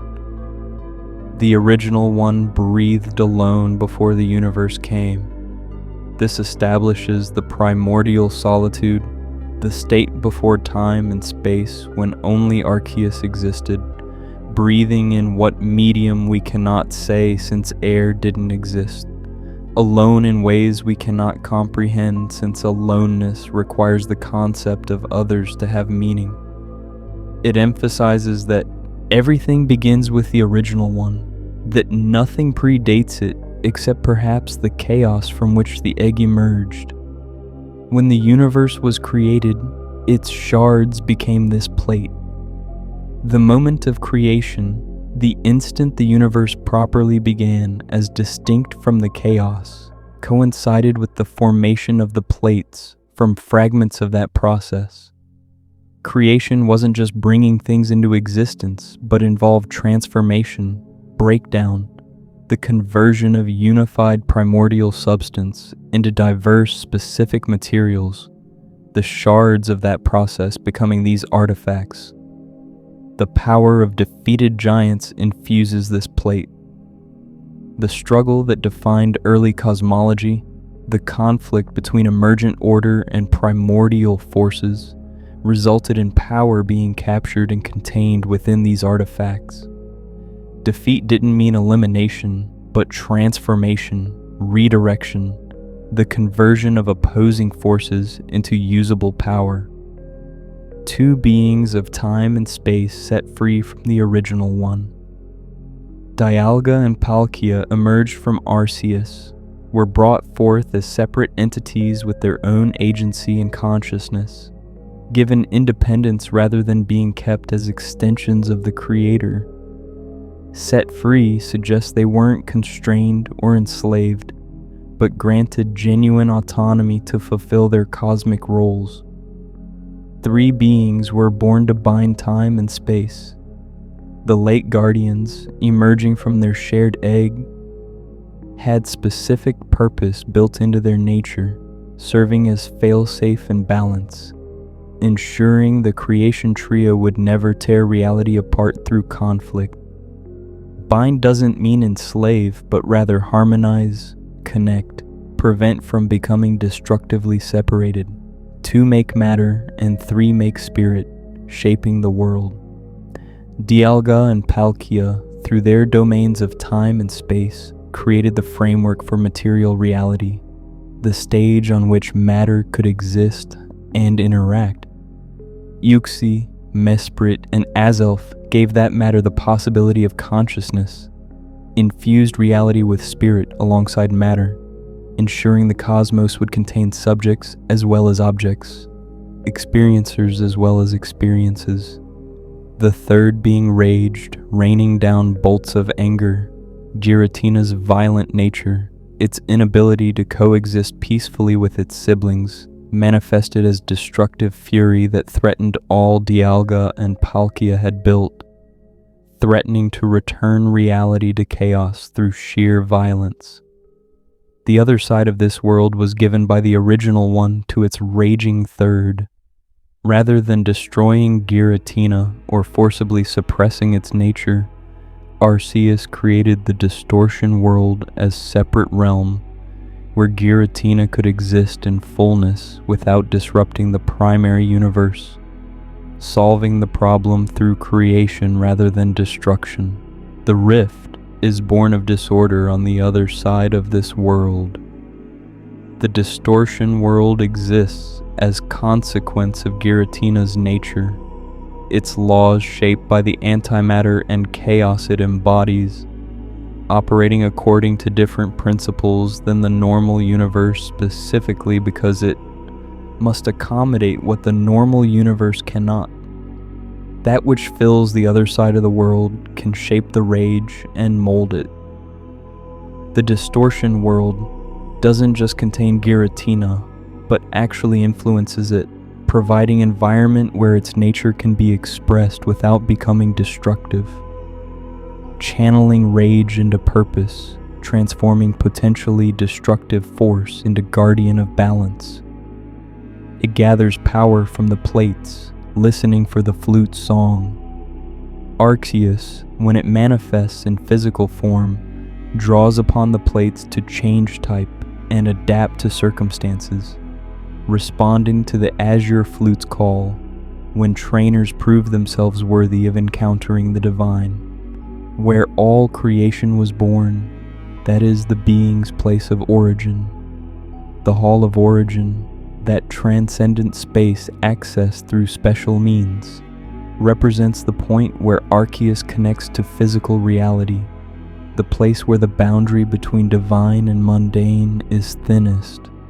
The being poured the remains of its power into stone and buried it deep. After creating the universe and establishing all its fundamental structures, Arceus didn't retain all power for itself, but distributed it throughout creation, embedding power in places and objects like the plates, ensuring reality itself would be infused with divine energy rather than depending entirely on active divine maintenance. The rightful bearer of a plate draws from the plate it holds. The plates aren't locked to Arceus alone, but can be wielded by those deemed worthy, those who prove themselves through character and achievement, those who have earned the right to channel these cosmic forces for their own purposes. The powers of plates are shared among Pokémon. The energies contained within the plates, the fundamental forces they embody, are not just tools for Arceus, but the very structure of reality for all Pokémon. The types that define their nature and attacks, the framework within which they exist and interact. The original one is in all things. The original one is nowhere at all. The paradox of divine immanence and transcendence Arceus present in every aspect of creation because everything derives from it, yet simultaneously absent because its true form exists beyond physical reality, in a realm that transcends even the dimensions it created. From all creations, over all creations, does the original one watch over all. The final synthesis, the recognition that Arceus is both source and guardian, creator and caretaker, origin point and overseer, simultaneously the beginning of everything and the eternal presence observing how everything unfolds. These inscriptions together form a creation account that is both poetic and precise, mythological and metaphysical, telling a story that operates on multiple levels simultaneously. They preserve history while encoding philosophy, describe events while communicating deeper truths about the nature of reality and divinity. For trainers who collect all the plates, reading these inscriptions in sequence provides education in cosmology more profound than most universities could offer, direct connection to truths about how their world came to be. The physical locations where plates are found across the Sinnoh region and later in Hisui aren't arbitrary or random. Each placement has symbolic significance. Each location connects to the type the plate embodies, or to important events in creation mythology. The Draco plate behind the statue in Eterna City reminds us that dragon power is commemorated and honored, literally backing monuments to Pokémon and trainers. The Dread plate in the old chateau, that haunted abandoned mansion, appropriately sits in a place where darkness and abandonment reign, where normal rules seem suspended and strange things happen. The Earth plate in Orberg Gate, literally in the ground beneath the mining town, represents how ground energy is foundational, something you dig through to progress, something that must be moved to reveal what lies beneath. The Flame plate in Stark Mountain, That volcanic caldera of fire Pokémon couldn't be more appropriately placed, representing how thermal energy concentrates in specific geological features, how fire literally reshapes the landscape. The icicle plate on Route 217, that snow-swept path where blizzards constantly rage, shows how ice is environmental condition as much as attack type, how cold shapes entire regions and everything that lives within them. The mind plate in Celestica ruins, that mysterious place of unknown and ancient secrets, connects psychic power to knowledge and mystery, to things hidden and waiting to be discovered by those who seek understanding. The stone plate at Mount Coronet's peak, the highest point in Sinnoh where Spear Pillar lies, represents how rock is foundation for everything else, how the mountain is literal and metaphorical center of the region, how going to the top means understanding what everything else builds upon. The sky plate outside the Pokémon League, where the greatest trainers gather after proving themselves through Victory Road, suggests how flying represents achievement and transcendence, rising above common concerns to reach elite status. The placement pattern continues through all plates, each location chosen for thematic resonance with what the plate represents, each discovery teaching lessons about how that type relates to the world and the player's journey through it. Finding plates isn't just collecting items, but engaging in symbolic education, learning geography and mythology and philosophy simultaneously through the act of exploration. In Pokémon Legends Arceus, set in ancient Hisui before it became modern Sinnoh, the plates take on additional narrative significance. Rather than being hidden in locations for players to find through exploration and dowsing, most plates are directly given by noble Pokémon or legendary beings after significant story encounters. This transforms plate collection from treasure hunt into spiritual journey, from finding lost artifacts to receiving sacred gifts from powerful beings who judge the player worthy. The meadow plate comes from Hisui and Lilligant after calming its frenzy, representing how grass energy must be approached with care and respect, how noble Pokémon are guardians of natural forces rather than mere obstacles. The splash plate from Basculegion, after learning to surf, connects water with traversal and exploration, how water's power enables new possibilities. The sky plate from Braviary after mastering flight represents how air and freedom are earned through achievement and trust, how flying types literally elevate those they deem worthy. The mind plate from Weird Year ties psychic power to the Celestica people and their ancient understanding, suggesting how knowledge is heritage passed from those who came before. The toxic plate from Sneasler connects poison to climbing and reaching new heights, how toxins can be tools when properly managed. The stone plate from defeated Alpha Vespiquen represents how rock strength is overcome through battle prowess and determination. The spooky plate after defeating Volo and Giratina, perhaps the most significant, comes only after confronting both human ambition and divine chaos, only after facing the greatest threats and proving capable of protecting the world. This plate represents hard-won understanding that ghost and darkness are real forces requiring respect and vigilance.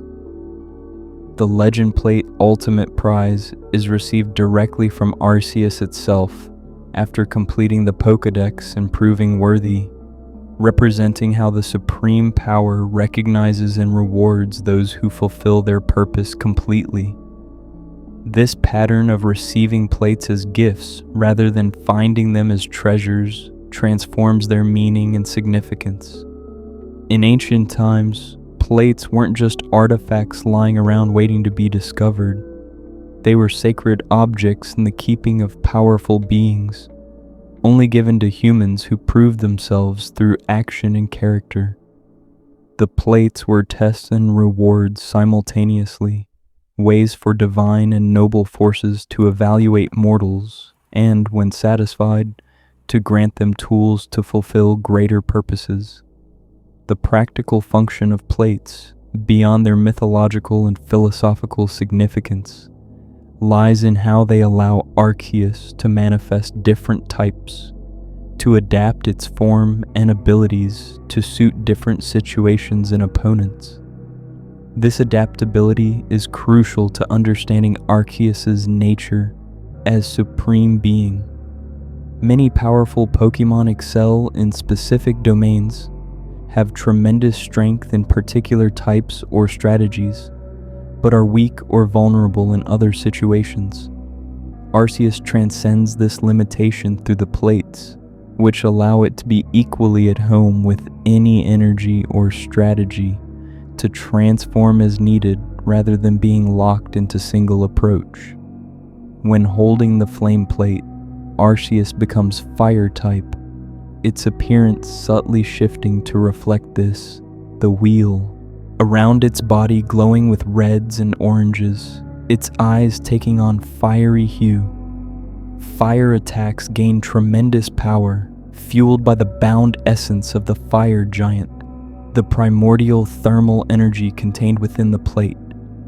But Arceus also gains fire's weaknesses, becoming vulnerable to water and ground and rock, accepting limitation as price of specialization, choosing specific strength over general invulnerability. This willingness to accept weakness is philosophically significant, revealing something profound about Arceus's nature. A truly invulnerable being that could never be harmed or challenged would be distant from creation, unable to genuinely engage with the world and beings it created, operating from a position of such absolute superiority that real relationship becomes impossible.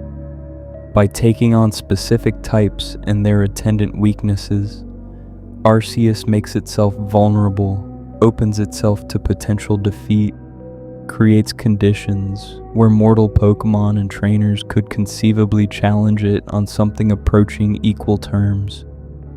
This vulnerability is gift and test simultaneously. It's gift because it allows Arceus to experience reality more fully, to understand what its creations face, to engage rather than just observe. It's test because trainers who face Arceus must adapt their strategy to whatever type it currently manifests, must understand type matchups and coverage, must prove their knowledge and skill rather than just grinding through with raw power. The encounter becomes educational and spiritual simultaneously, teaching lessons while evaluating character. The plates also serve another crucial function that extends beyond their utility for Arceus itself. The inscription states clearly that the powers of plates are shared among Pokémon, indicating these artifacts aren't just tools for the creator, but the very foundation of the type system that structures all Pokémon. Every fire-type attack, every water-type Pokémon, every interaction based on type advantage and resistance. All of this ultimately derives from and connects to the power contained within the plates. This suggests a cosmology where types aren't merely convenient categories for gameplay purposes, but genuine metaphysical principles, fundamental forces that shape reality itself. The plates are repositories and broadcasters simultaneously, containing primordial power, while also emanating that power throughout the world, infusing all creation with the energies they hold. Every Charizard breathing flames, every Blastoise shooting water, every Venusaur channeling solar energy into plants, all draw ultimately on forces that originate with the defeated giants and are now distributed through reality via the plates. This distributed power structure explains why Arceus, despite being the supreme creator, doesn't completely dominate all conflicts. Its power is spread throughout creation, embedded in the structure of reality itself, enabling everything else to exist and function. Arceus retains access to primordial power through the plates, but has given away enough of itself to make creation genuinely independent, able to function without constant intervention, capable of producing beings who can stand against even their creator. Some scholars theorize that all Pokémon are, in a sense, fragments of Arceus' original form, tiny pieces of the divine made manifest as independent beings with their own consciousness and will. This interpretation, suggested by the historical hiker in Platinum who studies the plates, would mean every Pokémon is literally family, all descended from or created from the same ultimate source, all containing within themselves fragments of primordial power. Under this understanding, catching Pokémon isn't domination but reunion, bringing together pieces of a scattered whole, assembling a team that represents different aspects of creation working in harmony. The plates would thus be concentrated versions of what all Pokémon contain in diluted form. Where a Charmander holds a tiny spark of fire, the flame plate contains the entire primordial fire giant's essence. Where a Squirtle embodies a droplet of water, the splash plate contains the primordial ocean entire. The plates are to Pokémon what a star is to sunlight reflected off the moon, both coming from same source but vastly different in concentration and power. This relationship between plates and Pokémon types raises profound theological and philosophical questions about identity, independence, and divine nature. If all Pokémon derive from Arceus through the plates, containing fragments of primordial power, what does that make them? Are they truly independent beings or aspects of a distributed consciousness? When a trainer bonds with Pokémon and battles alongside them, are they cooperating with genuinely separate entities or reconnecting scattered pieces of an original whole? Is the ultimate goal to gather fragments back together, or to celebrate their diversity as independent manifestations? The mythology doesn't provide definitive answers, leaving room for interpretation and belief, acknowledging that ultimate truths about creation and consciousness might remain mysteries even to those living within creation. What's clear is that the plates occupy a unique position in this cosmology, simultaneously separate from Pokémon as concentrated artifacts, while being the source that enables all Pokémon to exist and use their powers. The dispersal of the plates across Sinnoh and later Hisui, their presence in specific locations rather than all being kept in one vault or guarded in one sacred place, suggest deliberate decision rather than accident or loss. Arceus could presumably gather all plates to itself if it wished, could keep them under personal control rather than letting them scatter across the land. The fact that plates lie in various locations, accessible to those who search diligently or prove themselves worthy to receive them as gifts, indicates this distribution is intentional. Perhaps the scattered plates serve as tests, requiring trainers to explore thoroughly and demonstrate dedication to find them all. Perhaps they act as beacons or anchors, stabilizing reality in the locations where they rest, their presence ensuring particular areas remain connected to primordial power. Perhaps they're meant to be found and used, tools deliberately placed for worthy individuals to discover and wield, divine power made accessible rather than hoarded in unreachable sanctum.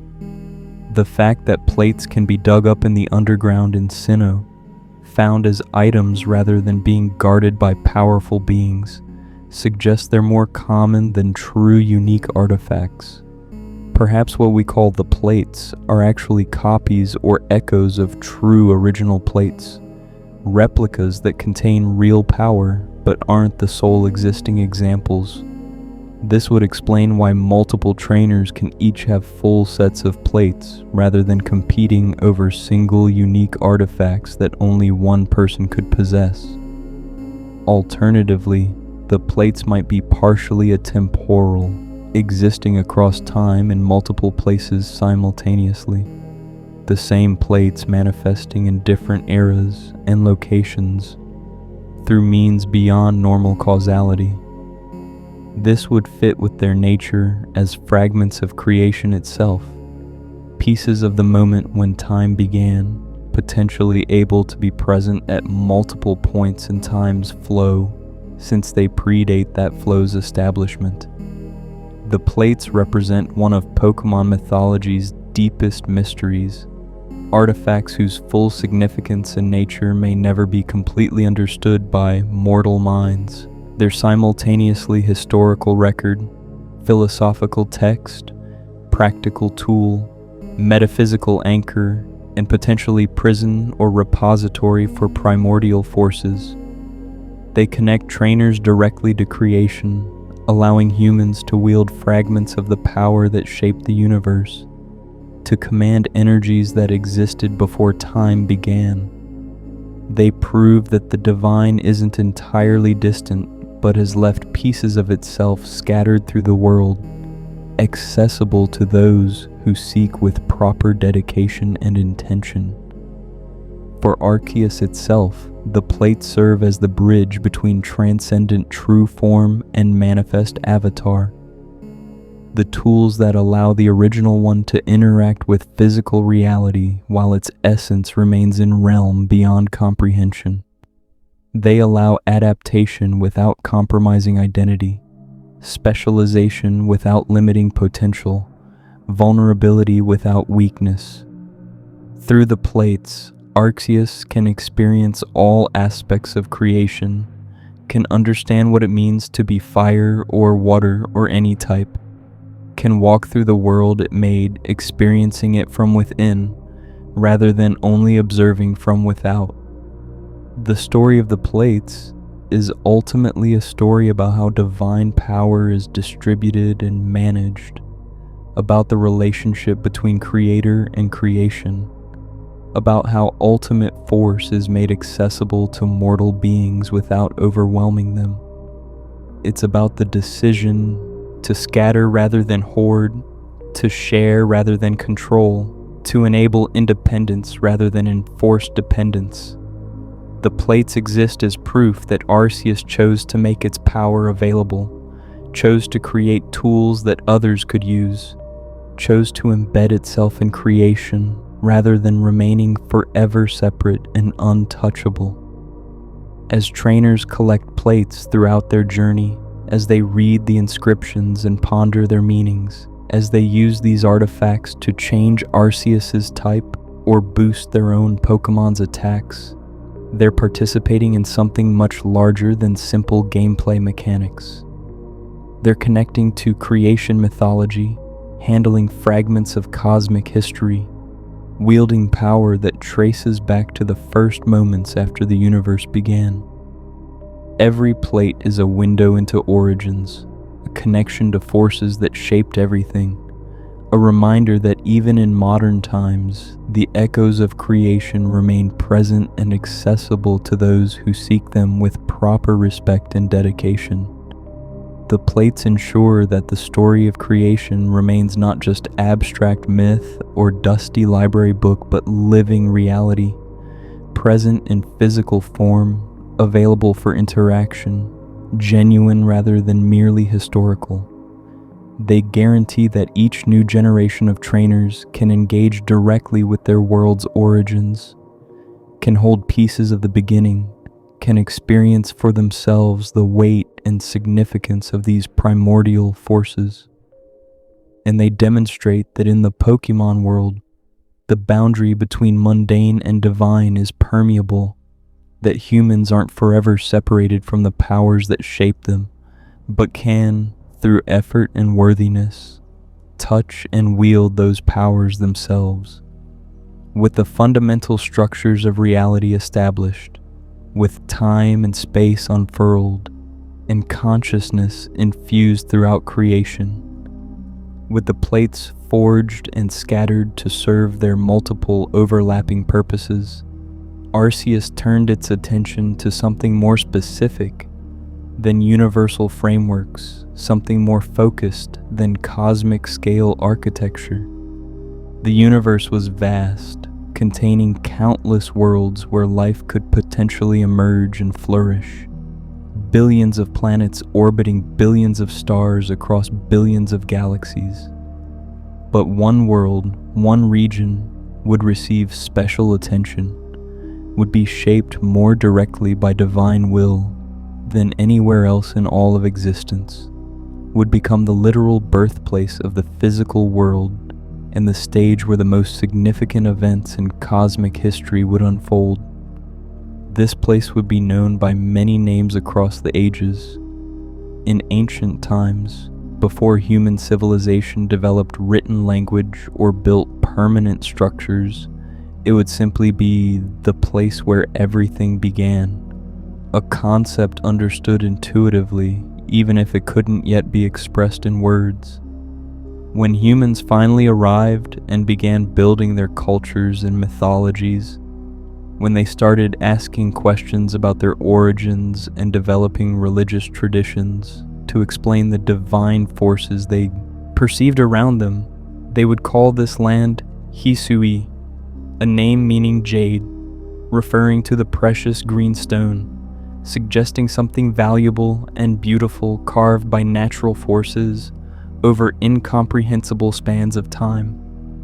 Later still, after centuries or millennia passed and civilizations rose and transformed, the region would be renamed Sinnoh, a name whose Japanese origins suggest mystery and profundity, the quality of containing depths that cannot be fully fathomed, secrets that resist complete understanding even by those who spend lifetimes studying them.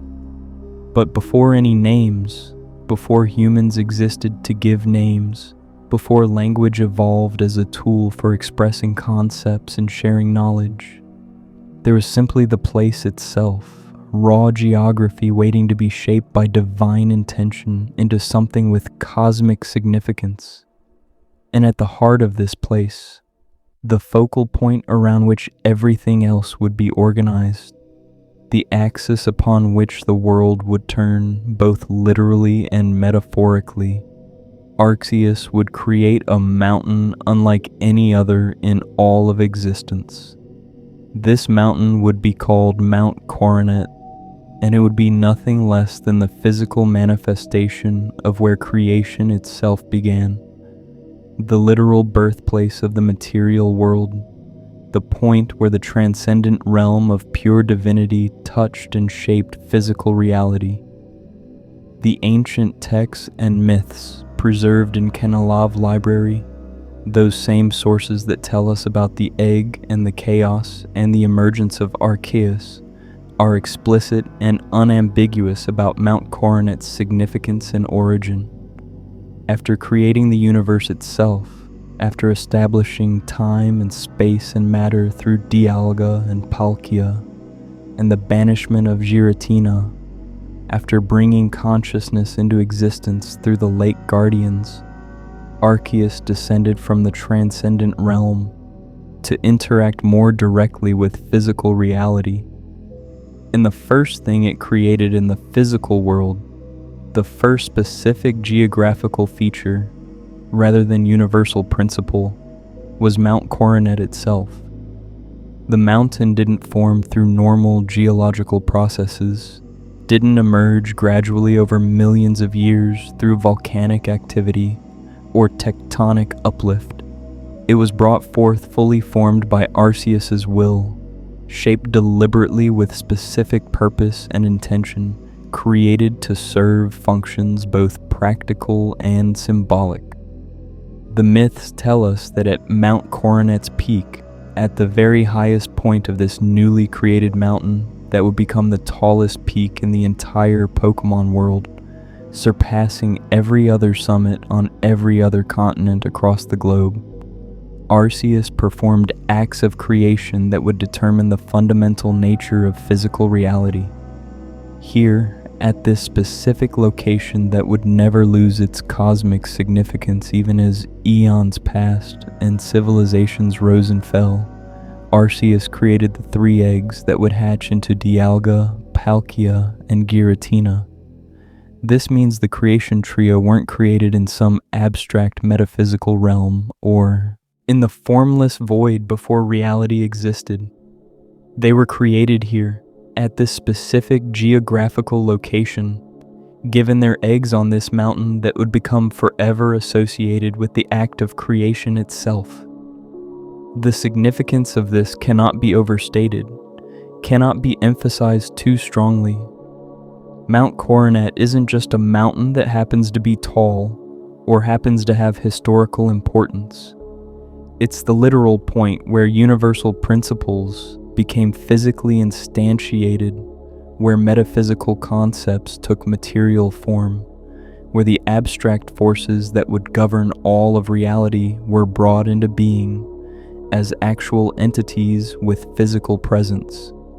The mountain marks the boundary, the intersection, the bridge between the transcendent divine realm, where Arceus's true form dwells, and the physical universe where its creations exist and interact.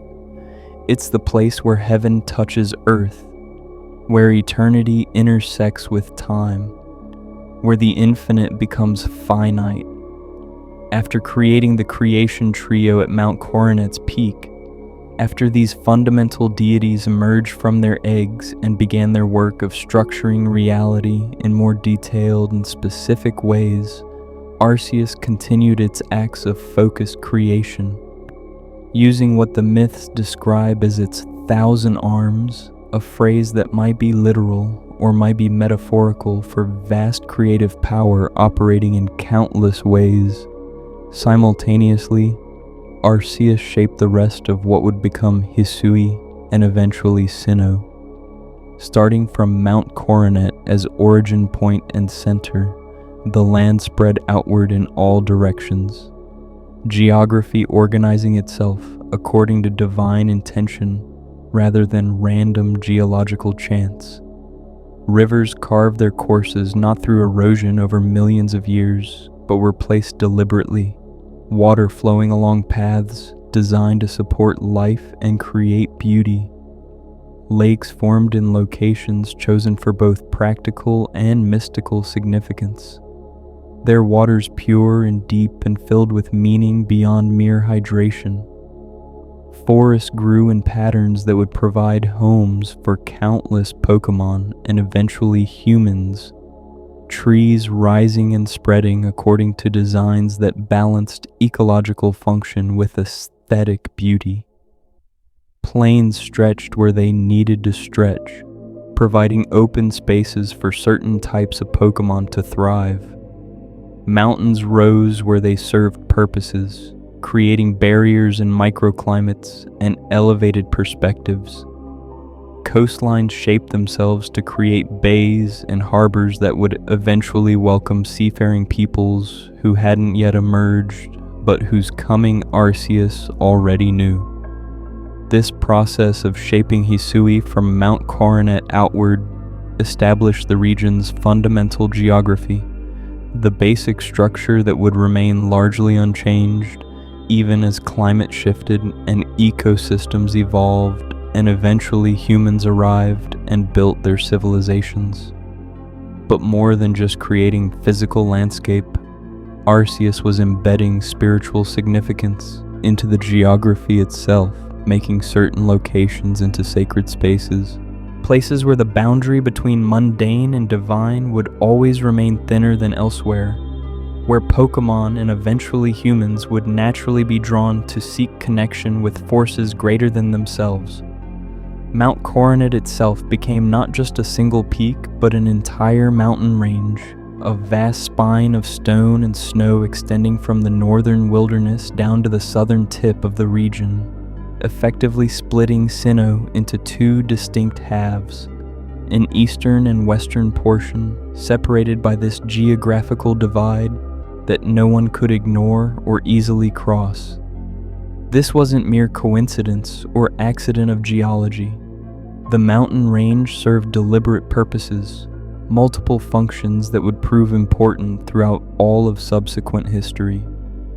It created a physical barrier that would shape climate and weather patterns, causing the western and eastern sides of Sinnoh to develop distinctly different characteristics. Different Pokémon populations, different human cultures eventually. The division was so pronounced, so fundamental to the region's character, that Pokémon species themselves adapted differently depending on which side of Mount Coronet they lived on. Shellos and Gastrodon, those water-dwelling creatures, develop completely different colorations and patterns depending on whether they lived in waters on Sinnoh's west or east side, their bodies reflecting the environmental and perhaps even spiritual differences between those two halves of the region. Blue on the west, pink on the east, not gradually transitioning but sharply divided along the mountain range's line, as if Mount Coronet itself was drawing a boundary that even biological evolution couldn't cross or blur. More mysteriously, certain Pokémon could only evolve in Mount Coronet's presence, as if the mountain radiated some unique energy or property that was required for these specific transformations. Magnezone and Probopass, Pokémon associated with magnetic and compass properties respectively, would only achieve their final evolved forms when leveled up at or near Mount Coronet, suggesting the mountain possessed unusual electromagnetic properties, or perhaps served as a focal point for magnetic forces generated by the planet's core, or possibly emanating from the metaphysical rather than physical realm. The mountain was more than simple stone and snow. It was place of power, a location where reality's rules operated slightly differently than elsewhere, where phenomena impossible in other locations became possible. The peak of Mount Coronet, that highest point where Arceus first created the eggs that would hatch the creation trio, didn't remain unmarked or unrecognized. In ages after Arceus completed the initial work of creation and withdrew to await future events, humans eventually arrived in the region and discovered Mount Coronet. They climbed its slopes despite harsh conditions and thin air. They navigated the caves that wound through its interior, tunnels and passages that might be natural formations or might be deliberately created, ancient pathways that seemed too perfectly positioned to be accidental. And when they finally reached the summit, when they stood at the very top of the world and looked out across all of Sinnoh spread before them in every direction, they found something that confirmed all their myths and legends about this being where creation occurred. At the peak, exposed to wind and snow and the thin cold air of extreme altitude, stood ancient ruins of tremendous significance. What they found there, what remains to this day though weathered by uncounted centuries, is called Spear Pillar, a name whose origins are somewhat mysterious but whose meaning resonates with the location's cosmic importance. The site consists of massive stone pillars, columns of work stone that could not have been carried up the mountain by any technology available to ancient peoples. Pillars too large and heavy to be moved by mortal strength alone, rising from a platform constructed with such precision that even modern builders would struggle to replicate it, all arranged in patterns that clearly held symbolic and possibly functional significance. These weren't mere decorative columns or monuments built to glorify human achievement or commemorate historical events. The pillars pointed skyward, their tops oriented toward the heavens, as if reaching toward or indicating something above, something beyond the physical plane. Their arrangement formed patterns that scholars and mystics would study for generations, finding in their positioning alignments with astronomical phenomena, connections to seasonal cycles, relationships with the movements of Dialga and Palkia as those deities traverse their respective domains. Some researchers theorized the pillars served as astronomical observatory, ancient peoples using them to track celestial movements and predict seasonal changes. Others argued they were more than mere instruments, that they functioned as conduits or anchors, helping to maintain the connection between the physical peak of Mount Coronet and the transcendent realm beyond. The pillars and the platform they stood upon came to be known as Spear Pillar, though the ruins were once something far more complete and magnificent. In ancient times, before weathering and age took their toll, this had been a complete temple, an elaborate structure known as the Temple of Sinnoh, built by humans who understood, at least partially, the cosmic significance of this location. They had constructed this temple not as their own invention, but in response to divine inspiration or instruction, following designs that Arceus itself might have provided or at least approved, creating a physical structure that would serve as interface between mortal and divine, a place where humans could approach the sacred without being overwhelmed by direct divine presence. The Temple of Sinnoh had been magnificent in its day, a monument to both human devotion and divine majesty, decorated with intricate carvings and inscriptions, filled with sacred artifacts and offerings, maintained by devoted priests or guardians who understood their sacred duty to preserve this holiest of places. But time is cruel even to the most sacred structures when they're exposed to the elements at extreme altitude. Wind and weather gradually wore away the finer details, collapsed portions of the structure, scattered smaller elements across the mountainside, or buried them under snow and ice. What remained by the time modern trainers reached Spear Pillar were these pillars, still standing despite everything, still pointing skyward, still marking the place where creation occurred and where the divine could still, under proper conditions, be encountered. Legends and myths preserved in written and oral traditions make explicitly clear what happened at this location, what cosmic events unfolded on this platform surrounded by these pillars. According to the most ancient and reliable accounts, this is literally where Arceus created the 3 eggs containing Dialga, Palkia, and Giratina. The creation trio wasn't brought forth in abstract metaphysical space, but right here, at this specific spot that trainers can visit and stand upon, walking on ground that witnessed the birth of time and space and antimatter themselves. The pillars that remain aren't random architectural elements, but markers of that event, perhaps positioned to commemorate where each egg appeared, perhaps oriented to align with the domains each deity would eventually govern. But Spear Pillar's significance extends beyond historical commemoration of ancient creation events. The location retains active cosmic importance, remains a place where the boundary between dimensions is thinner than elsewhere, where with proper knowledge and tools, one can interact with forces that normally remain inaccessible to mortals.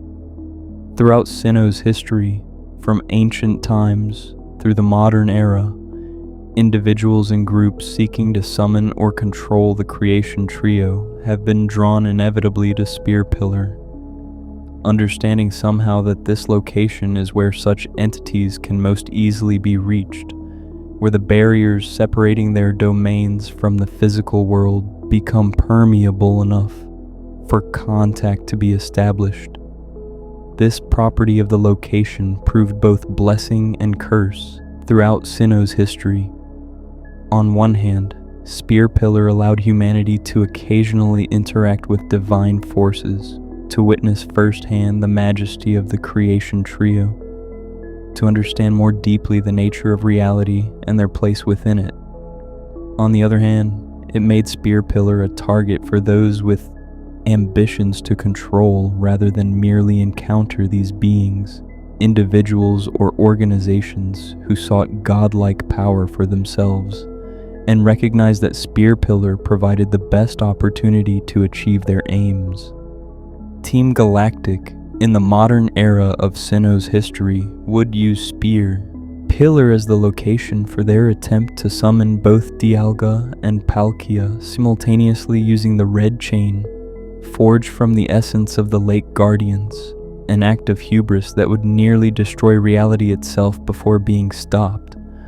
The confrontation at Spear Pillar between Team Galactic and the forces trying to stop them represented a recurrence of an ancient pattern, humans attempting to use divine power for selfish purposes, misunderstanding or not caring about the consequences of manipulating forces beyond their comprehension. When Cyrus succeeded in summoning both Dialga and Palkia to Spear Pillar simultaneously, binding them with the Red Chain and attempting to force them to create his perfect world free of spirit and emotion, the proximity of these two beings of equal cosmic power began tearing reality apart, creating rifts and distortions that threatened to collapse the universe back into primordial chaos. Only Giratina's intervention, emerging from the distortion world to drag Cyrus away and prevent further disaster, saved existence from being unmade. This event demonstrated why Arceus had separated the creation trio in the first place, why they were given distinct domains, and why Giratina had been banished to a separate dimension. They literally could not coexist in the same space without their interactions threatening to destroy everything. Spear Pillar, despite being the place where they were created, was never meant to be a location where they would all gather simultaneously. It was birthplace, not home, a site of origin rather than dwelling, a place to mark the beginning of their existence rather than a location for their continued presence. But beyond and above Spear Pillar, beyond the physical ruins that humans had built and that time had weathered, exists something even more significant, even more sacred, even more directly connected to Arceus itself. This location is called the Hall of Origin, and it represents quite possibly the most mysterious and inaccessible place in the entire Pokémon world. A location that exists simultaneously within physical reality and beyond it. A space that occupies both geographical coordinates at Mount Coronet's peak and a transcendent realm that has no proper physical location at all. Accessing the Hall of Origin requires more than simply climbing to Spear Pillar and looking around.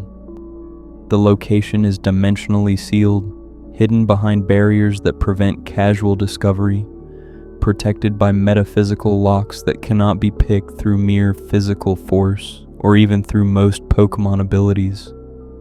Opening the way to the Hall of Origin requires a specific key, an artifact of tremendous rarity and power called the Azure Flute. This instrument, mentioned in the oldest legends but almost never seen in actual physical form, supposedly has the power to create a stairway from Spear Pillar up to the Hall of Origin, a bridge between the earthly and divine realms that allows a worthy individual to ascend and meet Arceus itself face to face. The Azure Flute's nature and origins remain shrouded in mystery. Some traditions suggest Arceus created the flute itself, deliberately crafting a key that would allow exceptionally worthy individuals to request audience with their creator. Others propose the flute was created by ancient humans working with divine inspiration or instruction. building an instrument that could resonate with divine frequencies and open doors that would otherwise remain sealed. Still, other theories argue the flute is less a physical object and more a metaphorical representation of worthiness, that what's actually required is not possessing a specific item, but achieving a state of spiritual development that naturally grants access to the Hall of Origin, with playing the Azure flute being poetic language for accomplishing whatever internal transformation proves necessary. Regardless of the flute's exact nature, the accounts agree on what happens when it's played properly at Spear Pillar by someone worthy of audience with Arceus. A staircase appears, not made of simple stone or wood, but seeming to be constructed from crystallized light or solidified energy. Steps that glow with inner radiance and seem to ascend not just up the mountain, but also through dimensional boundaries into spaces that don't obey normal geometric rules. The staircase leads beyond the physical peak of Mount Coronet into the Hall of Origin itself, a space that exists somehow both above the mountain and outside normal three-dimensional space, a room or platform or realm that serves as Arceus' dwelling place when its avatar manifests in physical reality.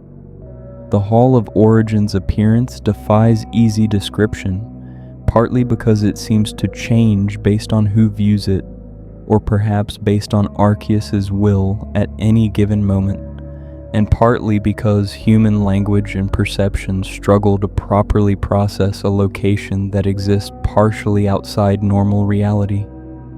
Those who have reached it describe a platform or space that seems impossibly vast despite having clear boundaries, as if the interior is somehow larger than its exterior, as if looking across the hall one sees distances that shouldn't fit within the physical dimensions observed from outside.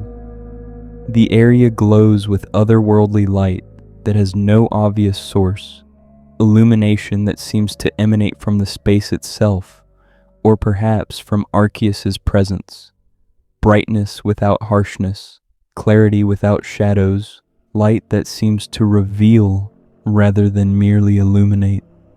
The atmosphere in the Hall of Origin is described as overwhelming, almost crushing in its spiritual weight and significance. This isn't merely a building or room or platform. It's sacred space in the truest sense. A location where the boundary between mortal and divine dissolves almost to nothing, where simply being present means standing in the actual presence of the creator of everything. The air itself seems heavy with meaning, charged with power, suffused with divinity so concentrated that every breath feels significant. Every heartbeat resonates with cosmic importance. Those who reach this place report feeling simultaneously terrified and honored, awed and humbled, overwhelmed by the magnitude of what they're experiencing, while also feeling strangely at peace, as if this is where they were always meant to be, the purpose toward which their entire life had been building. And at the center of the Hall of Origin, waiting on the platform that seems to float in that impossible space, stands Arceus itself, or rather the avatar of Arceus, the manifest form that the original one takes when it interacts with physical reality. Not the transcendent true form that exists beyond comprehension, not the infinite power that brought the universe into being, but the accessible form, the comprehensible manifestation, the fragment of divinity that mortals can perceive and interact with without being destroyed by the sheer magnitude of true deity. The Arceus that stands in the Hall of Origin is simultaneously testing the individual who has reached this place, evaluating their character and worthiness, and honoring them by choosing to manifest in their presence, acknowledging that they have proven themselves exceptional enough to merit direct divine attention. The battle that ensues when a trainer encounters Arceus in the Hall of Origin is unlike any other battle in the Pokémon world. This isn't a wild Pokémon simply defending its territory or attacking out of aggression or hunger. This isn't even a legendary Pokémon testing a trainer's strength, as many legendaries do, checking if the human has the power to command them effectively. This is something far more profound and significant, a test of worthiness administered by the creator of everything, an evaluation that goes beyond simple combat ability to examine character, determination, understanding, and the relationship between the trainer and their Pokémon partners. Arceus isn't just checking if the trainer can win a battle. It's checking if they deserve the honor of partnership with divinity itself, if they merit being chosen as one who will carry a fragment of divine power into the world.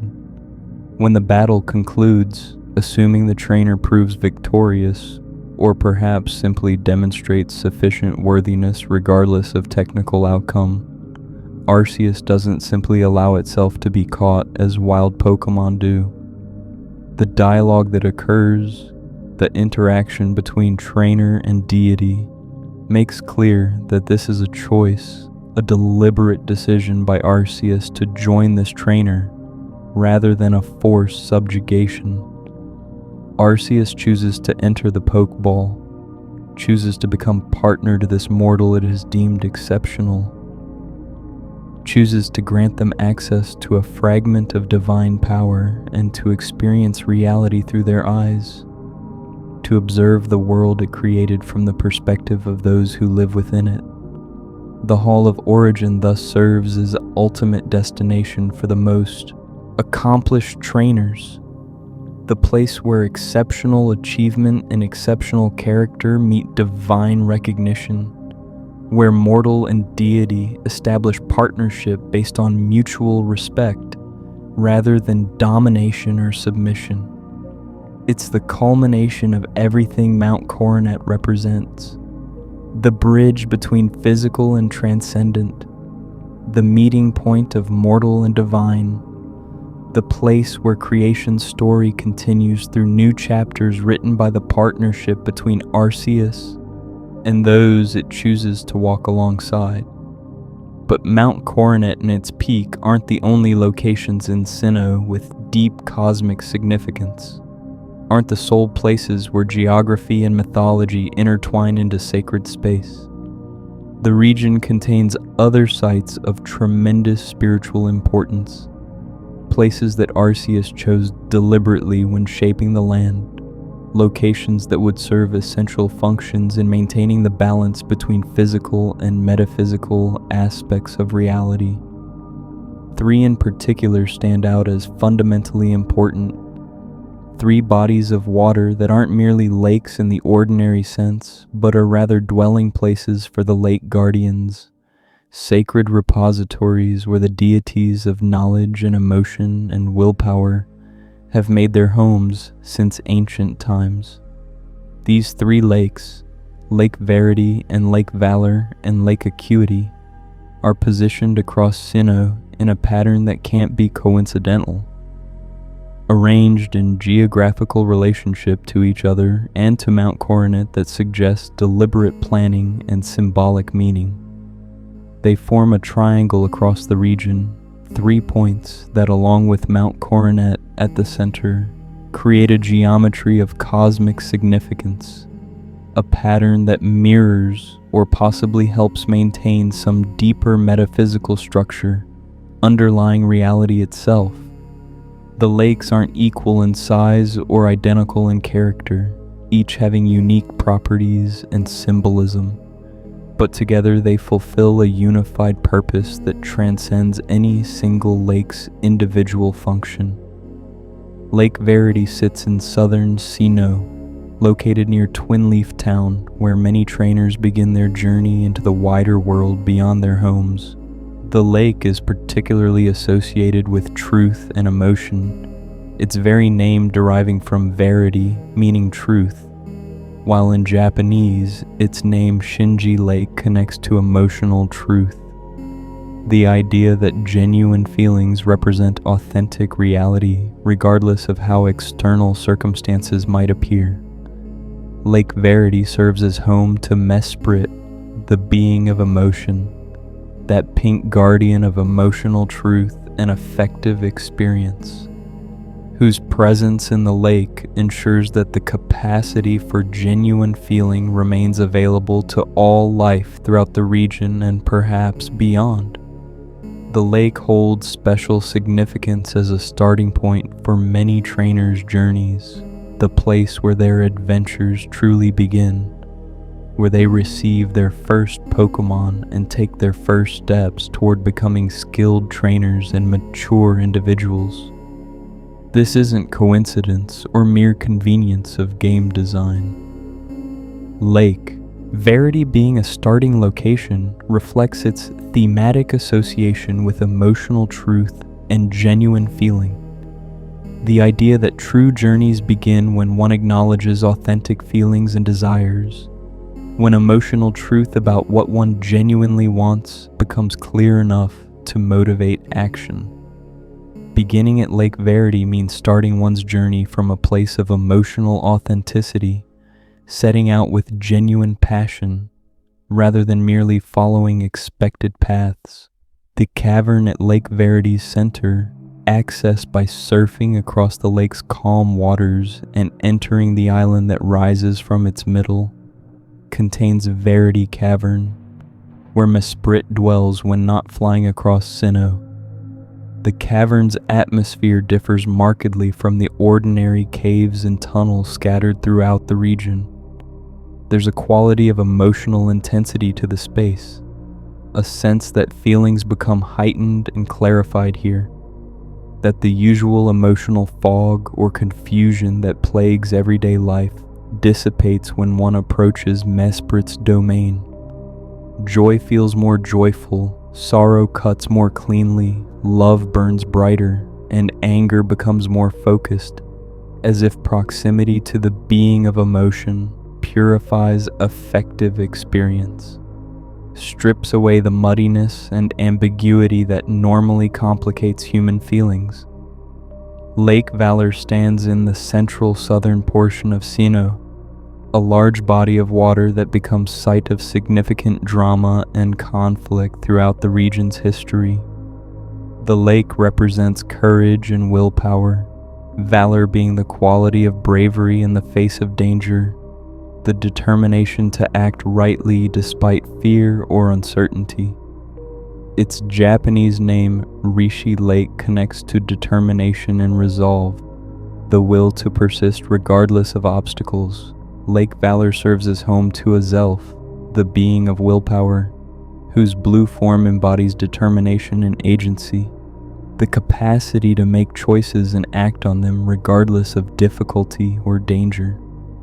The lake's history includes episodes of violence and desecration that seem sadly fitting for a place associated with willpower and valor, since these qualities are often tested and revealed through conflict. Team Galactic's attack on Lake Valor, their use of the galactic bomb to drain the lake and expose Valor Cavern, represents one of the most violent acts perpetrated during their campaign to capture the Lake Guardians and force them to create the Red Chain. The explosion and resulting earthquake could be felt across much of Sinnoh, a physical shockwave representing the metaphorical violence of attempting to subjugate the very forces that make consciousness and agency possible. Yet despite being temporarily conquered, despite Azelf being captured and imprisoned, the lake and its guardian eventually recovered, demonstrating the resilience that willpower enables, the capacity to endure even when defeated temporarily and return to fulfill one's purpose. Valor Cavern at the lake's heart, like Verity Cavern, possesses unique atmospheric properties that reflect its guardian's domain.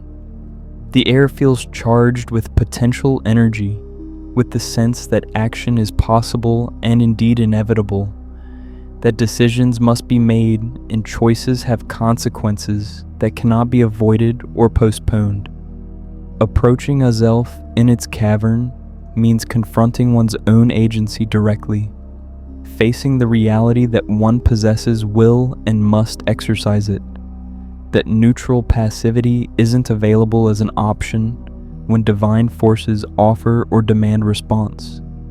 The encounter with Azelf tests whether the trainer possesses sufficient determination to engage with a being of pure willpower, whether they have the strength of purpose to stand before agency itself without being overwhelmed. Lake Acuity lies in northern Sinnoh, near Snow Point City in the region's coldest and most remote area, a body of water that remains partially frozen for much of the year, accessible only to trainers who have proven themselves capable of navigating harsh conditions and overcoming significant obstacles.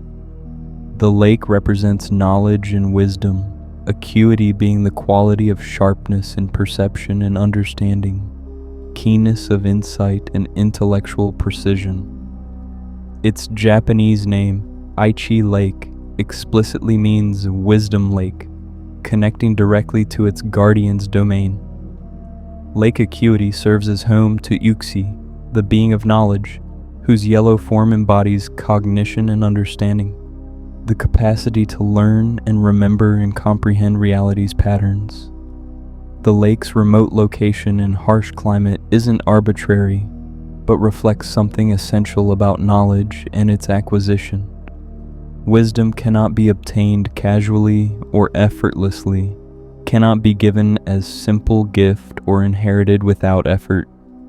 Understanding must be earned through dedication and persistence, through willingness to travel difficult paths and endure harsh conditions in pursuit of truth.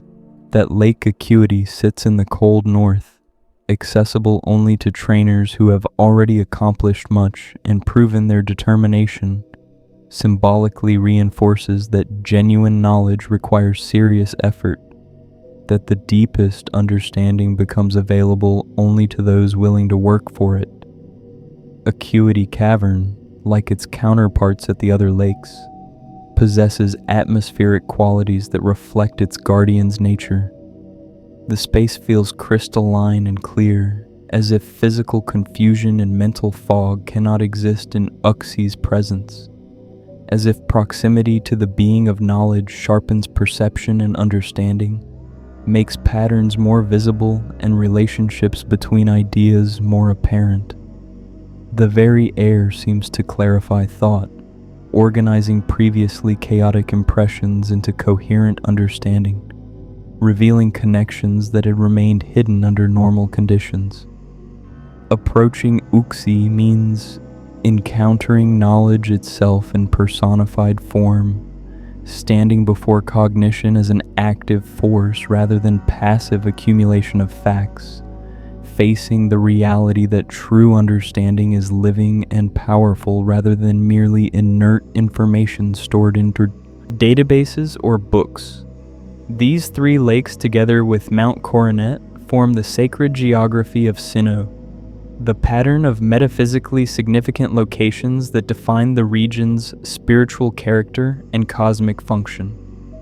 The 4 points, 3 lakes plus the mountain, create a structure that isn't merely symbolic but potentially functional, possibly serving to maintain stability in reality's fundamental laws, perhaps acting as anchors that help keep the boundaries between dimensions properly fixed, maybe functioning as a circuit or system that distributes and balances the metaphysical energies that make consciousness possible. The exact mechanism remains mysterious, known perhaps to Arceus alone, but the pattern's deliberateness and importance cannot be questioned. When the lake guardians dove into these lakes in ancient times, when Uxie and Mesprit and Azelf each chose one of these 3 bodies of water as their dwelling place, they weren't randomly selecting convenient habitats. They were taking up positions that Arceus had prepared for them, occupying locations specifically designed to be their homes, assuming places in a geographical pattern that would allow them to fulfill their cosmic function of maintaining consciousness throughout reality and serving as failsafe against the creation trio's potential conflicts. The lakes became, in a sense, temples or sanctuaries, sacred spaces marked as belonging to these particular deities, off limits to casual use or exploitation, because they served purposes more important than mere recreation or resource extraction. The profound connection between Sinnoh's physical geography and its metaphysical significance, between the region's topology and its mythology, is what makes this place special among all locations in the Pokémon world. Other regions have their legendary Pokémon, their significant locations, their historical importance. But Sinnoh alone is explicitly and repeatedly identified as where physical reality itself began, where the fundamental structures of the universe were established, where the transition from primordial chaos to ordered cosmos occurred. Mount Coronet isn't just another tall mountain, it's the literal birthplace of the world. The three lakes aren't just pretty bodies of water, they're dwelling places of the forces that make consciousness possible and serve as balance against cosmic destruction. Living in Sinnoh means living in sacred space, walking on ground that witnessed creation, breathing air that has always known the presence of divine forces, existing in a region where the boundary between mundane and divine has always been and remains thinner than anywhere else. The people of ancient Hisui and later Sinnoh understood this on some level, even if they couldn't always articulate it clearly, even if their religious understanding of what they perceived remained incomplete or partially incorrect. They recognized that their homeland was special, that it demanded respect and reverence, that its mountains and lakes weren't merely geographical features, but were locations of profound spiritual importance that connected them to forces and powers beyond normal mortal comprehension. This understanding shaped their culture and values in ways both obvious and subtle, creating societies that emphasized respect for sacred places, that developed elaborate rituals and traditions for approaching divine forces, that built their most important structures and institutions in locations that acknowledged and honored the region's cosmic significance. The Temple of Sinnoh atop Mount Coronet, before it weathered into the ruins we know as Spear Pillar, represented their highest achievement in sacred architecture. Their attempt to create a human structure worthy of the location's divine significance. A place where mortals could worship and occasionally interact with their creator in a setting that acknowledged both human limitations and divine majesty. The Diamond Clan and Pearl Clan, those ancient groups who dominated Hisui before modern Sinnoh culture emerged, each developed their traditions and beliefs around their understanding of what they called Almighty Sinnoh, their term for the creator deity that we now know as Arceus. Though they disagreed fundamentally about whether Almighty Sinnoh created time or space first, about whether Dialga or Palkia more truly represented the creator's nature and intent, both clans agreed absolutely on Mount Coronet's cosmic significance. Both recognized the mountain as sacred above all other places, as the origin point from which everything else emerged, as the location that must be honored and protected because it represented nothing less than where their world began. The clans' disagreements, their theological conflicts over competing interpretations of the same fundamental truths, might seem unfortunate or unnecessary to outside observers, but they actually represented something profound about the human relationship with divine forces. The cosmos is genuinely complex, too multifaceted and nuanced for any single perspective or interpretation to capture completely. Both clans were right in what they affirmed about their chosen deity while being incomplete in denying the equal importance of the other. Time and space aren't competing principles where one must be primary and the other derivative. They're co-equal aspects of unified spacetime, equally fundamental, equally necessary, equally worthy of reverence and study. The clan's eventual understanding that both were partially right and partially wrong, that Almighty Sinnoh encompasses both time and space rather than being identified exclusively with either, represented spiritual growth and deepening wisdom about the nature of divinity and creation. This understanding was facilitated by their physical presence in Sinnoh, their ability to interact directly with the sacred geography, to visit the lakes and climb the mountain and experience for themselves the power and presence of the forces their traditions attempted to describe. Living in sacred space, having direct access to locations of cosmic significance, allowed for experiential understanding that purely abstract theology could never provide. Modern Sinnoh has largely lost the intensity of religious devotion that characterized ancient Hisui, has become more secular and less overtly mystical in its relationship to the region's sacred geography.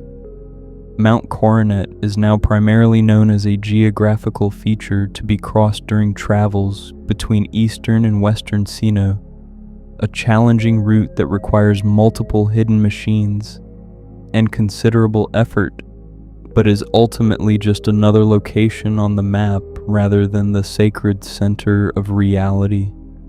The three lakes have become popular tourist destinations and sites for Pokémon training, valued for their scenic beauty and the rare Pokémon that can be caught there, rather than for their metaphysical significance as dwelling places of consciousness itself.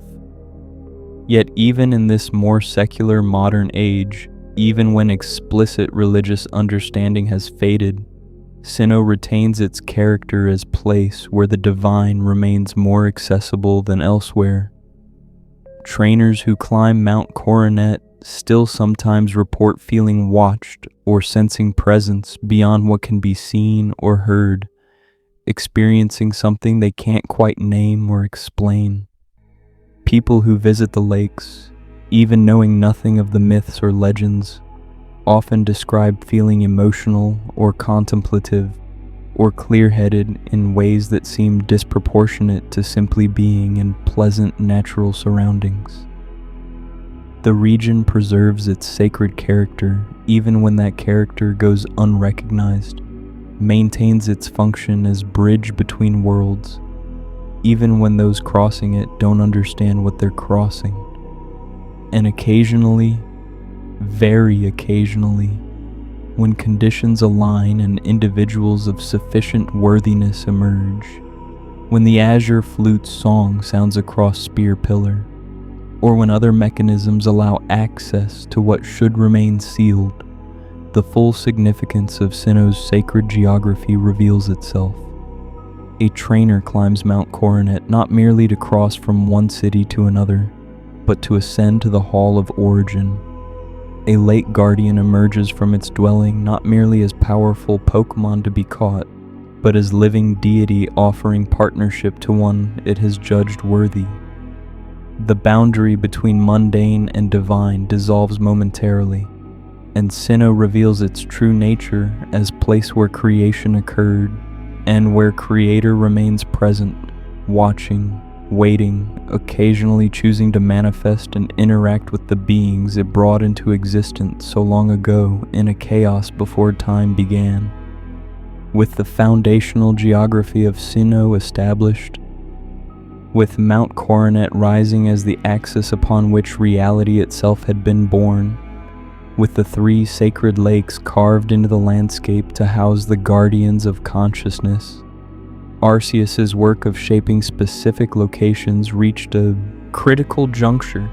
The framework existed, the stage had been set, the fundamental structures were in place. But a world, a truly living world, needed more than just geography and metaphysics. It needed custodians, guardians, specialized deities, whose roles would be more focused than the cosmic scope of the creation trio, more specific than the universal principles embodied by the late guardians. The universe required beings that could maintain particular aspects of reality, that could serve specialized functions, that could act as intermediaries between the cosmic forces that shaped existence and the material world, where life would eventually flourish in all its diversity. The next phase of creation involved bringing into being what we might call secondary or regional legendary Pokémon, beings of immense power and significance, but whose scope was more limited, more localized, more specialized than the universe-spanning might of Dialga, Palkia, and Giratina.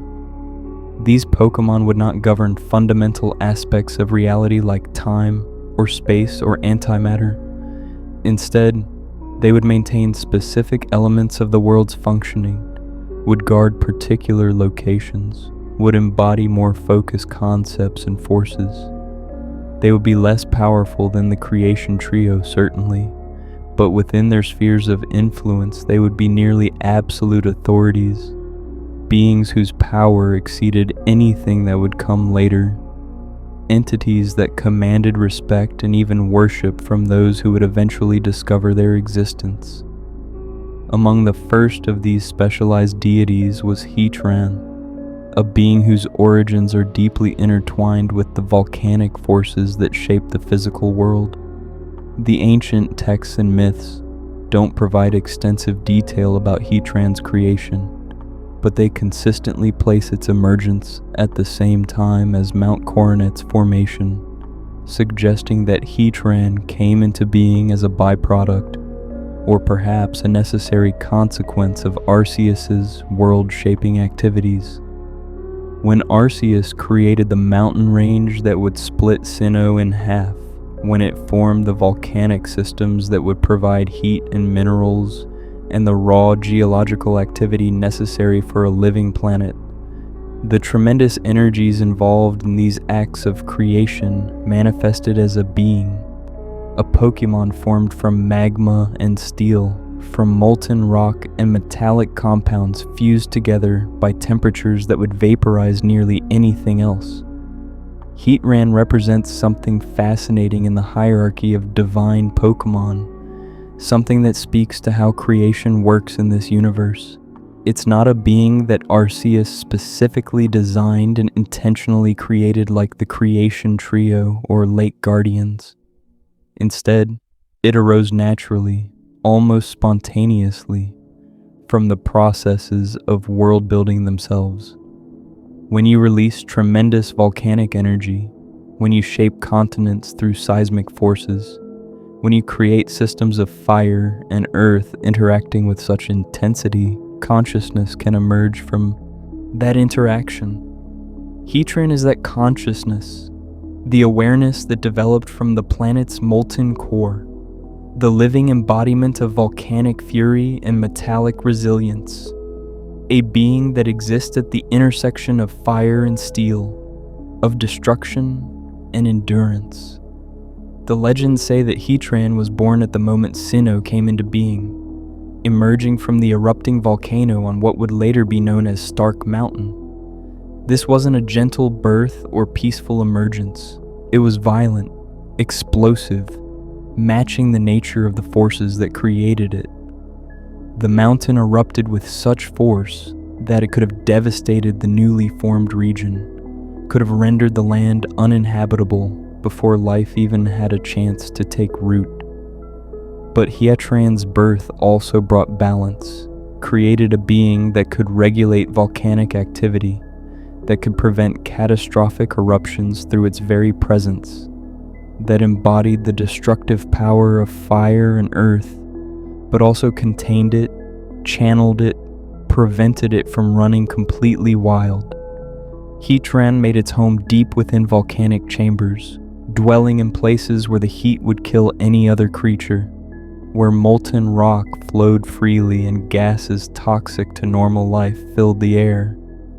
Its body adapted perfectly to these conditions, made of a strange fusion of an unknown metal and living magma, its blood circulating as boiling liquid through veins of steel, its form capable of clinging to walls and ceilings using cross-shaped feet that could dig into even the hardest volcanic rock.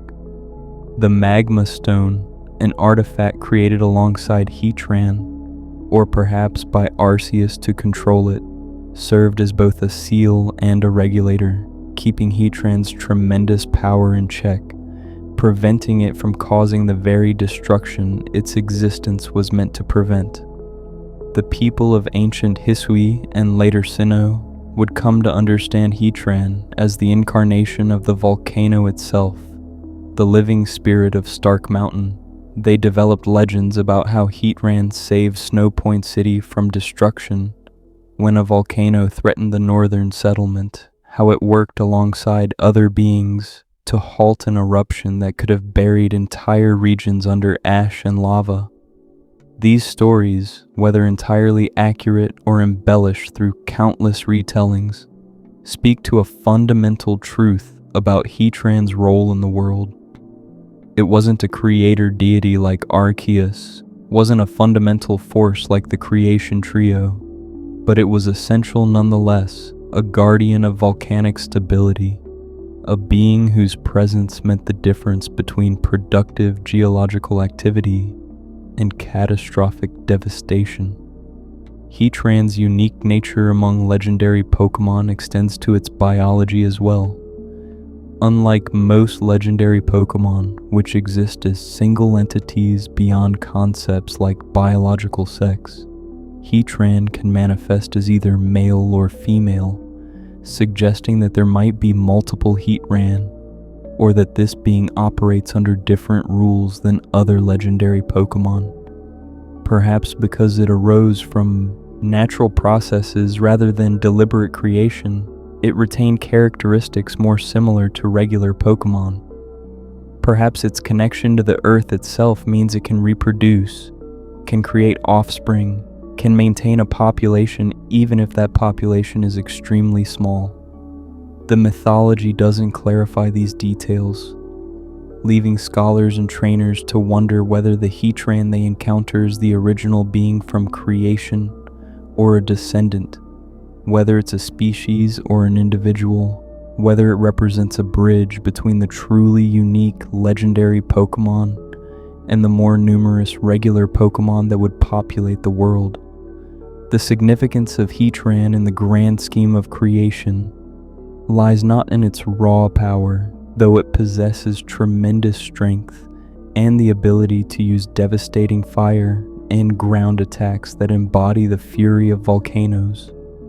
Its significance lies in what it represents, how it demonstrates that creation in the Pokémon universe isn't a purely top-down process where Arceus micromanages every detail. The original one established the framework, created the fundamental forces, shaped the general landscape, but the specific details, the particular expressions of those forces, could arise naturally from the systems themselves. Heatran is proof that the universe Arceus created was genuinely alive, genuinely capable of generating new forms and new beings without requiring constant divine intervention, that the laws and forces put in place were sufficient to allow for emergent complexity and spontaneous generation of consciousness. Following the establishment of volcanic guardians and the basic geography of Sinnoh, another being came into existence whose role would prove crucial in shaping the physical world beyond just this one region.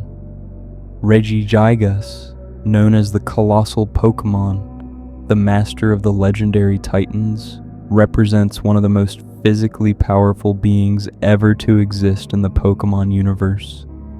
standing over 12 feet tall, possessing strength that defies comprehension, capable of feats that reshape continents. Regigigas occupies a unique position in the hierarchy of divine Pokémon. It's not a creator deity, not responsible for universal forces or metaphysical concepts. Instead, it's a worker, a laborer on a cosmic scale, a being that takes the raw materials Arceus provided and shapes them into more refined forms, that molds the physical world into configurations that will better serve life. The myths tell us that after Arceus created the basic structure of the world, after the continents initially formed and the oceans filled their basins, the land masses weren't arranged optimally for life to flourish. Perhaps they were too clustered together. Perhaps the climate patterns weren't ideal. Perhaps the distribution of resources needed adjustment. Whatever the reason, Arceus created Regigigas and gave it a specific task: pull the continents into their proper positions using nothing more than rope. This isn't metaphor or poetic language.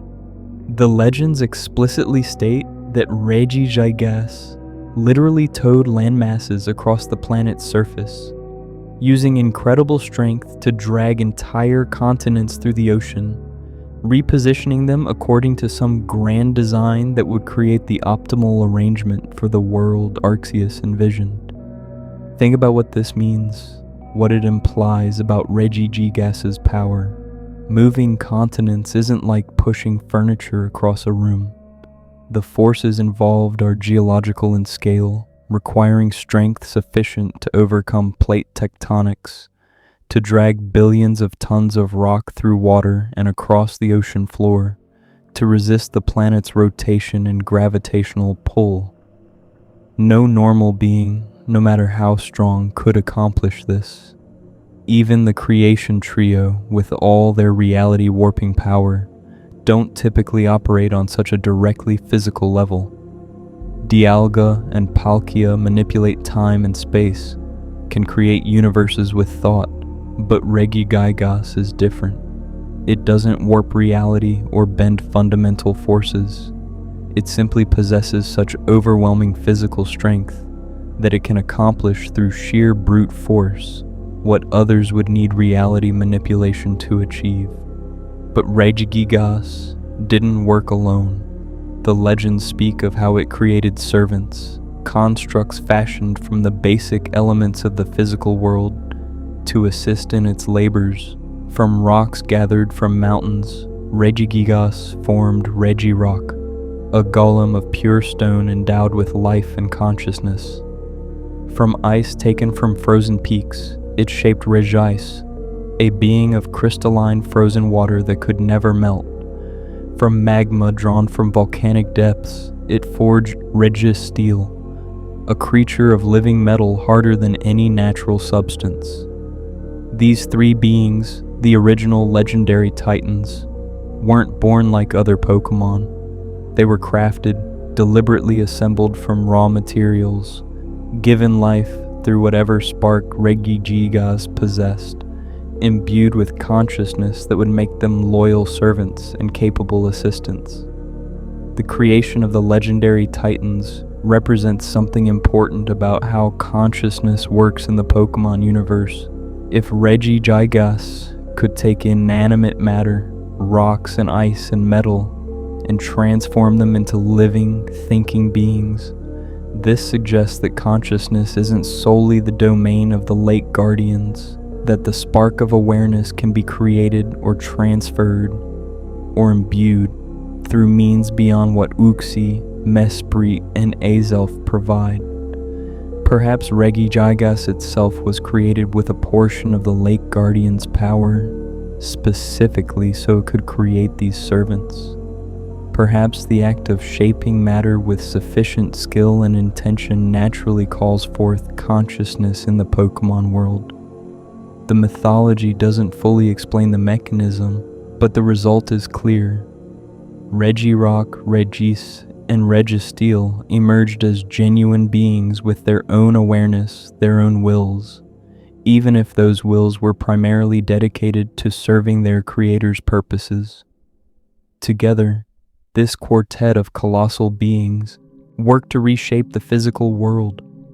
Regigigas pulled continents into position while its 3 servants assisted, perhaps helping to secure the ropes, perhaps using their own considerable strength to push from different angles, perhaps acting as anchors or guides to ensure the massive landmasses moved in precisely the right directions. The work took time, perhaps ages, gradually repositioning the continents until they matched the ideal configuration that would allow for optimal climate patterns, ocean currents, distribution of resources, and eventually the emergence and spread of diverse life across the planet. One specific legend speaks of how Regigigas and its servants intervened to save Snow Point City from volcanic destruction, working together to halt an eruption that threatened the northern settlement. Whether this eruption involved Heatran is unclear from the mythology, but the fact that these massive beings would concern themselves with protecting what would eventually become a human settlement suggests they possess not just physical power, but also awareness of the larger purposes their actions served. Understanding that their work of shaping the physical world ultimately served to create a place where life, including eventually human life, could thrive. After completing their work of continental arrangement, the legendary Titans were sealed away, hidden in remote locations where they would remain dormant until summoned by specific conditions. Regigigas itself fell into a deep sleep within Snow Point Temple, a structure that ancient peoples would build to honor and contain the slumbering giant. The reasons for this sealing remain mysterious. Perhaps the tremendous exertion of moving continents left Regigigas exhausted, requiring rest that would last for ages. Perhaps Arceus deliberately put them to sleep once their work was complete, preserving them for potential future needs, but preventing them from continuing to reshape a world that was now properly arranged. Perhaps Regigigas itself chose to sleep, recognizing that its work was done, and its continued activity might undo the careful arrangement it had labored so hard to establish. The slow start ability that Regigigas possesses, the way it needs time to build up to full power after awakening, might be a lingering consequence of this long slumber, a sign that being dormant for eons has lasting effects even on beings of tremendous power. Or perhaps it represents a deliberate limitation, a safety measure ensuring that if Regigigas does wake, it can't immediately begin reshaping the world again before anyone has a chance to stop it, or at least understand why it's awakening.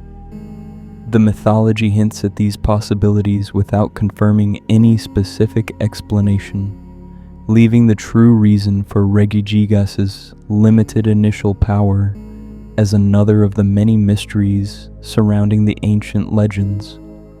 What's clear is that Regigigas represents a different kind of divine power than the creation trio or late guardians, where they embody abstract concepts and manipulate fundamental forces.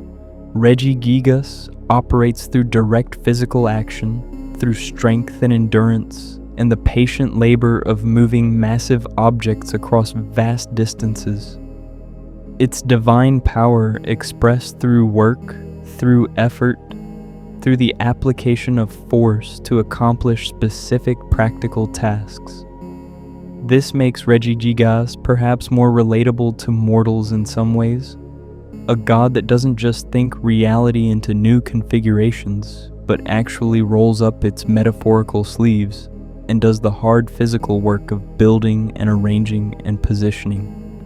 While beings like Heatran and Regigigas shaped the physical world and maintained its geological stability, Other forces required their own guardians, their own specialized deities to maintain balance in realms beyond the purely material. Two such beings would emerge to govern perhaps the most mysterious and least understood aspect of consciousness, the realm of dreams and nightmares, the strange territory where the mind wanders during sleep, where the boundary between conscious and unconscious blurs, where reality and imagination intermingle in ways that defy normal understanding. These two beings, Cresselia and Darkrai, would become known as the Lunar Duo, representing opposite but complementary forces in the dreamscape, embodying the duality inherent in the sleeping mind. Cresselia, the lunar Pokémon, represents the positive aspects of dreaming, the pleasant visions that bring comfort and rest, the peaceful sleep that restores body and mind, the dreams that inspire creativity and hope and joy. Its very form embodies these qualities, resembling a crescent moon made manifest, adorned with flowing wing-like structures that might represent the aurora borealis, or perhaps the rings of Saturn, possessing an ethereal beauty that seems almost angelic in its grace and serenity. The crescent moon has been associated across countless human cultures with femininity, growth, new beginnings, gentle light and darkness, and Cresselia embodies all these qualities, serving as a beacon of hope and calm in the otherwise incomprehensible landscape of dreams. Cresselia's power centers on inducing pleasant dreams and curing the nightmares that afflict sleepers. The feathers that fall from its body, known as lunar wings, possess remarkable healing properties, specifically targeting the mind rather than body. Someone trapped in endless nightmares, unable to wake, slowly being drained by visions of terror, can be brought back to peaceful rest through contact with a lunar wing. Cresselia doesn't just create nice dreams randomly, it actively seeks out those suffering from nightmares, traveling to their location, using its presence and power to drive away the darkness plaguing their sleeping minds, replacing fear and terror with peace and contentment. It acts as a guardian of healthy sleep, ensuring that rest actually restores rather than exhausts, that the unconscious mind remains a place of renewal rather than becoming a trap. Darkrai, in contrast, represents the shadow side of dreaming, the nightmares that plague sleepers, the fears that manifest when consciousness loosens its grip on the mind, the darkness that lurks in the depths of the psyche, waiting for opportunities to surface. Associated with the new moon, the darkest phase of the lunar cycle when the moon provides no light at all, Darkrai is a being shrouded in mystery and often misunderstood, feared by many who don't understand its true nature and purpose. Its appearance matches its dark reputation, resembling a living shadow, a figure of darkness with wispy hair-like smoke flowing from its head, red spiky growths around its neck, tattered cloth-like extensions flowing from its form, giving it the appearance of some ghostly specter or nightmare personified. But Darkrai's relationship with nightmares is more complex than simple malevolence. While it certainly possesses the power to inflict horrible dreams, to trap people in endless cycles of terror from which they cannot wake, to turn sleep into an ordeal rather than rest, the mythology suggests that Darkrai doesn't always act with deliberate malicious intent. Often it induces nightmares as a defense mechanism, protecting itself from perceived threats, reacting to fear or danger with the only tool at its disposal: the ability to make others experience the same terror it feels. Darkrai is portrayed in many accounts as a lonely, reclusive being, dwelling in isolated places like New Moon Island, avoiding contact with others not out of evil intent, but because its very presence accidentally causes nightmares even when it doesn't want to, making social interaction nearly impossible without harming others. The relationship between Cresselia and Darkrai has been interpreted in various ways throughout different eras and different traditions. Some view them as eternal enemies locked in endless conflict, with Cresselia constantly chasing Darkrai to protect others from its nightmare-inducing power, while Darkrai tries to hide or fight back to preserve its own existence. Other interpretations suggest a more symbiotic relationship, proposing that both beings serve necessary functions in the dreamscape, that nightmares aren't purely negative but sometimes necessary for psychological growth, for confronting fears, for processing trauma, and that Cresselia's role isn't to eliminate all nightmares, but to ensure they don't become overwhelming or cause lasting damage.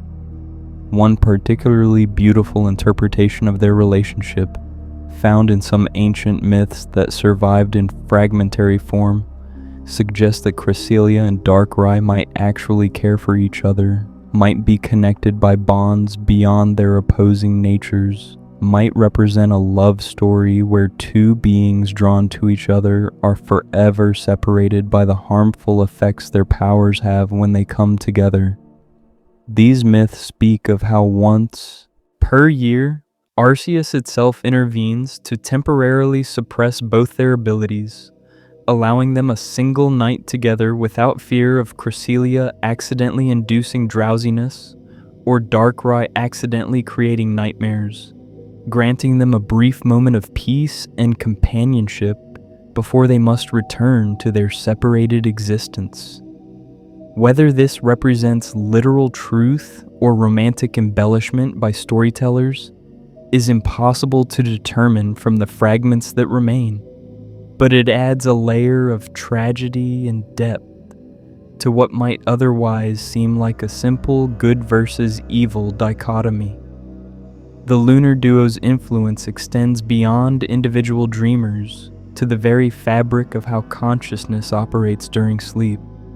Dreams are strange things, existing in a space between reality and imagination, between memory and fantasy, between conscious thought and unconscious processing. They follow their own logic, their own rules that make sense while experiencing them but seem absurd upon waking. Cresselia and Darkrai, through their opposing powers, help maintain the boundary that keeps dreams from bleeding too much into waking reality, that prevents the sleeping mind from completely losing touch with the physical world, that ensures people can actually wake up from dreams rather than being trapped in them forever.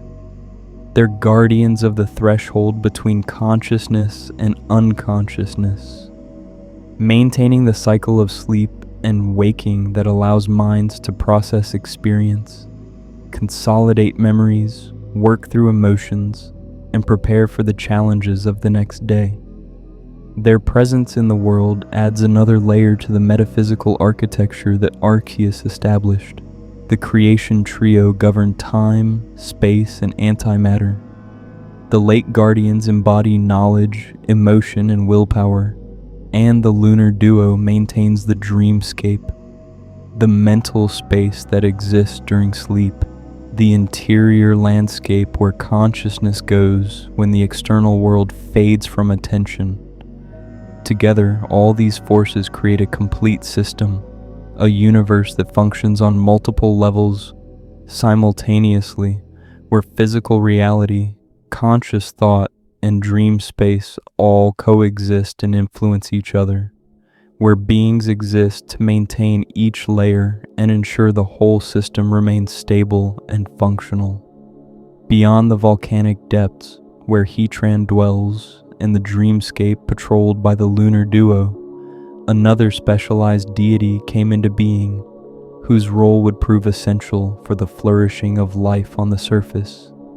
Shaymin, known as the Gratitude Pokémon, represents something gentler, than the tremendous cosmic forces that preceded its emergence, something more directly connected to the surface world, where living things would eventually spread in abundance. If Hatron embodies the fury of volcanoes and Darkrai represents the darkness of nightmares, Shaman is their opposite, a being of flowers and gratitude, of growth and appreciation, of the life-giving forces that transform barren land into thriving gardens. Shaman's most remarkable ability is its power to purify polluted air and contaminated land, to take in toxins and break them down within its body, to transform death into life, to turn wastelands into fields of flowers. When Shaman breathes in air heavy with volcanic gases or chemical pollutants, or any substance harmful to normal life, it processes that contamination through its unique biology, decomposing the toxins into harmless water and light, then releasing the purified substance in a burst of energy that leaves flowers blooming in its wake. This isn't just a neat trick or convenient ability. It's a fundamental service to the living world, a mechanism ensuring that even when the earth itself produces substances deadly to life through volcanic eruptions or other natural processes, those toxins don't permanently render vast areas uninhabitable. The ancient legends of Hisui specifically credit Shaman with transforming what is now Floroma Town from a desolate wasteland where nothing could grow into a paradise of blooming flowers. The myth states that in ancient times, this area was lifeless, poisoned by volcanic gases drifting down from Mount Coronet, covered in ash, devoid of any vegetation or beauty. The people tried planting flowers there, hoping to beautify the desolate hill, but nothing would take root in the poisoned soil. Then one day, someone expressed sincere gratitude for the blessings of nature, genuine thanks for the beauty and abundance found in other parts of the world, and their gratitude called Shaman to that place. The gratitude Pokemon came and immediately began its work, purifying the contaminated air and soil, breaking down the toxins, releasing tremendous bursts of energy that carried seeds and encouraged growth. Within hours or days, the entire area burst into bloom, transforming from lifeless wasteland to thriving flower garden, and it has remained that way ever since. A living testament to Shaman's power and the connection between gratitude and natural abundance. This connection between gratitude and Shaman's power is fundamental to understanding its role in creation. Shaman can sense gratitude in the hearts of people and Pokemon, can feel genuine appreciation and thankfulness even from great distances, and is naturally drawn to places and individuals where that gratitude is strongest. When it senses sincere thanks, the flowers on its body bloom more vibrantly, its power increases, its ability to purify and transform grows stronger. Conversely, in places devoid of gratitude, where only greed or anger or despair exist, Shaman's power wanes, its flowers wilt, its transformative ability weakens. It's a Pokemon whose very nature is intertwined with positive emotions, with appreciation and thankfulness, creating a feedback loop where gratitude enables natural abundance, which in turn inspires more gratitude. Shaman exists in two distinct forms, demonstrating another unique quality among legendary Pokemon. Its landform is small, timid, resembling a hedgehog covered in white fur with green grass-like growth on its back and Grassidea flowers blooming near its head. In this form, Shaman is cautious, easily frightened, preferring to hide in flower fields where it can camouflage itself by curling up and appearing to be just another patch of grass and flowers. But when Shaman comes into contact with the pollen of Grassidea flowers during daylight hours, It undergoes a dramatic transformation into sky form, growing larger, developing elongated legs, sprouting wing-like appendages on its head that allow for flight, taking on a more graceful, deer-like or cervine appearance. In this form, its personality changes as well, becoming bolder, more playful, more energetic, actively seeking interaction rather than hiding from it. The transformation itself represents something beautiful about adaptability and how the same being can manifest different qualities depending on circumstances and needs. Land form. Shaman focuses on ground-level purification, working slowly and steadily to clean contaminated areas, while sky form can travel vast distances, spreading gratitude and promoting growth across entire regions quickly, migrating with the seasons to wherever it's needed most. The existence of these two forms suggests that Shaman isn't unique, that there might be multiple Shaman, or that this being operates more like a species than most legendary Pokémon, capable of gathering together seasonally, migrating in groups, reproducing perhaps, maintaining a population even if that population remains relatively small and rarely seen. The Giratina flower itself became culturally significant to the people of ancient Hisui and later Sinnoh, adopted as a symbol of gratitude and appreciation. The custom developed of giving bouquets of Giratina flowers to express thanks, to mark special occasions, to show appreciation without needing words, to acknowledge blessings received and kindness shown. This tradition originated in the earliest days of human civilization in Sinnoh, born from watching Shaman and understanding the connection between these particular flowers and the transformation they could trigger, recognizing that Giratina somehow embodied or channeled the concept of gratitude in physical form. By giving someone Giratina flowers, you are not just offering a pretty plant, you are making a statement about your feelings, expressing genuine thankfulness in a way that carried spiritual and emotional weight, participating in a tradition that connected you to ancient practices and to the divine Pokémon whose power those flowers accessed. Shaman's role in the ecosystem and in the spiritual life of the region cannot be overstated. It serves as a living reminder that maintaining life isn't just about power and strength, isn't only about cosmic forces and universal laws. It's also about smaller things, about flowers and gratitude, about cleaning up pollution and promoting growth, about responding to positive emotions with transformative action.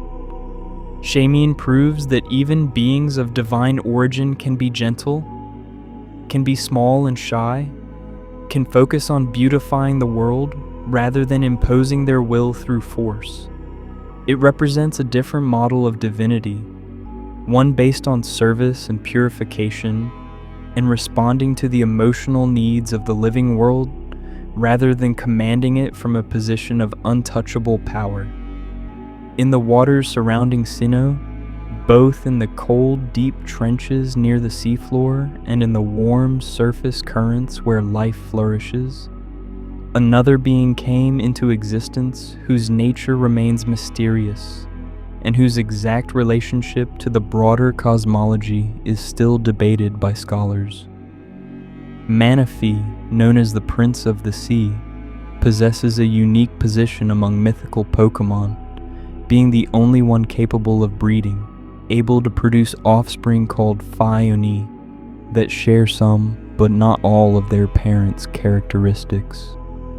This reproductive ability sets Manaphy apart from nearly all other divine Pokémon, suggesting either that it operates under different biological rules, or that its divine nature is somehow less absolute, more connected to the normal cycle of life and reproduction that governs regular Pokémon. Manaphy's body is composed mostly of water, roughly 80%, making it highly susceptible to environmental conditions, easily affected by temperature and chemical composition of the ocean where it dwells. This sensitivity to environment might explain why Manaphy produces Faian rather than more Manaphy when breeding.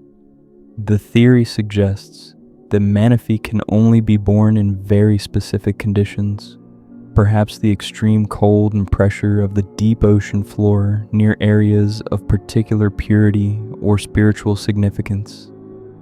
And when a Manaphy breeds in warmer waters or less ideal conditions, the offspring adapts to those circumstances, emerging as Faiany instead, similar to but not quite the same as their parent.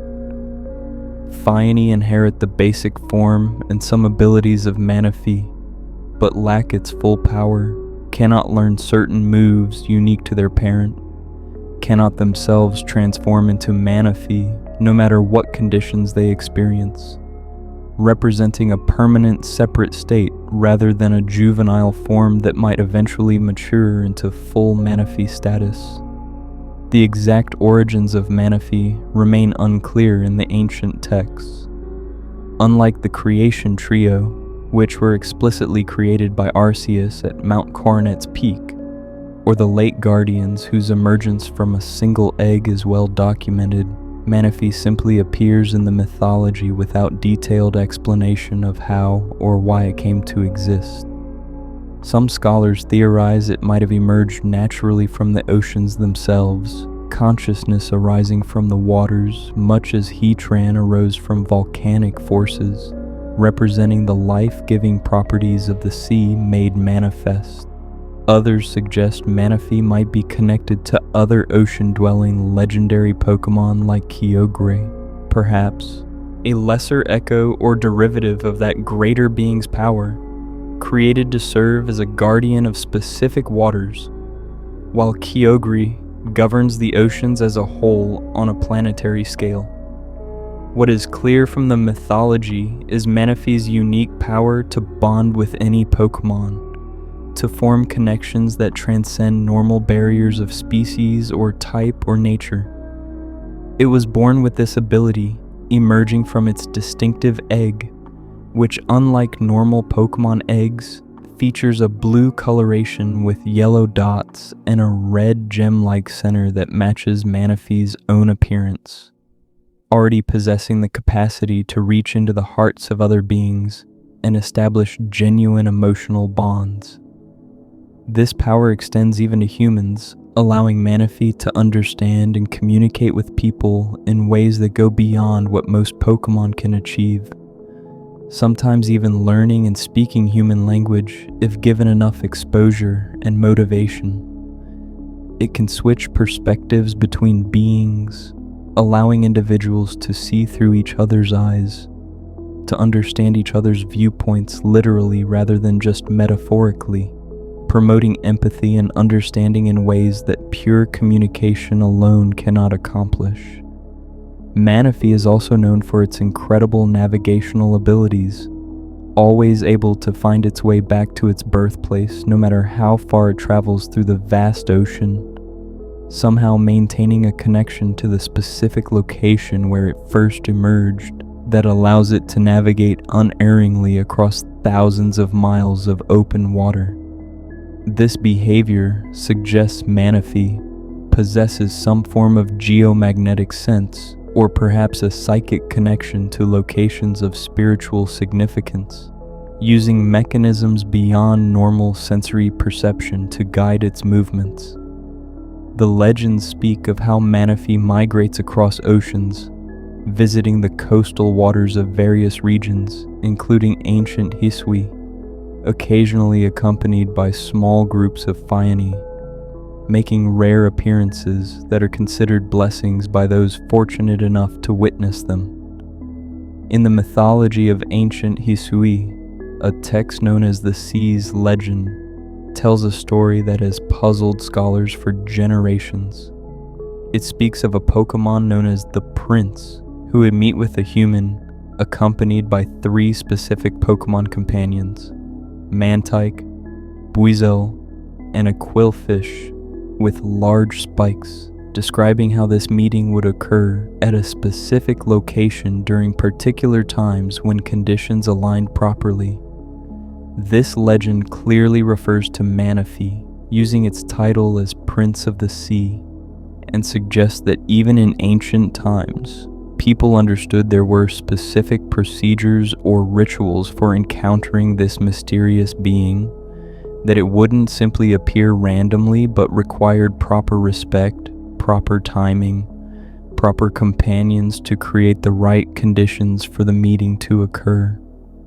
The meaning and purpose behind these specific requirements remain mysterious. Why would Manaphy specifically want or need to meet someone accompanied by those particular Pokémon? Perhaps they serve as proof of worthiness, demonstrating that the seeker has explored various water environments and earned the trust of diverse aquatic Pokémon. Perhaps they represent a balance of qualities that Manaphy values, different species embodying different aspects of ocean life. Perhaps it's simply that Manaphy, as a being focused on bonds and connections between different creatures, appreciates meeting someone who has formed partnerships with diverse Pokémon, who demonstrates through their companions that they understand the value of connection across differences. Together, these various legendary Pokémon, these specialized deities that emerged after the fundamental framework of reality had been established, created a more complete and functional world. Heatran maintained volcanic stability, preventing catastrophic eruptions, while allowing beneficial geological activity. Regigigas arranged continents into optimal configurations, creating the geographic diversity necessary for life to spread across the planet, rather than being confined to small regions. Cresselia and Darkrai governed the dreamscape, maintaining the balance between rest and psychological processing that consciousness requires. Shaman purified contaminated environments, ensuring that natural toxins didn't render vast areas permanently lifeless, responding to gratitude with transformative power that beautified the world. Manaphy bonded beings together, promoting cooperation and understanding, representing the life and abundance of the oceans, while producing offspring that could spread across warm seas wherever currents took them. Each of these beings served specialized functions, operated in limited domains compared to the universal scope of earlier creations, but their combined efforts maintained the world in ways that the creation trio and lake guardians alone could not. It's possible to imagine time and space and consciousness existing without volcanoes being regulated, or continents being properly arranged, or dreams being balanced, or pollution being purified, or ocean life being coordinated. But the result would be a much less hospitable world, a reality technically functional, but harsh and chaotic and difficult for complex life to navigate. These secondary legendary Pokémon transform the universe from a place where life could theoretically exist into a place where life couldn't actually thrive, where the systems supporting biological existence operated smoothly enough that organisms could focus on growth and development, and eventually civilization rather than merely surviving hostile conditions. But even with all these specialized guardians in place, with geology and dreamscapes, and purification and ocean bonding all being maintained by appropriate deities, the world still lacked something essential. All this careful construction, all these elaborate systems, all this meticulous shaping of reality into the perfect framework for existence would be pointless without actual life to inhabit it, without creatures to experience the world, to appreciate its beauty, to use the resources so carefully arranged. The stage was set, the props were in place, the systems were running, But the theater remained empty, waiting for actors to enter and begin the grand performance of biological existence. And so we reach perhaps the greatest mystery in all of Pokémon cosmology, a question that has occupied researchers and mythologists and philosophers for as long as people have contemplated their origins. How did regular Pokémon come to exist? Where did the vast diversity of species emerge from? What process or event or decision led to the universe being populated with Caterpie and Rattata and Pidgey and Magikarp and Eevee and thousands of other species, each with their own unique characteristics, their own evolutionary paths, their own ecological niches? The answer, frustratingly, is that the ancient myths don't provide a clear, unambiguous explanation. They offer hints and suggestions, fragmentary accounts that leave much to interpretation, competing theories that might all contain partial truth without any single one being completely accurate. One account, found in some of the oldest preserved texts, speaks of Arceus creating millions upon millions of a single Pokémon species in the earliest days after the world took form. This species, according to the legend, was Mew, the ancestor Pokémon, a being possessing the genetic material of all Pokémon within itself, able to transform into any species, capable of learning any move, containing within its cells the potential for all future diversity. The text suggests that these original Mew then gradually, over vast spans of time measured in millions of years, evolved into all the different species we recognize today, adapting to different environments, developing specialized forms for specific ecological niches, branching into the incredible diversity that characterizes the Pokémon world. This interpretation aligns with certain observable facts about Mew.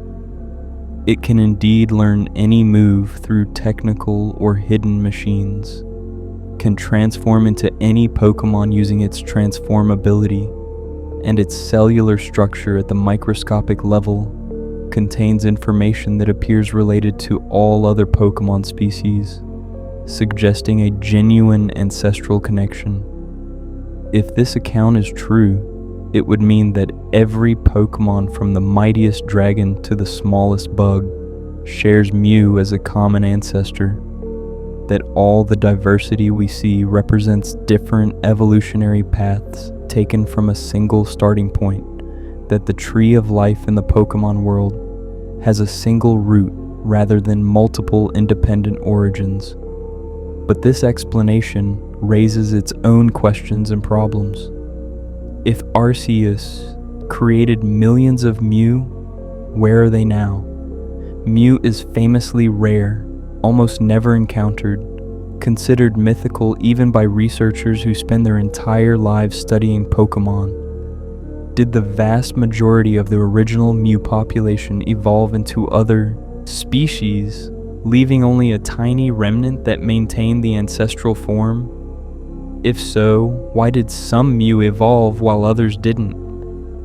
What determined which ancestral Mew would give rise to which evolutionary lineages? The mythology doesn't clarify these details, leaving scholars to speculate and debate without having definitive answers. Another interpretation, supported by different fragments of ancient text, suggests a more direct creation process where each Pokémon species, or at least each major type or family, was deliberately created by Arceus, shaped from the fundamental forces represented by the plates. This theory draws support from the inscriptions on the plates themselves, which state that the power of defeated giants infuses them, that the universe's shards became the plates, and from the cryptic statement by one ancient scholar who claimed that all Pokémon are fragments of Arceus's original form. Under this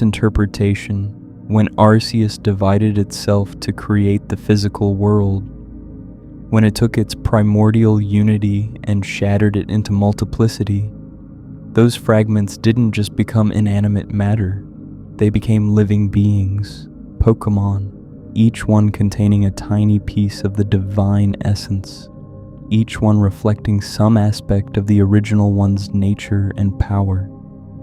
This would explain why Pokémon can use elemental energy that corresponds to the plates, why type matchups exist in the patterns they do, why certain Pokémon feel fundamentally connected to specific types or concepts. It would mean that every Pokémon, from the humblest Caterpie to legendary beasts like Articuno or Entei, contains within themselves a spark of divinity, a fragment of Arceus' essence, making them not just creatures that happen to exist, but actual pieces of the Creator distributed throughout the world. It would transform the relationship between trainer and Pokémon from merely working with powerful creatures to forming partnerships with beings that carry divine heritage, that represent scattered aspects of the force that made reality itself. Yet this interpretation too has difficulties. If every Pokémon is a fragment of Arceus, what distinguishes legendary Pokémon from regular species? Are legendary Pokémon somehow larger fragments, pieces that retained more of the original power and consciousness? Why do some Pokémon evolve while others don't? How do new Pokémon come into existence if they're all supposed to be fragments of a one-time division of Arceus' original form? The theory provides satisfying answers to some questions while creating new puzzles, as all attempts to explain ultimate origins inevitably do. A third possibility, one that might reconcile the previous two theories, suggests that both processes occurred, that they represent different phases of how life populated the world. Perhaps Arceus first divided portions of itself to create fundamental Pokémon types or families, establishing basic patterns and characteristics, creating the templates from which more specific species could develop.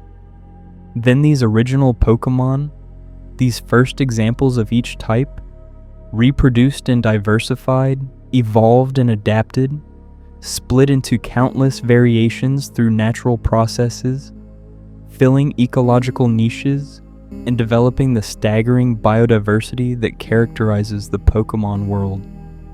Under this hybrid model, both divine creation and natural evolution play roles, working together rather than being mutually exclusive explanations.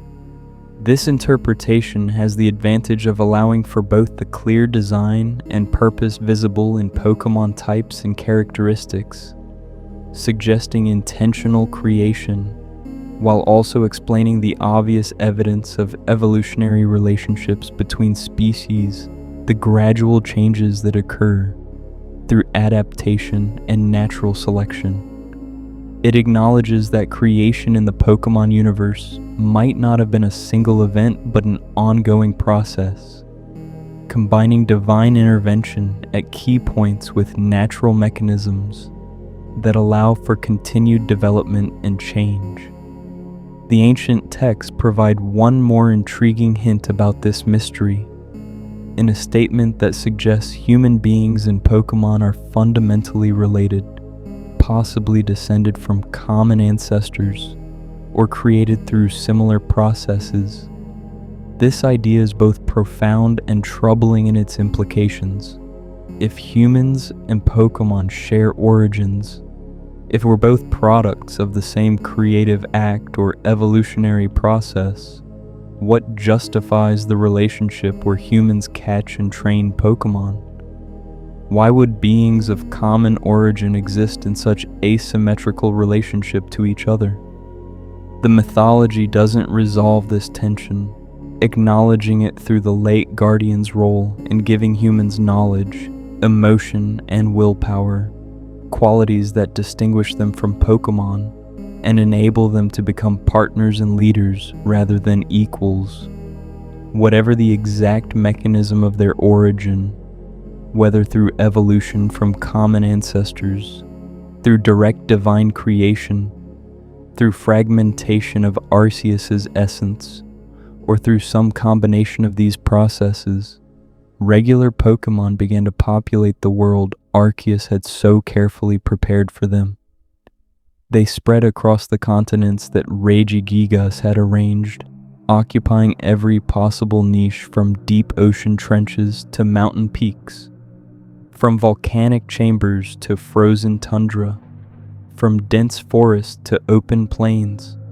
They developed incredible diversity of form and function, some remaining simple and small, while others grew to tremendous size and power, some focusing on physical strength, while others developed psychic abilities, or elemental manipulation, or any of countless other specializations. The emergence of regular Pokémon, these non-legendary species that would become the most commonly encountered creatures in the world, represented a crucial transition in the history of creation, where previous acts of creation had focused on universal frameworks and specialized guardians. The proliferation of regular Pokémon shifted attention to abundance and diversity, to creating a living world rich with variety and possibility. These weren't beings that governed fundamental forces or maintained specific critical systems. They were simply alive, experiencing the world, eating and sleeping and reproducing and dying, occupying their ecological roles, providing the foundation for complex ecosystems that would make the world feel genuinely alive, rather than a sterile platform maintained by distant deities. And with regular Pokémon populating the world in abundance, creating functional ecosystems and filling every available niche with extraordinary diversity of life, the stage was finally truly set for the next great development in creation's history. The world was ready, prepared through eons of careful construction and divine intervention, maintained by specialized guardians, inhabited by countless species of varied Pokémon, balanced between order and chaos, between divine and natural, between design and emergence. All that remained was for one more type of consciousness to enter the picture, one more form of awareness that would change everything, that would introduce entirely new dimensions of meaning and purpose and conflict into reality. The world was ready for humanity to arrive. The arrival of humans in what would become known as Hisui represents one of the most significant yet mysterious events in the region's history.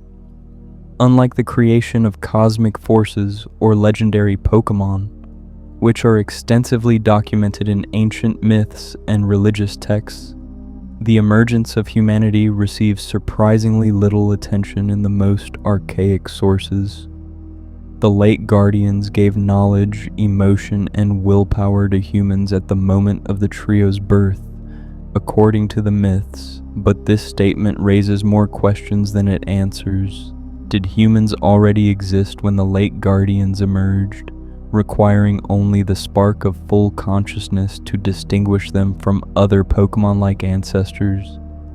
Or did the late guardians' act of sharing their gifts literally create humanity, calling forth a new form of being from creatures that had previously been just another Pokémon species?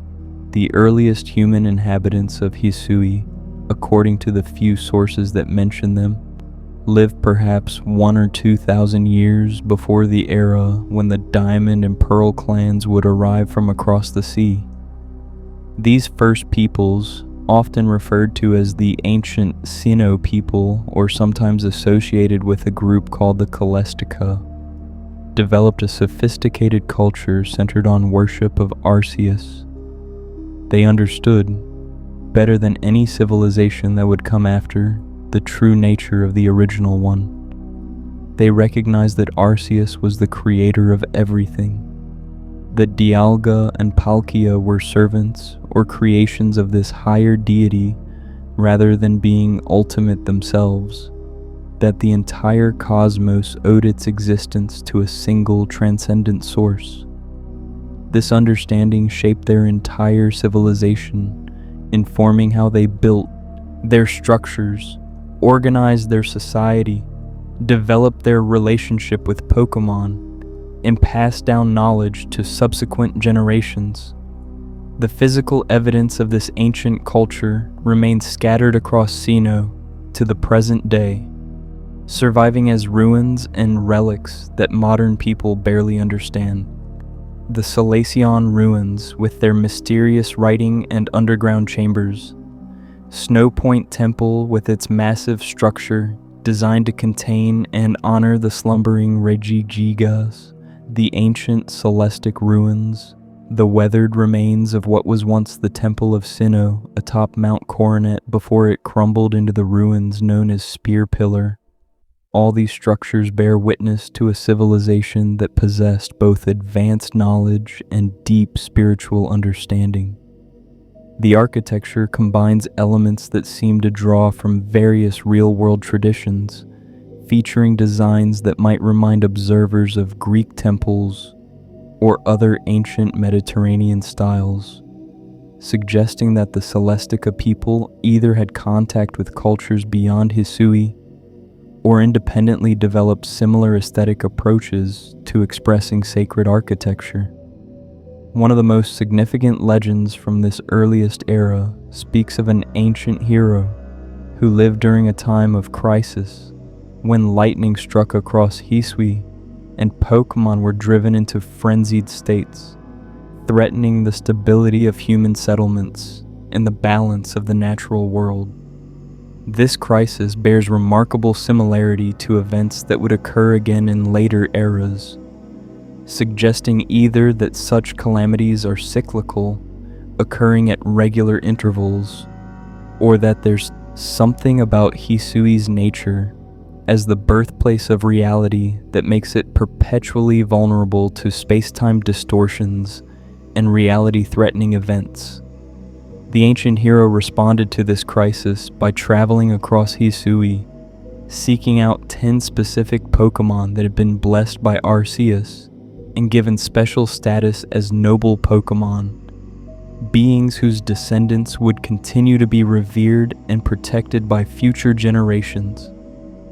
These 10 Pokémon, the companions of the ancient hero, represented a partnership between human and Pokémon that transcended the normal trainer-Pokémon relationship that would become standard in later eras.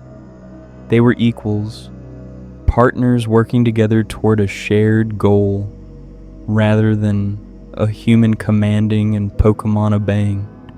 Together they quelled the crisis, calmed the raging Pokémon, restored stability to the space-time distortions threatening reality, and in recognition of their service, Arceus blessed them, ensuring that their descendants would maintain special status forever after. The noble and ride Pokémon known to the Diamond and Pearl clans, creatures like Cleavor, Weirdeer, Ursaluna, Basculegion, and others, all trace their lineage back to these original 10 companions, carrying blessings that make them larger, more powerful, more noble in bearing than ordinary members of their species. The ancient hero's identity remains one of Hisui's greatest mysteries. The tapestries and artistic depictions show a figure who doesn't match the traditional dress of either the Diamond or Pearl clans, suggesting someone from an even earlier time or perhaps from a different cultural tradition entirely. Some scholars note similarities between depictions of the ancient hero and certain figures from other regions, leading to speculation that maybe the hero wasn't originally from Hisui at all, but arrived from elsewhere, perhaps even from beyond the Pokémon world entirely, sent by Arceus specifically to address the crisis just as another hero would be summoned in future ages. The inability to definitively identify the ancient hero frustrates historians, but also adds to the legend's power, making the figure more mythic, more representative of heroism in abstract, rather than being tied to one specific historical individual. After the ancient hero's time, after the crisis was resolved and stability restored, the ancient Sinnoh people gradually departed from Hisui. The myths speak vaguely of how Almighty Sinnoh's light faded from the region, suggesting that divine presence became less immediately apparent, that Arceus withdrew from direct interaction with the world, making it more difficult for humans to maintain the intense spiritual connection that had characterized earlier eras.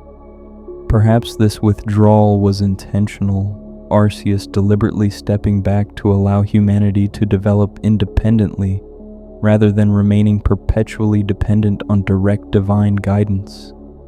Perhaps it was a natural consequence of reality maturing, becoming stable enough that constant divine oversight was no longer necessary, allowing the creator to rest while creation continued functioning according to established patterns.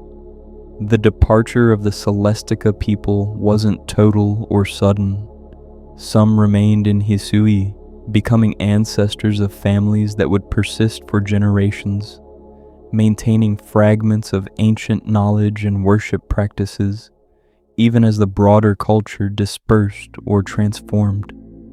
Celestic Town in modern Sinnoh, named after these ancient peoples, houses descendants who preserve traditions and knowledge that reach back to the earliest days, though even they have lost much of what their ancestors once knew, retaining only fragments of a once comprehensive understanding of creation and their role in it. The dispersal of the Celestica to distant lands beyond Hisui suggests that the ancient peoples recognize something important about their mission, understanding perhaps that the knowledge they possessed needed to be spread beyond one region, shared with other lands and peoples who might lack access to Hisui's sacred sites and direct connection to creation mythology. The world that these early humans inhabited was vastly different from what later generations would experience. Pokémon were more dangerous, less inclined to cooperate with humans, requiring much greater care and skill to work alongside. Technology for capturing and storing Pokémon didn't exist yet, meaning any partnership had to be earned through genuine connection and mutual respect, rather than simply throwing a Pokeball. The wilderness was genuinely wild, untamed, full of territories where powerful Pokémon ruled and humans ventured only with great caution. There were no established routes between settlements, no Pokémon centers to heal injured partners, no organized league system to channel battles into structured competition. It was a world where humans and Pokémon were truly separate entities learning to coexist, where every partnership represented genuine achievement, where the bond between human and Pokémon meant everything because there was no technology to substitute for mutual trust and understanding. Living in such conditions required different qualities than later, more comfortable eras would demand. The ancient peoples had to be hardy, resourceful, capable of surviving in wilderness without modern conveniences. They needed deep knowledge of Pokémon behavior, understanding which species were approachable and which should be avoided, knowing how to read territorial markers and breeding seasons and danger signs. They developed skills for crafting tools and supplies from natural materials, for building shelters that could withstand Pokémon attacks, for organizing their settlements in ways that provided safety without unnecessarily encroaching on Pokémon territories. And they needed spiritual strength, maintaining faith in divine protection and cosmic order even when immediate circumstances seemed chaotic and threatening. trusting that the world had been created with purpose, and their role in it, however difficult, was part of a larger meaningful design.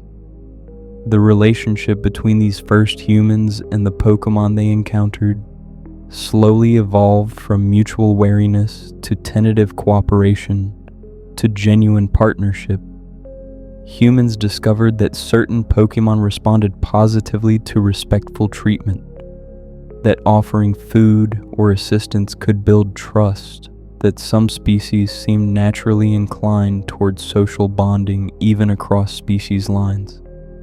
Pokémon learned that humans, despite their relative physical weakness, possessed intelligence and creativity that made them valuable allies, that human companions could provide food and shelter and protection in exchange for assistance with tasks that required Pokémon strength or abilities.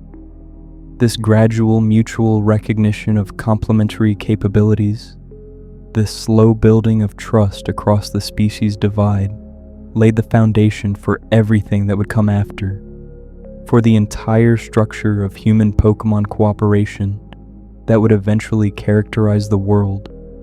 And yet, even as these partnerships developed, even as certain individuals on both sides demonstrated the potential for genuine friendship and cooperation, the relationship remained fundamentally asymmetrical in ways that would persist through all subsequent eras. Humans became the leaders, the decision makers, the ones who directed and commanded even when the relationship was loving and respectful. Pokémon, even those far more powerful than their human partners, accepted subordinate roles, following commands, accepting capture, allowing themselves to be used in battles for human purposes. The myths attribute this to the late Guardian's gifts, to the knowledge and emotion and willpower that distinguished humans from Pokémon, that gave humans qualities enabling them to take on leadership and coordination roles, that Pokémon, lacking those fully developed characteristics, couldn't fill themselves. But this explanation, while mythologically satisfying, carries uncomfortable implications about the nature of Pokémon consciousness and agency, about what it means that beings possessing their own will and intelligence nonetheless consistently accept subordination to a physically weaker species. Do Pokémon genuinely lack full consciousness without human partnership, remaining somehow incomplete until partnered with a human who provides the missing elements? Or do they possess complete consciousness and agency, but choose subordination for their own reasons we don't fully understand? The ancient myths don't resolve this question, perhaps because the people asking it didn't see subordination as problematic, accepting as natural and proper that humans would lead and Pokémon would follow, that this hierarchy represented not exploitation, but appropriate order reflecting genuine differences in nature and capability. As generations passed in these early times, as humans became more established in Hisui, as their understanding of Pokémon deepened through countless interactions and partnerships, something important began developing. Religious traditions formed around the noble Pokémon and the memory of the ancient hero, practices of reverence and care that would eventually become the warden system known to later clans. Knowledge of sacred sites was preserved and passed down, ensuring each generation understood which locations demanded special respect and why. Stories about Arceus and the creation of the world were refined and ritualized, transformed from simple facts into liturgy, into songs and ceremonies that help people remember their origins and their relationship to divine forces, even as direct experience of those forces became rarer. This development of religious tradition, this transformation of knowledge into worship, represented both gain and loss. On one hand, It ensured that important truths would survive even when people could no longer experience those truths directly, that future generations would retain some connection to their cosmic origins, even if they never personally witnessed divine intervention or stood in the presence of legendary Pokémon.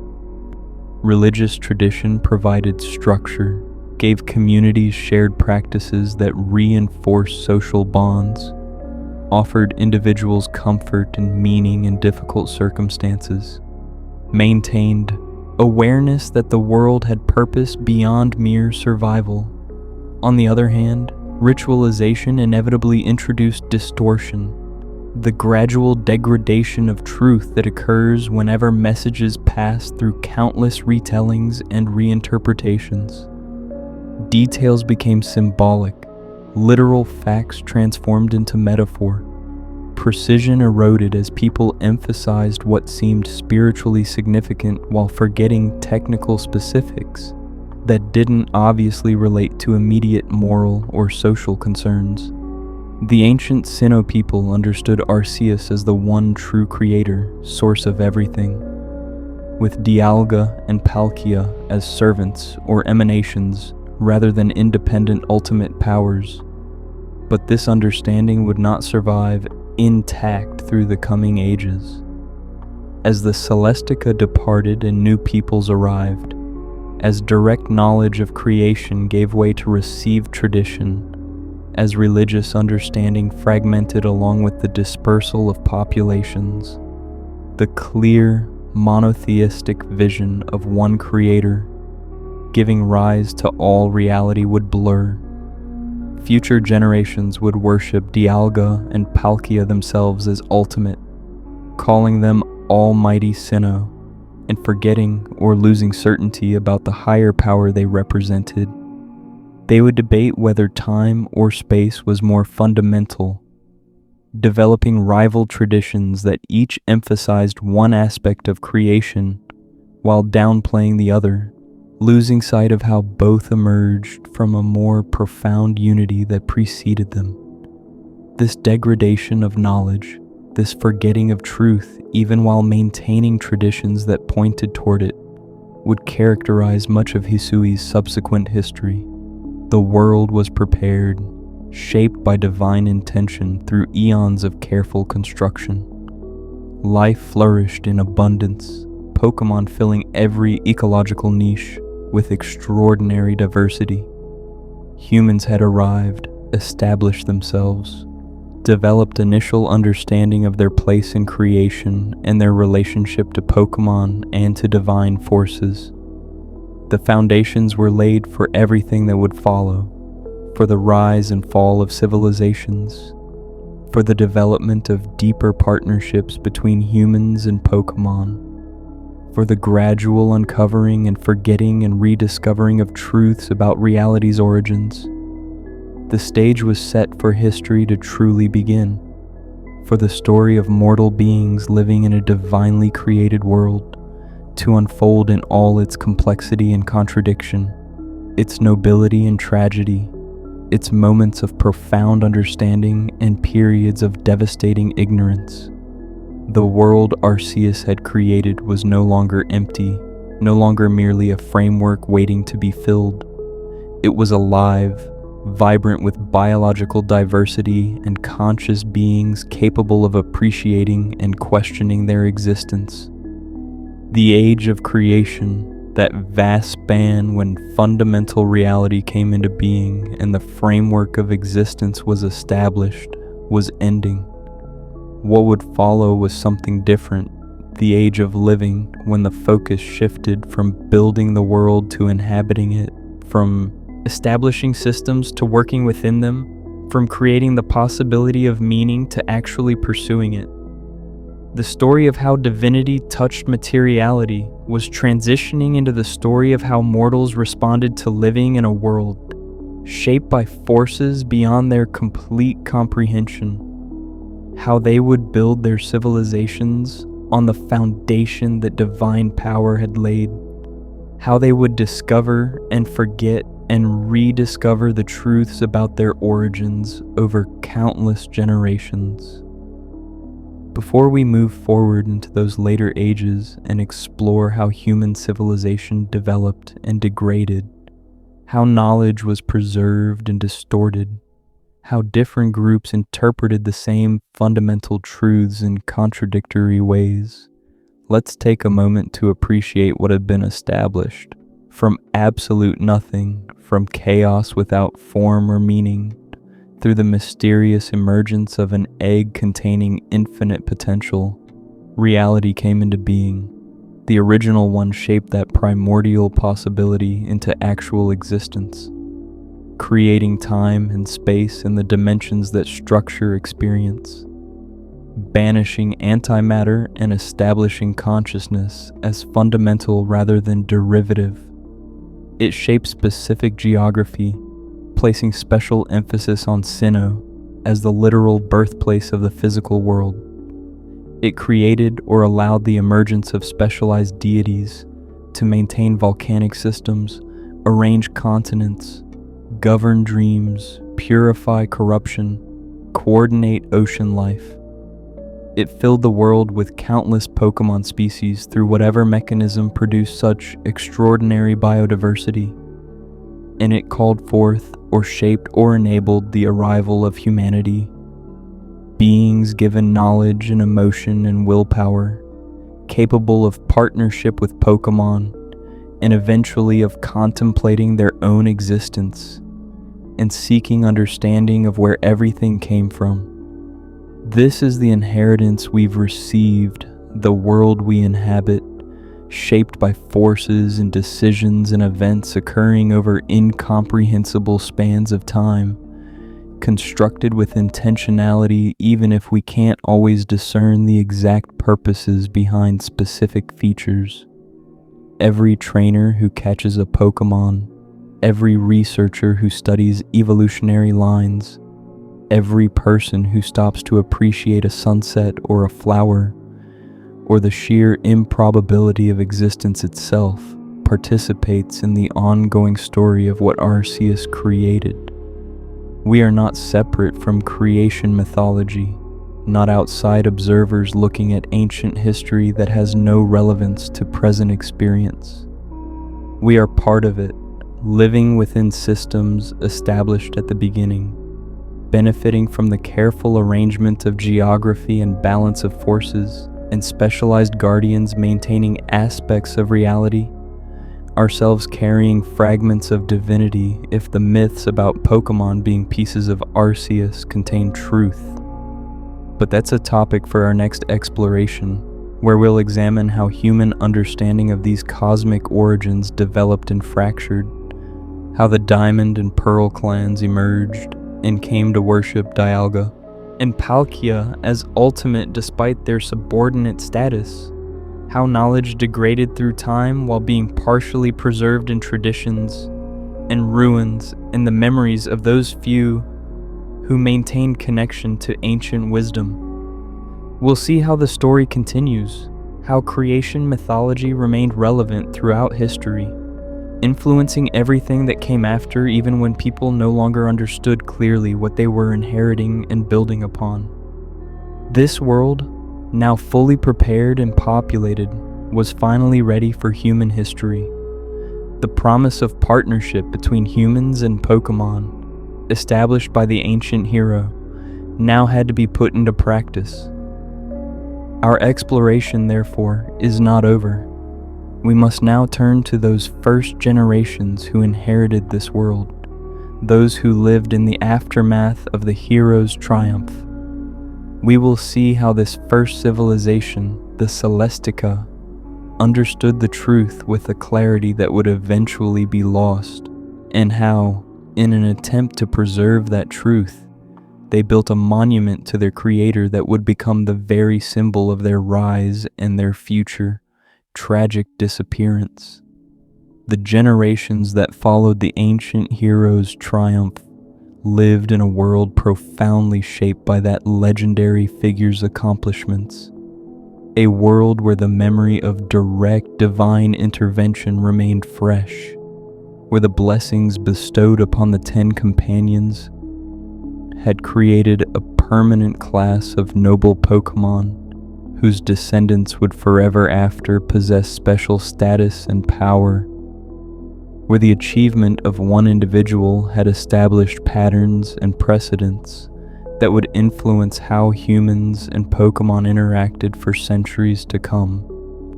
This was an age when the boundary between myth and history remained permeable, when people still possessed living memory of miraculous events, when the truths about creation and divine forces hadn't yet degraded into uncertain legend, but existed as known facts passed down through only a few generations, still clear and vivid and relatively undistorted by countless retellings.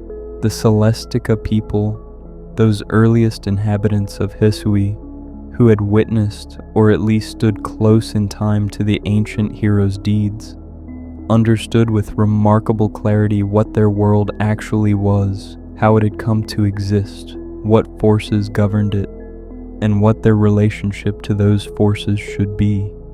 They knew that Arceus was the original one, the creator of everything, the source from which Dialga and Palkia and even Giratina had emerged, that these tremendous beings were servants or emanations of something even greater rather than being themselves ultimate. They recognized Mount Coronet as the literal birthplace of physical reality, the place where creation itself had occurred, where the first act of bringing the universe into being had been performed. They understood the 3 lakes as dwelling places of consciousness itself, homes to beings that embodied the fundamental components of spirit that had given humanity the qualities distinguishing them from Pokémon. And they knew, with certainty born from experience rather than mere belief, that their continued existence depended on maintaining proper relationship with these forces, on honoring what was sacred, on preserving knowledge that future generations would need. This understanding, this clarity of vision regarding the cosmic architecture surrounding them, drove the Celestica people to undertake an enormous construction project, an act of devotion and preservation that would require tremendous labor and resources, that would demand cooperation between humans and Pokémon on a scale not seen before or since. They decided to build a temple, not just any structure, but the greatest monument their civilization could create, a building that would honor the ancient hero and the blessed Pokémon who had saved their ancestors, that would commemorate Arceus itself and the act of creation that had made everything possible, that would serve as a physical manifestation of their gratitude and their understanding of divine reality, that would stand as testimony for all future generations that people had once known the truth about their origins and had built something magnificent to express that knowledge. The location for this temple could only be one place: Mount Coronet's peak, the highest point in all of Hisui and perhaps the entire world, the spot where Arceus had first created the eggs of the creation trio, where reality itself had begun. This was where the temple must stand.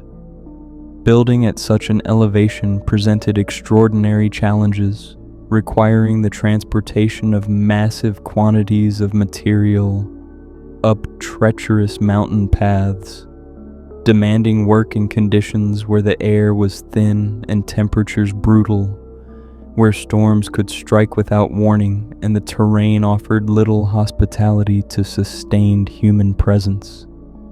But these difficulties only made the project more meaningful, transformed the act of construction into an offering itself, demonstrated through the magnitude of effort invested just how seriously the Celestica people took their sacred duty to honor their creator and preserve the memory of their origins. The stone used in the temple's construction came from the ancient quarry, a location that would later be known simply for providing building materials.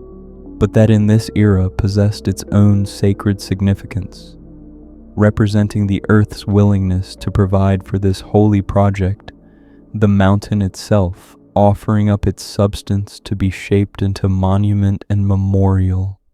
The work of quarrying wasn't performed by humans alone.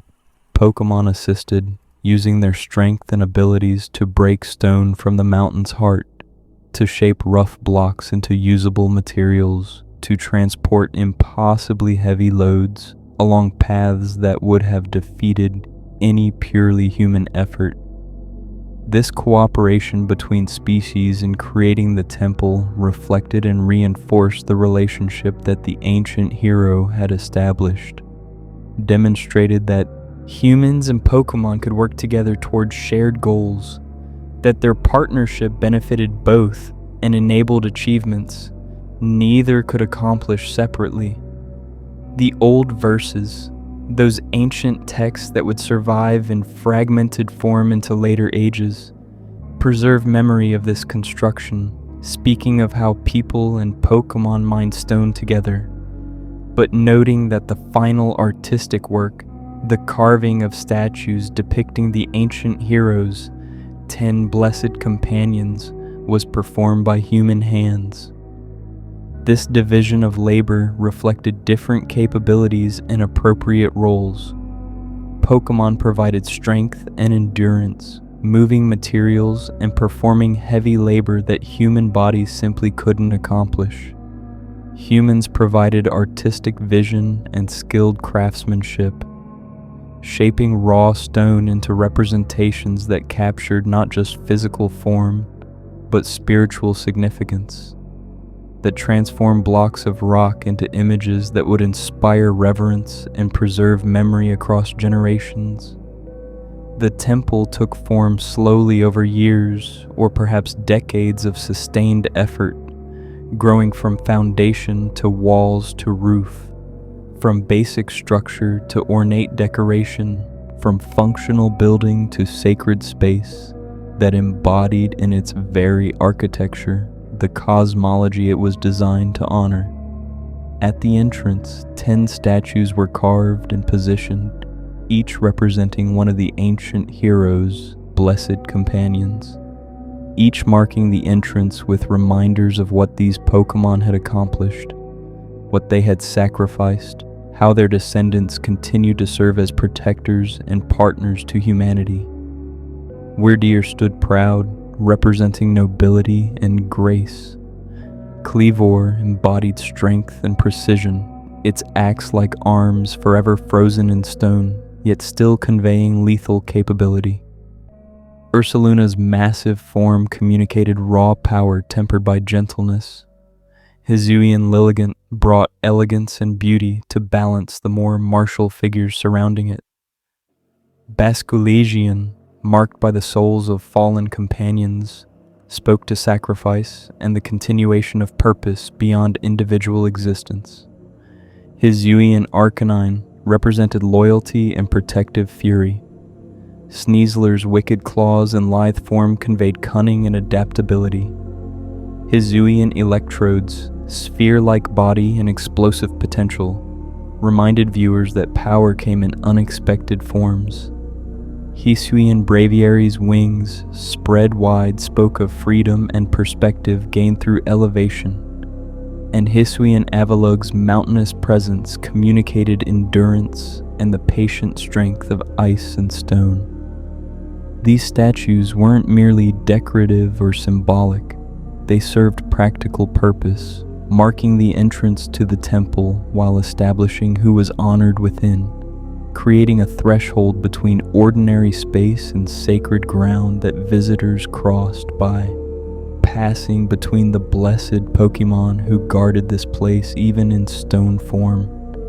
They educated each new generation about which Pokémon had been chosen, which species continued to produce noble descendants, what qualities had been valued by the ancient hero and should continue to be cultivated by those who followed.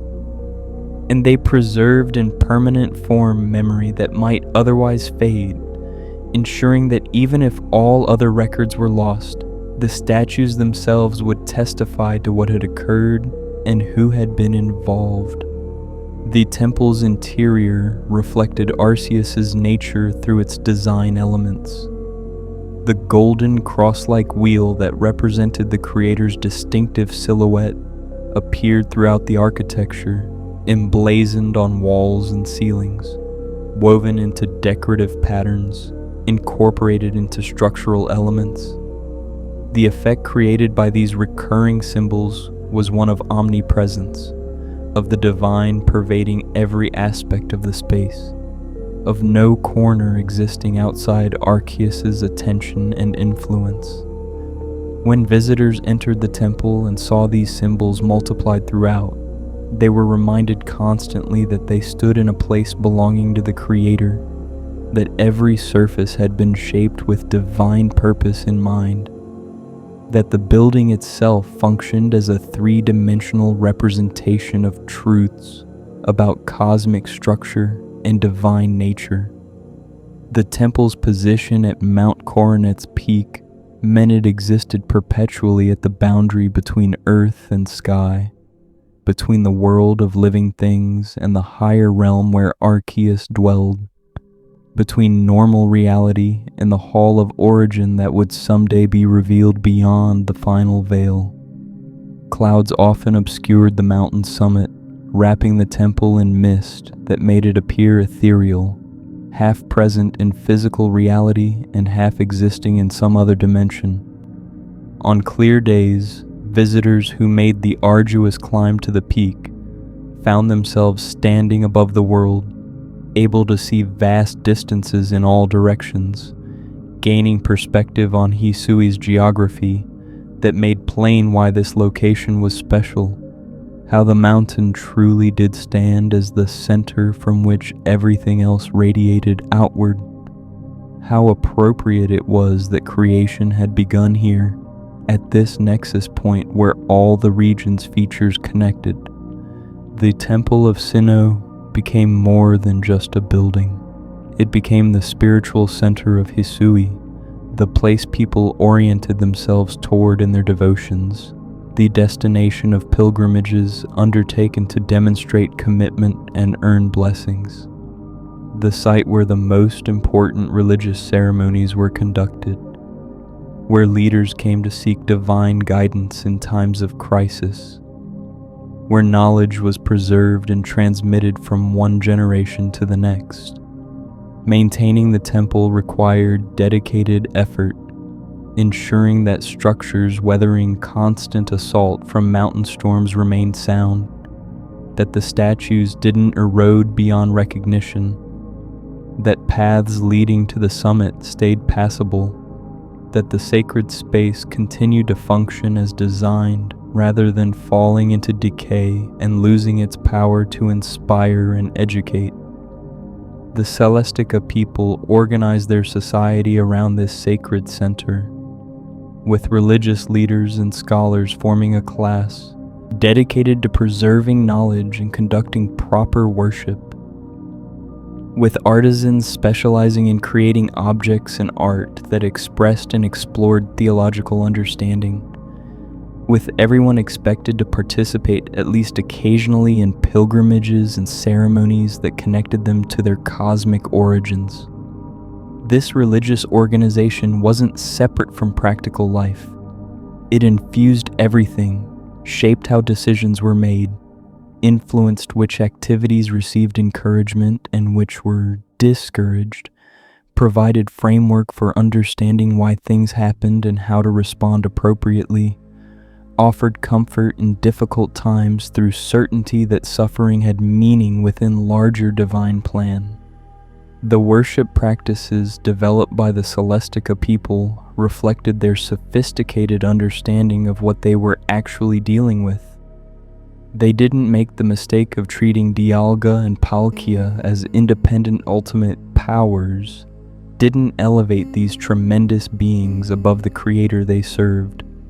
Instead, their rituals and prayers directed attention through these beings toward Arceus, recognizing them as intermediaries, as aspects through which the original one manifested different qualities, and through which mortals could comprehend forces too vast and abstract to grasp directly.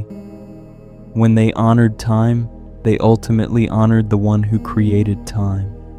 When they respected space, they acknowledged the power that brought space into existence.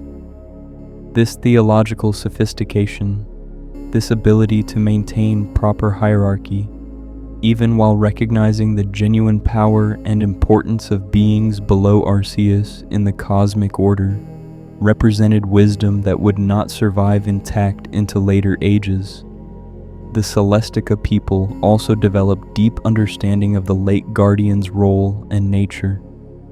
They recognized these beings as fundamental to human consciousness itself, understood that Uxie and Mesprit and Azelf weren't just powerful Pokémon dwelling in convenient lakes, but were the actual sources of knowledge and emotion and willpower. That without these beings, humanity would be no different from other Pokémon species. That the qualities distinguishing humans from Pokémon and enabling them to take on special roles as coordinators and leaders all traced back to deliberate gifts from these three divine creatures. This understanding shaped how they approached the lakes themselves, treating these bodies of water as sacred spaces that must be protected and respected, developing rituals for approaching them properly, teaching each generation about the debt humanity owed to the beings dwelling in those depths. The noble Pokémon, descendants of the ancient heroes, blessed companions, receive special status and care within Celestica society. These weren't ordinary Pokémon to be caught or commanded casually. They were living connections to the legendary past, bearers of blessings that made them larger and stronger and nobler than normal members of their species, creatures that deserved honor and careful treatment. The Celestica people developed the practice of appointing wardens, individuals charged with caring for specific noble Pokémon, ensuring their needs were met, protecting them from harm or exploitation, maintaining the relationship between these blessed creatures and the human communities that benefited from their presence and protection. The warden role combined elements of guardian, servant, priest, and diplomat, requiring individuals capable of understanding Pokémon deeply, willing to dedicate their lives to this sacred duty, able to communicate the nobles' needs to broader community and represent community interests to the nobles. This age of clear understanding and proper worship couldn't last forever. Nothing in the mortal world persists unchanged across centuries, and the Celestica people's remarkable clarity about cosmic reality would eventually blur and fragment as historical circumstances shifted and new groups with different perspectives entered Hisui. The old verses speak cryptically about how Arceus's light faded from the region, suggesting that at some point the direct divine presence that had been palpable to earlier generations became less immediately apparent, that the Creator withdrew from constant visible involvement in mortal affairs, that people could no longer point to obvious miracles and clear interventions as proof of divine reality. This withdrawal wasn't abandonment, wasn't Arceus ceasing to care about creation or losing interest in humanity. It was something more subtle, perhaps a necessary step in allowing humans to mature and develop independence, to learn to function without constant divine supervision, to build their own civilizations and make their own choices rather than merely following explicit divine commands at every turn. As Arceus's presence became less overtly manifest, as direct experiences of the divine became rarer, the Celestica people began to depart from Hisui. The ancient texts don't clarify whether this departure was voluntary migration, seeking new lands, or involuntary displacement caused by catastrophe. whether it happened suddenly or gradually over generations, whether the entire population left or only a majority with some remnant remaining. What's clear is that the dominant culture that had built the Temple of Sinnoh and preserved accurate knowledge of creation eventually ceased to be the primary force in the region, leaving behind ruins and scattered descendants and fragmentary texts that would puzzle future scholars, trying to reconstruct what had been known and subsequently lost. The descendants who remained, those few Celestica bloodlines that stayed in Hisui, even as the broader culture dispersed to distant lands, preserved fragments of the ancient knowledge, maintaining enough understanding to recognize their ancestors' achievements while losing comprehensive grasp of the complete cosmological framework that had once been so clear. These remaining families would eventually be found in Celestic Town in later ages, still honoring traditions they no longer fully understood, still maintaining some connection to the ancient past, even as the past became increasingly obscure and mythical rather than historically concrete. The fact that they retained even fragments is remarkable, speaks to deliberate effort across generations to hold on to something precious, even when its full meaning had been partially forgotten. To pass down whatever could be preserved, even knowing that much had already been lost. Into this vacuum left by Celestica dispersal, into this Hisui now lacking the dominant culture that had shaped it for so long, new peoples arrived who would develop their own interpretations of the divine forces surrounding them, who would establish new traditions based on partial knowledge and theological speculation, who would preserve some truths while introducing new distortions, who would honor the same sacred sites and Pokémon, but understand them differently, sometimes correctly, and sometimes in ways that would cause confusion and conflict for generations to come.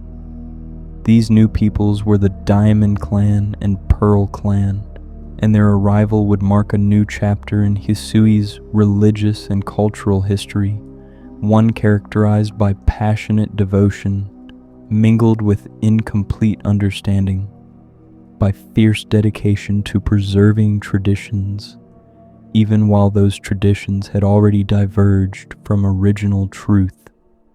The Diamond and Pearl clans came to Hisui from across the sea, travelers from distant lands whose origins remain mysterious, whose reasons for journeying to this remote region aren't fully explained in the surviving records.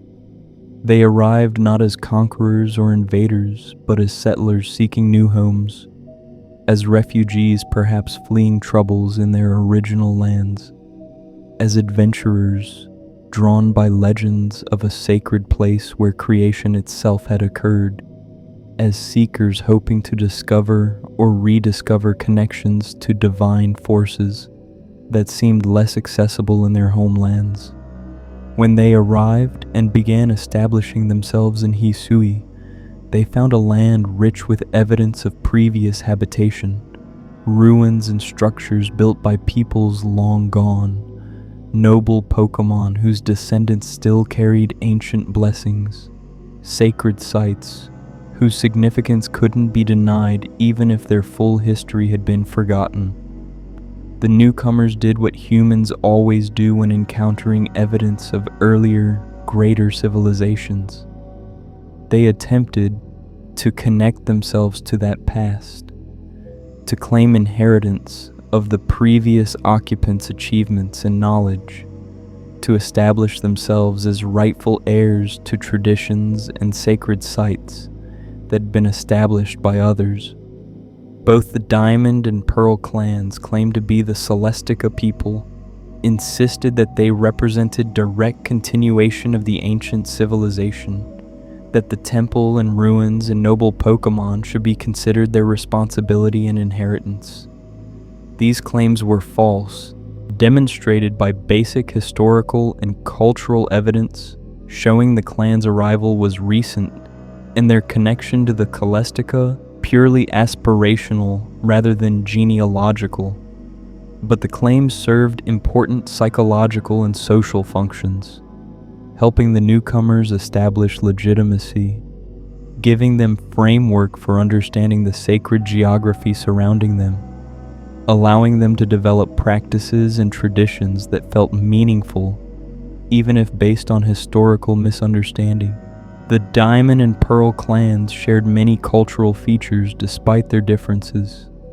Both dressed in clothing and accessories designed to resemble specific Pokémon, incorporating colors and design elements that evoke these creatures, making their devotion visible in their daily appearance rather than reserving it for special ceremonies. Both paid reverence to the noble Pokémon they encountered, recognizing these blessed creatures as deserving special treatment and protection, adopting the warden system that the Celestica people had developed, appointing individuals to care for specific nobles and serve as intermediaries between these powerful beings and broader clan membership. Both understood Mount Coronet as supremely sacred, the heart of Hisui's spiritual significance, the place where the divine was most immediately accessible, and both worshipped a deity they called Almighty Sinnoh, recognizing that this region had been named after and shaped by a divine power of tremendous significance. But despite these similarities, despite sharing fundamental understanding that Hisui was sacred and that certain Pokémon demanded special reverence, the Diamond and Pearl clans diverged dramatically in their specific theological interpretations of who or what Almighty Sinnoh actually was, what this deity had created first, what priorities it embodied, what values it demanded from worshippers. These divergences weren't minor differences in emphasis or interpretation that could coexist peacefully. They were fundamental disagreements about the nature of reality itself, about what was truly primary in creation, about what cosmic force deserved ultimate allegiance. And because both clans held their positions with absolute certainty, because neither could accept that the other might be partially right, these theological differences generated friction, argument, and occasionally open conflict that would characterize clan relationships for centuries.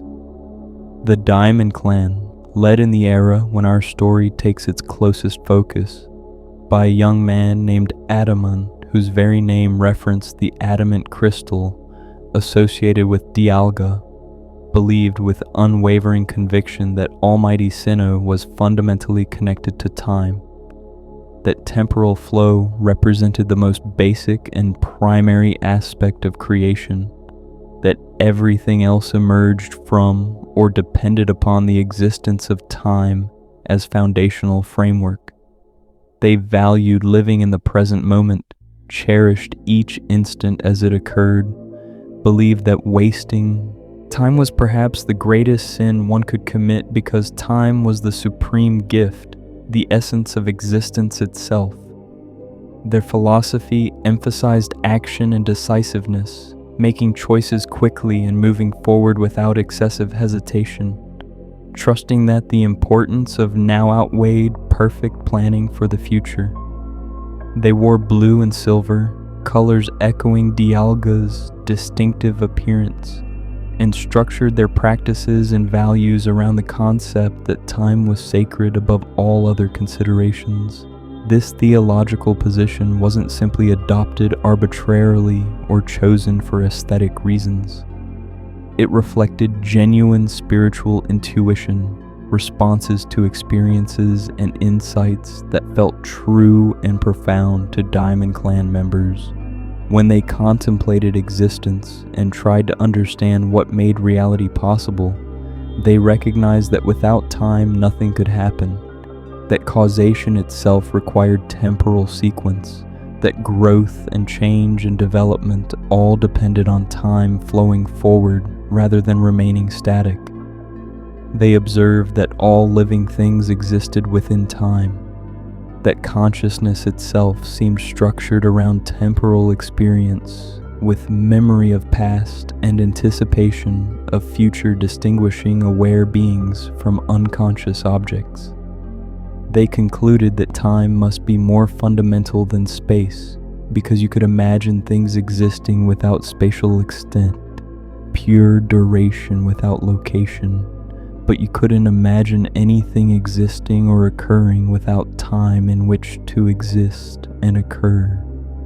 The Pearl Clan, led by a young woman named Irida, whose caution and deliberation contrasted sharply with Adaman's impulsiveness, held equally passionate conviction that Almighty Sinnoh was fundamentally connected to space, that spatial extent represented the most basic reality, that time was derivative and less primary than the vast expanse of land and sky that surrounded them. They valued the region's expansiveness, believed that the importance of Hisui lay in its physical magnificence and diversity, that Almighty Sinnoh had created this particular place with deliberate intention, that its varied environments and beautiful landscapes should be preserved and respected.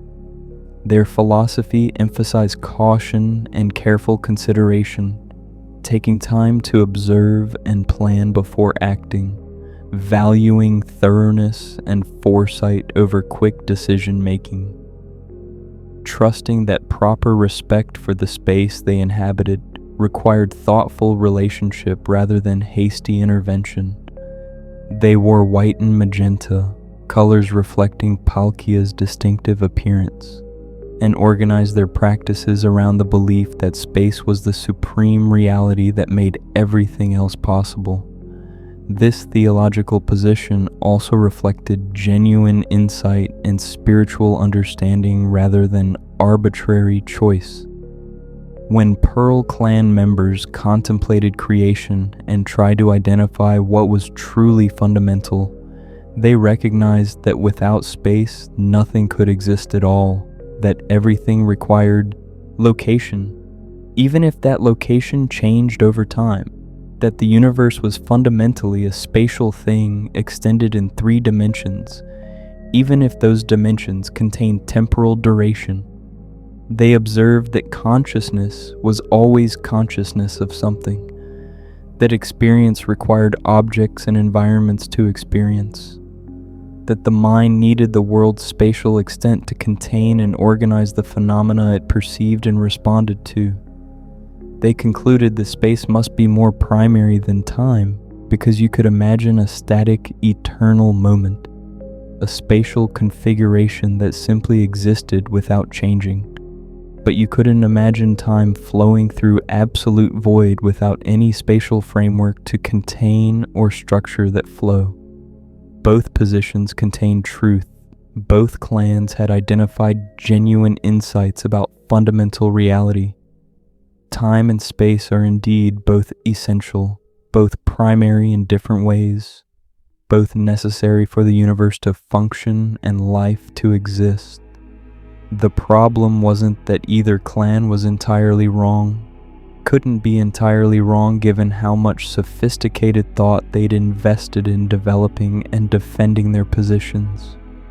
The problem was exclusivity, the insistence that their chosen aspect of reality had to be more fundamental than the other, that acknowledging the other clan's insights would somehow diminish their own understanding, that there could only be one truly primary force rather than multiple co-equal necessities working together to create the whole. This theological rivalry manifested in countless daily interactions and larger conflicts. When the clan leaders met, which happened regularly because both groups needed to coordinate about shared concerns and responsibilities, their conversations inevitably devolved into arguments about which deity was truly Almighty Sinnoh, whether Dialga or Palkia deserved primary allegiance, whether time or space was more sacred. Adaman would insist that every moment wasted in excessive deliberation was an insult to Almighty Sinnoh's gift of time, that action and decisiveness honored the divine, while Pearl Clan caution amounted to cowardice and disrespect. Irida would counter that rushing into decisions without proper consideration showed contempt for the beautiful, complex world Almighty Sinnoh had created, that Diamond Clan impulsiveness destroyed what should be preserved and valued. Both were partially right in their criticisms. Both were also unfair in refusing to acknowledge the legitimate concerns underlying the other's approach. The wardens, appointed by each clan to care for the noble Pokémon, reflected their respective philosophies in how they approached their duties. Diamond Clan wardens tended toward direct action, confronting problems immediately when they arose, believing that their nobles needed active protection and decisive intervention, rather than passive waiting and hoping threats would resolve themselves. Pearl Clan wardens favored observation and patience, relationship building, trusting that understanding the nobles' needs deeply and maintaining stable environment would prevent problems rather than requiring constant intervention. Both approaches had merit. Both produced effective wardens who genuinely cared for their charges and succeeded in maintaining the noble Pokemon's well-being. But each clan tended to view the other's methods with suspicion, interpreting Diamond Clan directness as recklessness and Pearl Clan caution as neglect. Despite these conflicts, despite the theological disagreements and philosophical differences that seemed irreconcilable, the Diamond and Pearl clans maintained functional, if tense, coexistence most of the time. They needed each other in practical terms, required cooperation for projects beyond either clan's individual capacity, benefited from trading resources and knowledge even while disagreeing about ultimate meanings. They shared enough values and practices that common ground could be found when immediate practical needs demanded it. And they both recognized, however reluctantly, that neither clan possessed sufficient power or legitimacy to simply eliminate or drive out the other, that Hisui would continue to be home to both groups indefinitely, that learning to coexist despite differences wasn't optional but necessary for both to survive and thrive. The noble Pokémon themselves, blessed descendants of the ancient hero's companions, existed above and outside the clan rivalries in some ways. While each noble was assigned to a warden from one clan or the other, the nobles themselves didn't appear to favor either theological interpretation, didn't manifest clear preference for Diamond Clan's temporal emphasis over Pearl Clan's spatial focus, or vice versa. They simply were what they were, powerful beings carrying ancient blessings, serving their traditional roles as protectors and partners to the human communities surrounding them, accepting the care provided by their wardens regardless of which clan those wardens belonged to. This neutrality, this refusal to validate one clan's theology over the other through their behavior or preferences, should have served as evidence that both clans were missing something important in their exclusive claims. If the nobles who stood closer to the divine than ordinary Pokémon and maintained direct connection to ancient blessings didn't distinguish between time-focused and space-focused worship, perhaps that suggested the distinction itself was false, or at least less absolute than either clan wanted to believe. But humans, particularly humans deeply invested in theological positions they've built their identities around, rarely take such hints gracefully. The Diamond and Pearl clans continued their rivalry, continued insisting on exclusive correctness, continued teaching each new generation that the other clan was fundamentally mistaken about the nature of Almighty Sinnoh and the proper way to honor divine reality.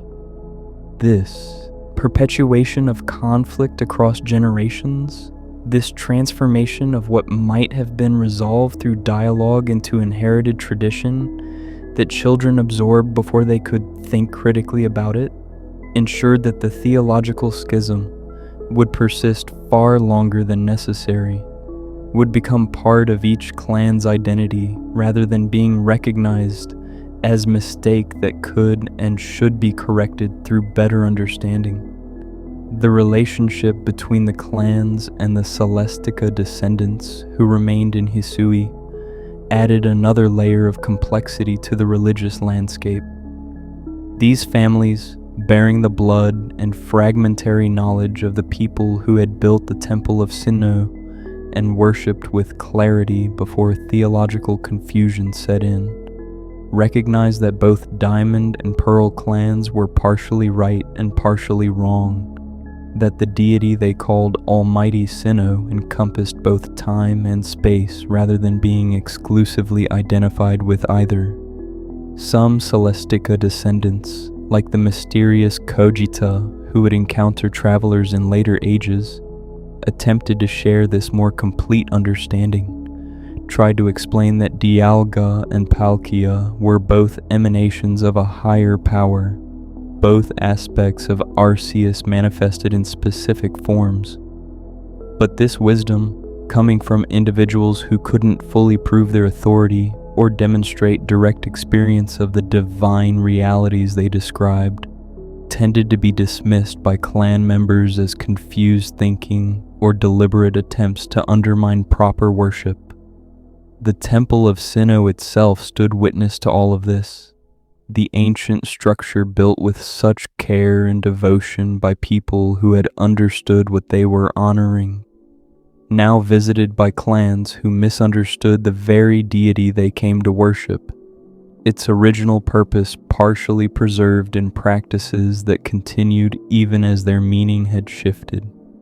The Diamond and Pearl clans both treated the temple as supremely sacred, both made pilgrimages to its summit, both conducted ceremonies in its halls that echoed ancient practices, even if the theology underlying those practices had diverged from original truth. The 10 statues still guarded the entrance, still reminded visitors of the ancient heroes' blessed companions, still indicated which Pokémon species deserved special reverence, even if the reasons why had been partially forgotten. The Arceus symbols still adorned walls and ceilings, still represented the true creator, even if clan members looking at them often thought they honored Dialga or Palkia rather than the higher power those beings served. This situation, this complex mixture of preserved truth and introduced error, of ancient wisdom partially maintained alongside recent confusion, characterize what we might call the age of worship and understanding, not because understanding was perfect or complete, but because it remained better than what would come later, because people still knew enough to worship properly, even if they argued about specifics, because the sacred sites still functioned to connect mortals with divine forces, even if theological explanations had fractured.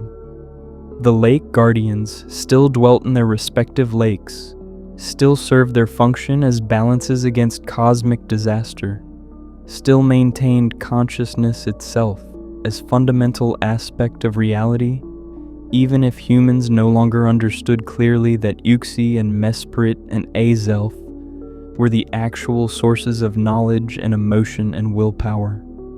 The noble Pokémon still carried their blessings, still served as protectors, still demonstrated through their existence that the ancient heroes' achievements had permanent effects. The temple still stood, still marked the peak of Mount Coronet as sacred, still provided focus for religious devotion and framework for preserving at least partial memory of origins. Throughout this era, there would be occasions when the cosmic forces maintaining reality came under threat, when the Lake Guardians had to fulfill their designed function as emergency intervention against powers threatening to destroy or remake the universe. These events weren't recorded in detail that survived to later ages, but the fact that reality persisted, that Dialga and Palkia didn't end up clashing in battles that would tear space-time apart, that the carefully constructed framework of existence remained stable despite various forces that might have disrupted it. This testified to the Lake Guardians' effectiveness. When threats emerged, whether from ambitious humans attempting to harness powers beyond their comprehension, or from Pokémon whose nature made them dangerous to cosmic stability, or from distortions in the fabric of reality that occurred naturally as unavoidable consequences of having time and space and antimatter all coexisting in tension. Uxie and Mesprit and Azelf were there, combining their powers in concert as Arceus had designed, generating the psychic force necessary to calm raging deities and prevent catastrophe. Most of these interventions went unnoticed by ordinary people, occurring in dimensions or at scales beyond mortal perception, resolved before consequences manifested in ways humans could observe. But occasionally, evidence of cosmic tension would appear, strange phenomena that defied normal explanation, distortions in space or time that caused localized chaos, signs that the fundamental structure of reality wasn't as stable and permanent as people like to assume. During such crises, religious leaders from both clans would gather at the temple of Sinnoh, would conduct ceremonies and offer prayers, beseeching Almighty Sinnoh to restore stability, would call upon the Lake Guardians for intervention, even if they didn't fully understand what the Lake Guardians actually were or how they functioned. These religious responses to cosmic crisis, while based on incomplete understanding, actually served useful purposes, focusing community attention on the divine powers maintaining reality, reinforcing awareness that human existence depended on forces beyond human control, encouraging behaviors that respected sacred structures rather than attempting to manipulate or exploit them. The Diamond and Pearl clans developed rich ceremonial traditions during this era, elaborate practices for approaching the noble Pokémon in the sacred sites, specific prayers and offerings designed to honor Almighty Sinnoh and maintain proper relationship with divine forces. These ceremonies combined elements that trace back to Celestica practices with new innovations reflecting the clan's specific theological emphases and cultural characteristics. Diamond Clan ceremonies tended toward briefness and intensity, compressed powerful experiences into relatively short durations that nonetheless left lasting impressions, reflecting their value of not wasting time while still maintaining appropriate reverence. Pearl Clan ceremonies favored extended duration and careful attention to detail, unfolding slowly with space for contemplation and full appreciation of each element, reflecting their belief that proper worship required thoroughness and shouldn't be rushed. Music played an important role in both clans' religious practices, with songs and chants developed to express theological ideas and emotional responses to divine reality in ways that words alone couldn't capture. Some of these musical traditions, derived from the clan's original cultures, brought with them from across the sea and adapted to Hisui's sacred context. Others were created specifically in response to experiences in this sacred land, compositions inspired by encounters with noble Pokémon, or visits to the Temple of Sinnoh, or moments of genuine spiritual insight. The musical traditions, passed down through generations with careful attention to preserving melodies and lyrics unchanged, served as mnemonic devices, encoding theological knowledge and ritual procedures, ensuring that even if written texts were lost or destroyed, the songs themselves would preserve essential information and practices. The wardens occupied particularly important position in both clans' religious and social structures, serving as living bridges between human and Pokémon, between mundane and sacred, between traditional knowledge and contemporary practice. Becoming a warden wasn't merely taking on a job or accepting a responsibility. It was embracing a calling, dedicating one's life to service that transcended personal interests and ambitions, accepting that the noble one cared for would often take priority over one's own comfort or desires. Wardens needed to develop deep understanding of their assigned noble's personality and needs, learning to read subtle signs indicating satisfaction or distress, building relationship of trust and mutual respect that allowed for genuine partnership rather than merely human service to Pokémon Master. The training required to become warden was extensive, combining practical skills in Pokémon care with spiritual education about the noble's significance and the theological framework giving their service meaning. Young people who showed aptitude and dedication might be selected as apprentice wardens, working alongside experienced practitioners for years, gradually taking on more responsibility as they demonstrated competence and commitment. The moment when an apprentice was formally recognized as full warden, accepted as equal by both their predecessor and their noble, marked major life transition comparable to coming-of-age ceremonies in other cultures, signifying entrance into adulthood and full membership in the clan's spiritual core. Wardens often became repositories of knowledge beyond what was strictly necessary for caring for their specific nobles, accumulating understanding about Pokémon behavior in general, about the history of their clan and region, about theological nuances and ceremonial practices. This made them valuable resources for their communities beyond their warden roles, individuals who could be consulted for wisdom about various matters, who could teach younger generations, who could serve as authorities when disputes arose, requiring someone with both practical knowledge and spiritual grounding. The respect accorded to wardens reflected recognition that they performed essential service, that their dedication enabled the noble Pokémon to continue serving as protectors, that without their efforts, the ancient blessings and divine connections might deteriorate or be lost entirely. Despite the theological conflicts between Diamond and Pearl clans, despite their disagreements about ultimate truths and proper priorities, the wardens from both clans often maintained better relationships with each other than their respective leaders did. Shared experience of caring for noble Pokémon, shared understanding of what this responsibility entailed, shared dedication to purposes transcending clan rivalry. These commonalities created bonds that could survive and even flourish despite the broader tensions.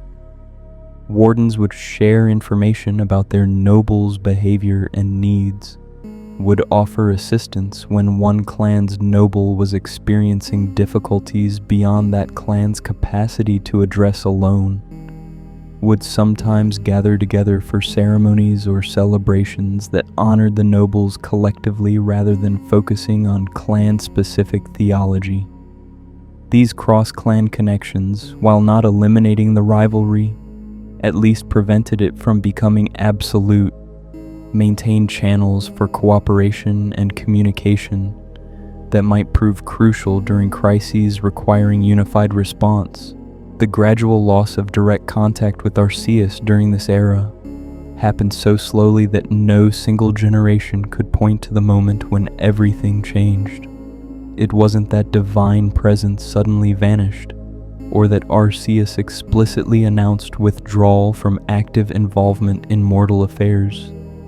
It was subtler, a slow fading of the immediate sense of divine proximity that earlier ages had taken for granted, a gradual lengthening of the gap between miraculous interventions, a progressive shift from experiencing divine reality directly to relying on inherited testimony about what previous generations had experienced.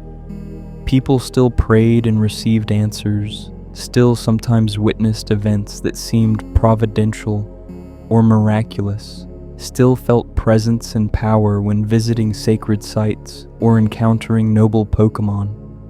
But these experiences became rarer, less dramatic, easier to interpret as psychological phenomena rather than genuine divine interaction, more ambiguous and requiring faith to recognize as real, rather than being so obvious that skepticism wasn't possible. This withdrawal wasn't punishment or abandonment. Arceus hadn't turned away from humanity in anger or disappointment, hadn't decided that mortals were unworthy of continued divine attention. The withdrawal was natural consequence of reality maturing, becoming stable enough to function without constant intervention, developing self-sustaining systems that operated according to established principles rather than requiring ongoing miraculous adjustment. Just as good parents gradually step back as children grow, allowing increasing independence and responsibility, trusting that the foundations they've laid will enable their children to navigate life without constant supervision. So Arceus allowed creation to stand more fully on its own, to develop according to patterns already established, rather than requiring continuous hands-on management from the creator. But human psychology being what it is, this divine withdrawal created anxiety and uncertainty, sparked increased theological speculation as people tried to understand what had changed and why, led to more elaborate religious practices designed to maintain connection or attract renewed divine attention. The Diamond and Pearl clans' theological rivalry intensified somewhat during this period, with each clan convinced that the other's incorrect worship explained why Almighty Sinnoh seemed less immediately present, why prayers received fewer obvious answers, why miracles occurred less frequently. If only everyone would recognize that time was truly primary, Diamond Clan members reasoned. If only proper reverence for Dialga was universal, then surely Almighty Sinnoh's light would shine more brightly again. If only people understood that space was fundamental, Pearl Clan members insisted.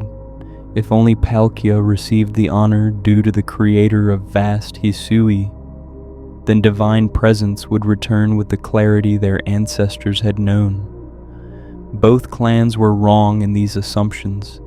The divine withdrawal had nothing to do with which theological interpretation was correct, or whether worship practices were performed properly, but believing that human behavior could influence divine presence gave people sense of agency, provided explanation that made the change feel less arbitrary and frightening, suggested that if they just worked harder and worshiped better and resolved theological disputes and purified their practices, they could restore what had been lost. This belief, while mistaken in its specific claims, actually served positive function, motivating religious devotion and careful preservation of traditions, encouraging moral behavior and communal cooperation, maintaining frameworks of meaning that gave people's lives purpose beyond mere survival.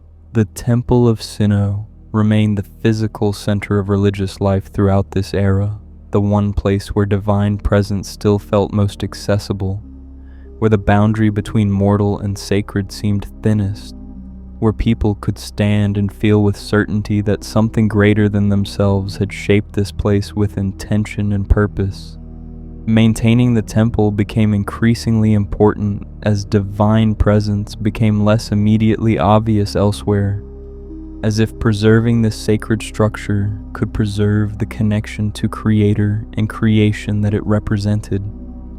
Both clans contributed to maintenance efforts despite their disagreements, recognized that whatever their theological differences, they shared stake in ensuring this monument continued to stand, continued to function as witness to truths both understood imperfectly, but both recognized as essential.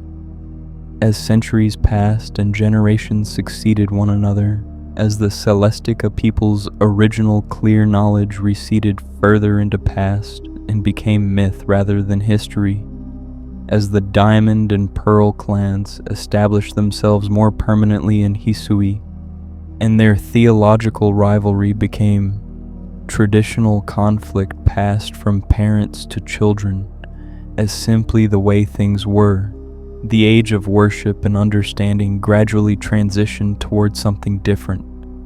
The worship remained intense, the devotion genuine, the practices maintained with impressive fidelity across generations. But understanding became increasingly partial, increasingly distorted by layers of interpretation and reinterpretation, increasingly confident in claims that were actually mistakes while increasingly uncertain about truths that were actually correct. The sacred site still functioned, the noble Pokémon still carried their blessings, the temple still stood at the mountain's peak, the lake guardians still maintained reality's stability. But the network of meaning connecting these elements, the clear understanding of how they all fit together into coherent cosmology, this had partially dissolved, leaving people to work with fragments and guesses and theological speculation, rather than the systematic knowledge their predecessors had possessed. What would follow from this state of passionate worship, mingled with incomplete understanding, how the already partial knowledge would degrade further, how new groups would arrive bringing different perspectives that would complicate the religious landscape even more, how crisis would eventually force recognition that both Diamond and Pearl clans were partially right and partially wrong, how the original truth about Arceus as creator of both Dialga and Palkia would be rediscovered. These developments belong to the next phase of the story. But before we move forward to explore how knowledge was further lost and eventually recovered, let's appreciate what this era achieved despite its limitations. The Diamond and Pearl clans, whatever their theological errors, maintained sacred spaces and honored noble Pokémon and preserved traditions that connected them to their world's divine origins. They built lives of meaning and purpose around worship of forces genuinely worthy of reverence, even if they misunderstood specifics about those forces. They developed rich cultures that balanced practical survival with spiritual devotion, that made room for both work and ceremony, that recognized human existence as having dimensions beyond merely physical. They raised generations who knew themselves to be part of something larger, who understood their lives as connected to cosmic forces and ancient history, who felt responsibility to honor what had been given to them and pass it along to their descendants. And they maintained, however imperfectly, knowledge that Hisui was special, that Mount Coronet was sacred, that the noble Pokémon mattered, that worship was proper response to the mysterious reality they inhabited. This was no small achievement, in a world where divine presence had become less obvious, where the certainties of earlier ages had faded into ambiguity and required faith rather than sight. The Diamond and Pearl clans maintained devotion and preserved traditions and built meaningful lives. They got some things wrong, certainly, made mistakes that would cause problems and require correction. But they also got crucial things right. maintained connections that might otherwise have been lost entirely, kept alive memory of truths that would need to be rediscovered in later ages when crisis demanded clearer understanding than theological speculation could provide. This state of passionate worship, mingled with incomplete understanding, characterized the region for centuries. But the passage of time, that relentless forward march established by Dialga, has a tragic effect on truth. This partial knowledge would not last. It would degrade further. The arrival of new civilizations would complicate the landscape, and the sacred temple of Sinnoh, built to honor Arceus, would eventually fall into ruin. Its very name would be forgotten, replaced by a secular description of what remained. And from the ashes of that forgotten truth, an age of profound distortion would arise, culminating in a crisis fueled by a modern mind who, lacking this true history, saw the universe not as a gift, but as a mistake to be erased. The passage of time, that relentless forward march established by Dialga at the very foundation of reality, has a peculiar and often tragic effect on truth. What begins as direct experience, as sacred knowledge passed down from those who witnessed events firsthand, transforms gradually through countless retellings into something softer, vaguer, less certain. The sharp edges of historical fact wear away like stones in a river, smoothed by the currents of generation after generation, until what remains bears only the faintest resemblance to what actually happened. The Pokémon world, for all its wonders and its direct connections to the divine forces that shaped existence, is not immune to this universal tendency toward forgetting, toward the slow erosion of understanding that time inflicts on even the most carefully preserved truths. The region we now know as Sinnoh was not always called by that name. In an earlier age, before the modern cities rose and before the current population settled the land, it was known as Hisui, a name given by people who lived closer in time to the events we've been discussing. People who still maintained some direct connection to the sacred knowledge of creation. The Celestica people, that ancient civilization who built monuments to Arceus and lived in genuine harmony with Pokémon, who understood at a fundamental level the relationship between the divine and the mortal, between creator and creation. They were the first to truly inhabit this land in the way we would recognize as civilization. They built the Temple of Sinnoh at the summit of Mount Coronet, that magnificent structure designed to honor the original one, Arceus itself. They inscribed their knowledge into stone, created the plates we discussed in earlier parts, preserved their understanding in poems and songs and sacred texts, determined that future generations would not lose the truth of how the world came to be. But the Celestica people, despite their wisdom and their closeness to the divine, did not endure.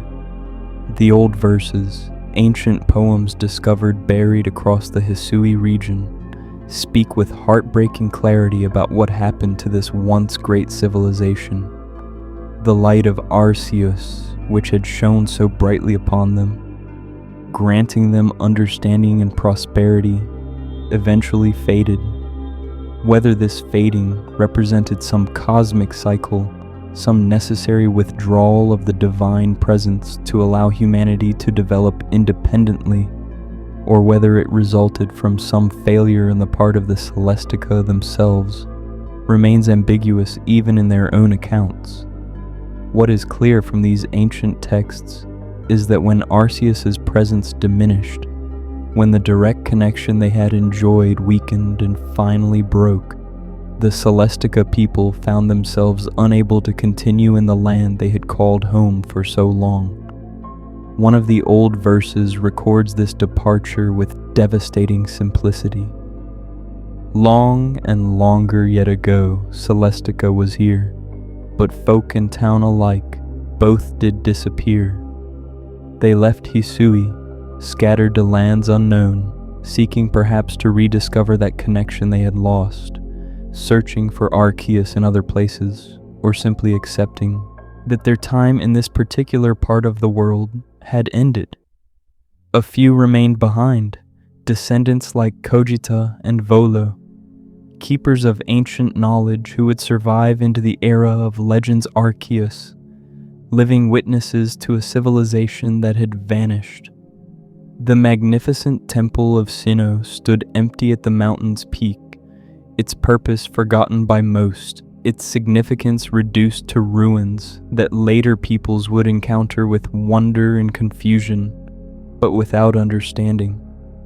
Into this vacuum came new settlers, people who arrived from across the seas, drawn by tales of a great deity called Sinnoh, a name that echoed from the ancient past but whose true meaning had already begun to blur. These settlers formed what would become known as the Diamond Clan and the Pearl Clan, two groups who shared a reverence for the divine but disagreed fundamentally about its nature. The Diamond Clan, observing the flow of time and the inexorable progression of moments from past to future, concluded that the great deity Sinnoh must have created time first, that temporal flow was the primary aspect of creation from which everything else emerged. The Pearl Clan, contemplating the vastness of space and the infinite expanse of physical reality, argued instead that Sinnoh created space first, that spatial extent was fundamental, and time merely a secondary phenomenon occurring within that space. Both clans were partially correct in what they had perceived, having encountered or experienced in some way the influence of Dialga and Palkia respectively, the two members of the creation trio who embodied these fundamental forces. But both were also profoundly mistaken in their interpretation of what they had witnessed. They believed they had encountered the Creator itself, the ultimate divine force, when in fact they had only glimpsed two of its first creations, two beings who were themselves manifestations of Arceus's power rather than Arceus itself. This confusion would persist for generations, creating a schism between peoples who should have been united in their worship, fostering conflict where there should have been cooperation, demonstrating how quickly sacred knowledge can become distorted when the direct connection to its source is severed. Another old verse, written by one of the last Celestica who remained, observes this appropriation with bitter irony. Celestica they called themselves, the name not theirs to take, yet claim it from the past they did for tragic quarrel's sake. So once again did our name live, though all our people gone. But even if the name endures, its heart does not live on. The new settlers, the Diamond and Pearl clans, adopted the name Celestica for various features of the land, gave it to trails and locations, used it in their religious practices, but they did so without understanding what that name had originally meant, without comprehending the civilization they were inadvertently commemorating. The name survived while its true significance died, a perfect example of how history becomes mythology, how fact transforms into legend. As more time passed, as the clans established themselves more firmly in Hisui, and as the land began its gradual transformation toward what we now recognize as modern Sinnoh, even these imperfect religious traditions began to fade. The reverence the clans had maintained for their respective interpretations of Almighty Sinnoh gradually weakened as generations removed from the original experiences accumulated. What had been direct religious experience, accounts from those who claimed some form of encounter with the divine, became stories told by parents to children, then stories told about stories, then legends, then myths, then finally just curious old tales that people half believed at best. The Temple of Sinnoh, that magnificent structure the Celestica had built with such care and devotion, fell into increasing disrepair. Without the Celestica to maintain it, without anyone remaining who truly understood its purpose and significance, the temple weathered and crumbled under the assault of countless storms and the relentless erosion of geological time. Commander Kamado of the Galaxy Team, the organization that would eventually settle Jubilife Village and begin the process of establishing what we recognize as modern civilization in the region, suggested near the end of the events, chronicled in Legends Arceus, that perhaps the land should be called Sinnoh rather than Hisui, naming it after the deity whose presence seemed to shape events so profoundly.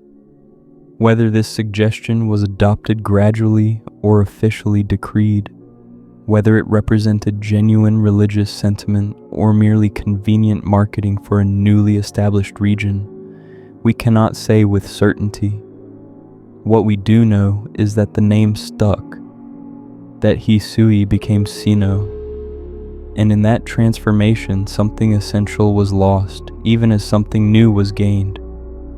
By the time we reach the era depicted in Pokémon Diamond, Pearl, and Platinum, the modern age as experienced by the player character, centuries or perhaps even longer have passed since the events of Legends Arceus.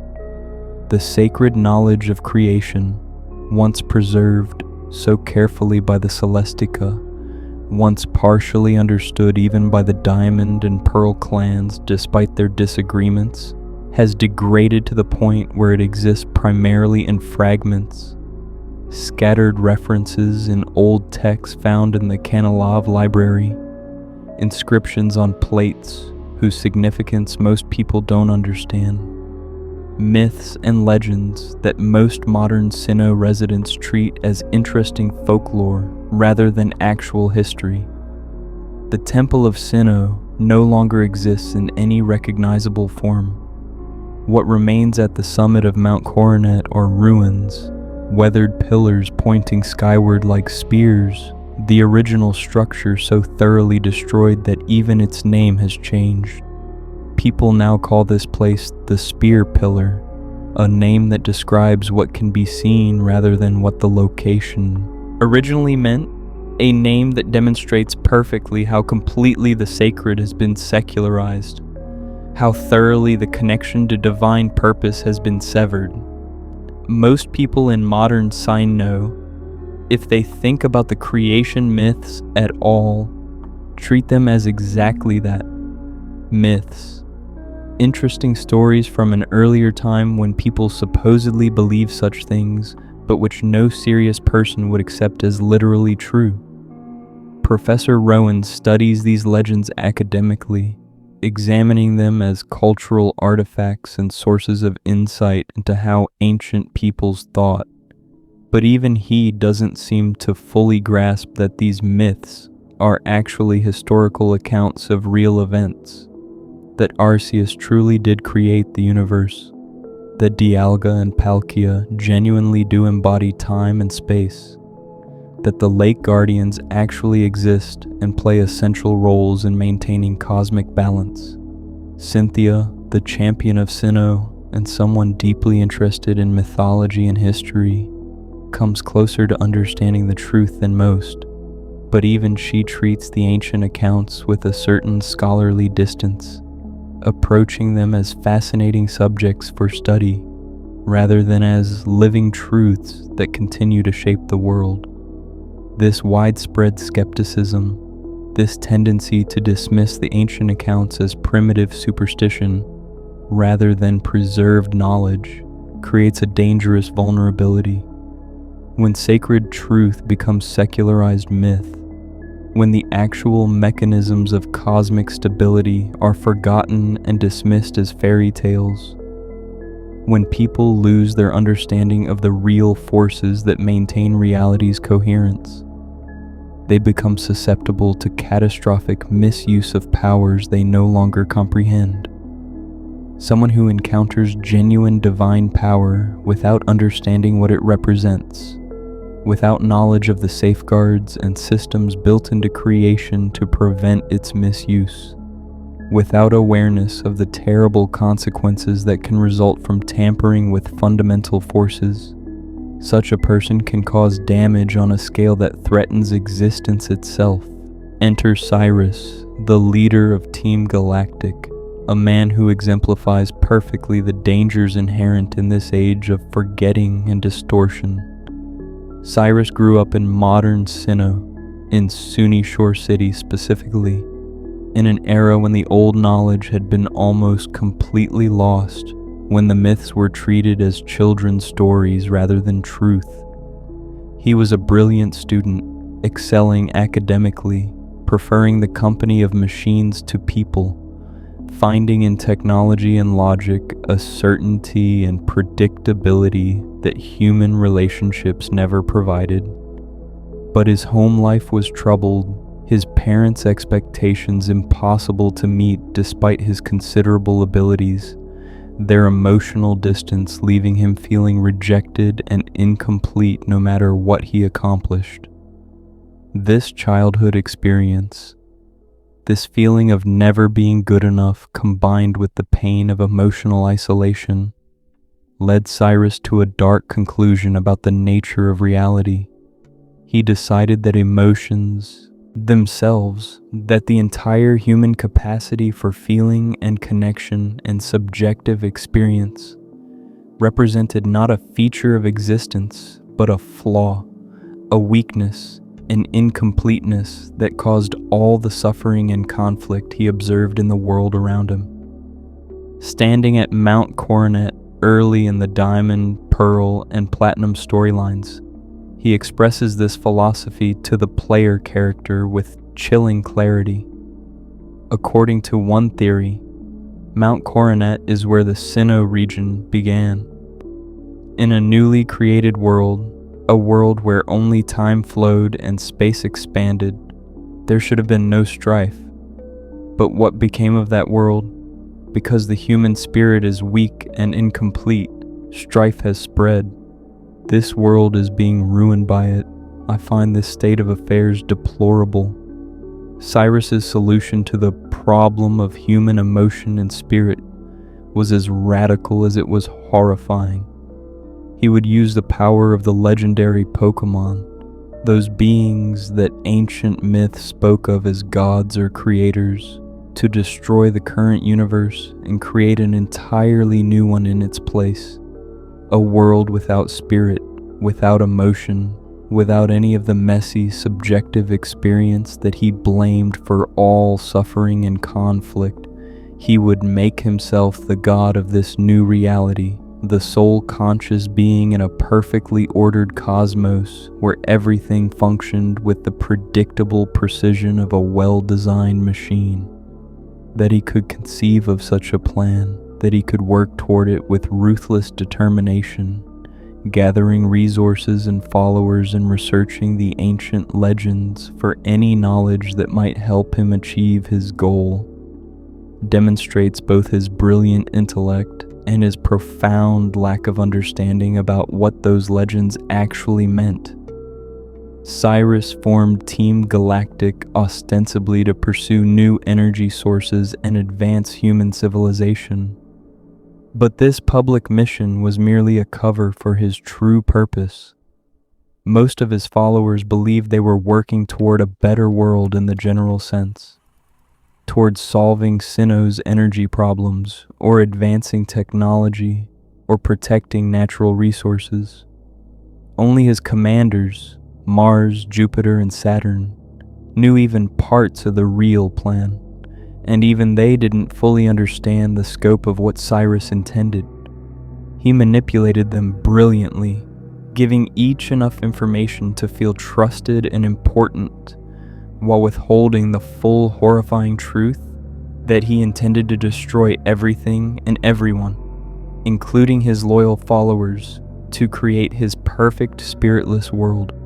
What makes Cyrus particularly dangerous, what allows him to come so close to succeeding in his reality-destroying plan, is that he actually succeeded in rediscovering parts of the ancient knowledge that had been lost to most of modern Sinnoh. Through careful research in the Kanalov library, through study of the ancient texts and examination of ruins, through piecing together fragments of myths that most people dismissed as fantasy, Cyrus learned about the late guardians and their connection to Dialga and Palkia. He discovered references to something called the Red Chain, an artifact of tremendous power that could be created from the late guardians and used to control the creation trio.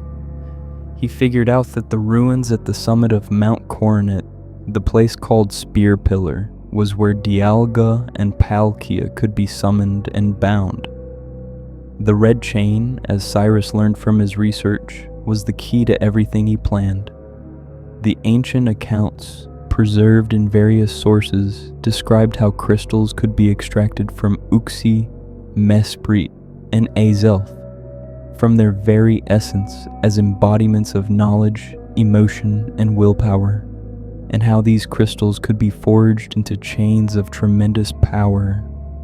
A file found on Cyrus's computer in the Team Galactic headquarters lays out his understanding with clinical precision. According to myths, the Pokémon created Sinnoh with its power. However, capturing the Pokémon with a Pokeball prevents it from using its full power.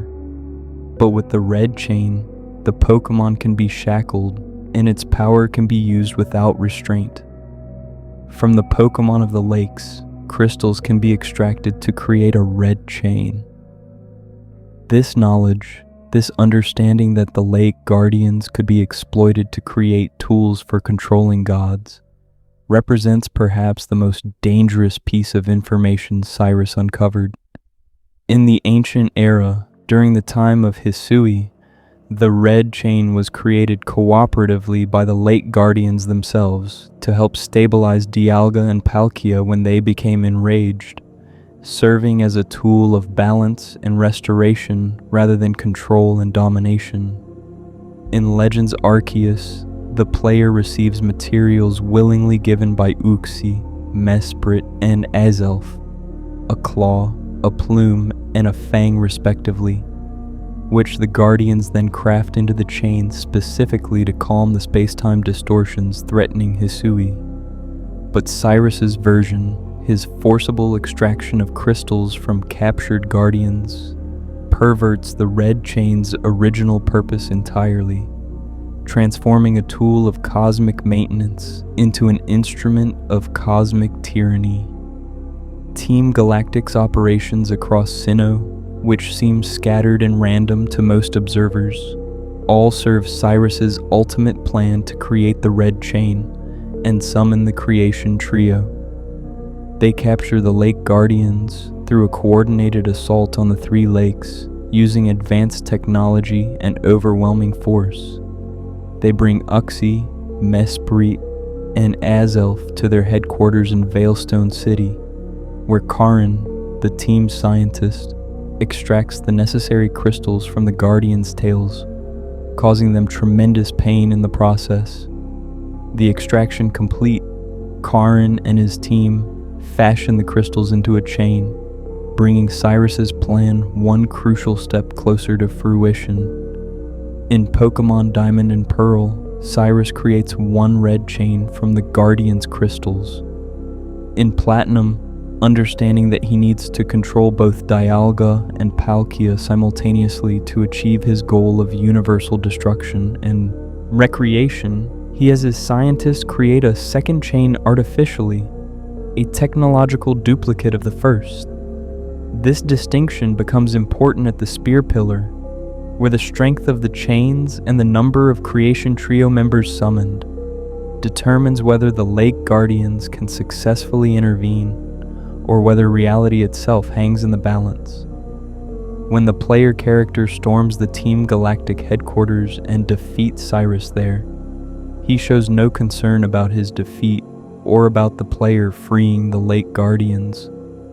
He gives the player a master ball with casual indifference, claiming he doesn't need it, demonstrating the confidence of someone who believes his plan has already succeeded in its essential elements. He knows that even though the guardians are freed, the red chain has been completed. He knows that the ancient text describes Spear Pillar as the place where Dialga and Palkia can be summoned. He knows that with the red chain and the right location, he can accomplish his goal regardless of whether a determined young trainer opposes him or not. The confrontation at Spear Pillar represents the culmination of everything Cyrus has worked toward, and the point where his incomplete understanding of the ancient knowledge becomes catastrophically evident. The player arrives at the summit of Mount Coronet to find Cyrus standing among the weathered pillars, the ruins of the ancient temple of Sinnoh, that he sees only as a useful location rather than as a sacred site with profound significance. Mars and Jupiter, his loyal commanders, delay the player with a battle while Cyrus completes his preparations. Then, with the red chain in hand, Cyrus performs the summoning ritual described in the ancient texts, calling forth the gods of time and space from their dimensional homes. In Pokémon Diamond, he summons Dialga, the Master of Time, intending to use its power to destroy the temporal framework of the current universe. In Pokémon Pearl, he summons Palkia, the Master of Space, planning to use its power to collapse the spatial structure of reality. The summon legendary appears in physical form above the Spear Pillar, bound by the red chain that wraps around it like glowing red shackles, its tremendous power held in check by the artifact created from the late Guardian's essence. Distortions immediately begin spreading across Sinnoh as the bound legendary's power destabilizes reality. Time warps in Diamond, with moments stretching and compressing unpredictably. Space fractures in Pearl, with distances becoming inconsistent and locations shifting relative to each other. Cyrus, standing before the bound god, delivers a speech that reveals both his brilliance and his tragic misunderstanding of what he's attempting. Dialga, the mythical Pokémon and the Master of Time, he proclaims in Diamond, or Palkia, the mythical Pokémon, and the Master of Space and Dimensions, in Pearl. I've waited so long for this moment. Shaping this world is a double spiral of time and space. Yes, the very things that you have the ability to control. You will do my bidding. I will have your abilities as mine. With the power I wield, I will create an entirely new world. The incomplete and ugly world we have now can disappear. I am resetting everything to zero. Nothing can remain. It is all for making the ultimate world. A world of complete perfection. Nothing so vague and incomplete as spirit can remain. Before Cyrus can command the bound legendary to begin the process of universal destruction, 3 familiar shapes materialize above the Spear Pillar. Uxie, Mesprit, and Azelf, freed from Team Galactic's captivity, arrive to fulfill the purpose for which Arceus created them so long ago at the beginning of time. The Failsafe activates. The Lake Guardians, combining their powers exactly as Arceus designed them to do, focus their psychic energy on the red chain binding the creation trio member, their shared consciousness, their unified will, their combined representation of knowledge, emotion, and willpower working in perfect concert, generates enough power to shatter the chain, despite it being made from their own essence. The red chain breaks, its glowing links fragmenting and dissolving, and Dialga or Palkia is freed from Cyrus's control. The distortions threatening to tear reality apart begin to stabilize as the legendary is released from forced servitude. The Lake Guardians have done exactly what they were designed to do, intervening at the critical moment to prevent the creation trio from being misused in ways that would destabilize or destroy reality. The Failsafe works.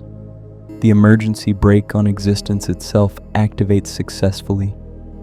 Cyrus, watching his carefully laid plans fall apart before his eyes, flies into a rage. This man who claims to have eliminated all emotion from himself, who describes spirit as weak and incomplete and worthless, cannot contain his fury at being thwarted. I should have expected as much, he seethes. Uxie, the being of knowledge, Azelf, the being of willpower, and Mesprit, the being of emotion. The Pokémon have come to protect Sinnoh? That's what you're saying. This can't be. This can't be happening. He battles the player one final time, his team of dark-type Pokémon perhaps reflecting the darkness in his own heart. But he loses. His plan has failed. The universe will not be destroyed and remade. Spirit will not be eliminated from existence. In Diamond and Pearl, Cyrus swears revenge and disappears, vanishing into the crowd or retreating to regroup, leaving his commanders Saturn, Mars, and Jupiter to pick up the pieces of Team Galactic's shattered organization. The player then has the opportunity to battle and capture the legendary Pokémon Cyrus attempted to control, Dialga or Palkia returning to its docile state now that the red chain has been destroyed and the immediate crisis averted. The ancient safeguards built into creation by Arceus worked as intended. The Lake Guardians fulfill their purpose, reality endures. But in Pokémon Platinum, the version that expands and deepens the mythology significantly, events play out rather differently, revealing layers of cosmic complexity that the original Diamond and Pearl only hinted at.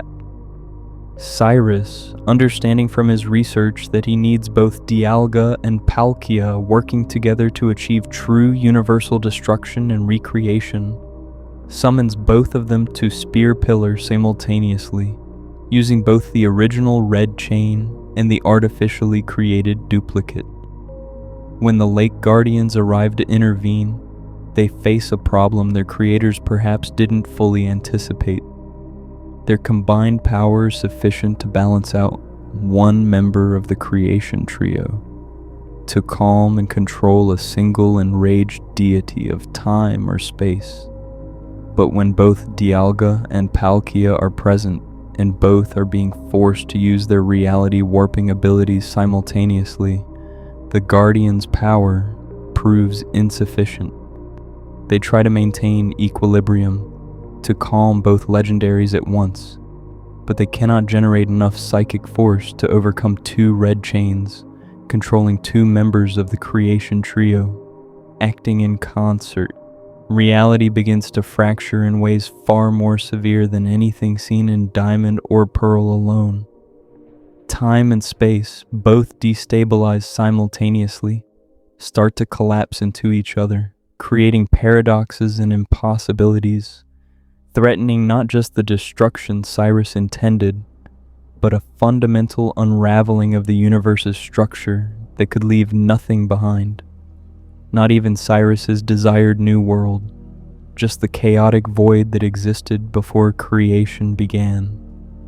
The sky above Spear Pillar tears open, revealing something vast and dark and utterly wrong, a wound in reality itself that pulses with energies that should not exist in this dimension. From that wound emerges a shadow, massive and serpentine, a presence so overwhelming that it makes even Dialga and Palkia seem small by comparison. The shadowy form solidifies into a creature of nightmare geometry, all sharp angles and impossible curves, 6 legs and massive wings, colors that hurt to look at because they don't quite fit into normal visible spectrum. A being that exists partially in this dimension and partially in somewhere else. somewhere other, somewhere that defies description, because human language wasn't built to describe places where physics doesn't work the way it should. This is Giratina, the third member of the creation trio, the renegade Pokémon, the master of Antimatter and Distortion, arriving from its banished realm to intervene in a crisis so severe that even its exile cannot prevent it from acting. Giratina was banished by Arceus long ago for its violent and destructive nature, sent to dwell in the Distortion world, a dimension that exists as reality's mirror, where the normal rules of physics don't apply, where gravity points in whatever direction Giratina wishes, where time flows inconsistently and space refuses to maintain coherent geometry. But Giratina, despite its banishment, despite its anger at Arceus for casting it out, still serves a crucial purpose in the cosmic order. It maintains the balance between the regular world and its own distorted realm, ensuring that the two dimensions remain separate and stable. When Cyrus's actions at Spear Pillar threaten to destroy both dimensions simultaneously, when the destabilization of time and space begins affecting the Distortion world, as well as the normal world, Giratina is forced to intervene or watch both realities collapse into nothing. The renegade Pokémon swoops down on Cyrus with terrible purpose, grasping him with shadowy appendages that emerge from the rift in reality. Cyrus barely has time to cry out before Giratina drags him into the Distortion world, pulling him through the wound in space and disappearing with him into that realm of impossible geometry and warped physics. Dialga and Palkia, freed from Cyrus's control when he is forcibly removed from this dimension, vanish back into their own dimensional homes. The late guardians, no longer needed to balance the creation trio, depart back to their lakes, but the rift remains. The tunnel between the regular world and the Distortion world left gaping and unstable, threatening to expand and merge the two realities if not closed properly. Cynthia, the Sinnoh champion who arrived too late to prevent the initial crisis but just in time to witness its resolution, recognizes the danger immediately. She asks the player to accompany her into the Distortion world to help repair the connection between dimensions and prevent the warping from spreading further. The player follows Giratina through the rift, leaving the Spear Pillar and entering a realm where nothing works the way it should, where platforms float at impossible angles, where waterfalls flow upward, where the sky and ground become interchangeable depending on which platform you're standing on, where the very concept of up and down loses meaning. Deep within this twisted realm, the player encounters Cyrus one final time. He stands on a floating platform, staring at his surroundings with something between horror and fascination. This world, this impossible place where normal reality doesn't apply, is perhaps the closest thing to his desired, spiritless universe. A place where emotion and connection seem irrelevant in the face of raw physical impossibility. The player battles him, defeats him, but Cyrus refuses to leave. He accepts the Distortion world as his new home, choosing to remain in this empty, distorted place rather than return to the regular world where his plan failed and where he would face consequences for his actions. Whether this represents a kind of death, a self-imposed exile worse than any prison, or strange form of victory from his perspective, remains ambiguous. After dealing with Cyrus, the player encounters Giratina itself in its true form, its origin form, the shape it takes, in its home dimension where it exists as a serpentine creature of tremendous power and alien beauty. The battle that follows allows the player to capture or defeat Giratina, and in doing so, to close the rift between worlds, to separate the distortion world from normal reality once again, to restore the stability that Cyrus's actions had threatened. The player emerges from a cave called Send-Off Spring, the fourth major lake of Sinnoh that wasn't recognized as such in the myths. A place that serves as another connection point between the regular world and Giratina's domain. The aftermath of these events demonstrates both the resilience of the universe Arceus created and the continued vulnerability that comes from forgotten knowledge. The safeguards worked, ultimately. The late Guardians fulfilled their purpose even when faced with a challenge that stretched their abilities to the limit. Giratina, despite its banishment and its grievance against Arceus, acted to preserve reality when destruction threatened. The universe survived Cyrus's attempt to unmake and remake it, proving that the systems and structures built into creation by the original one are robust enough to withstand even a brilliant madman wielding divine power.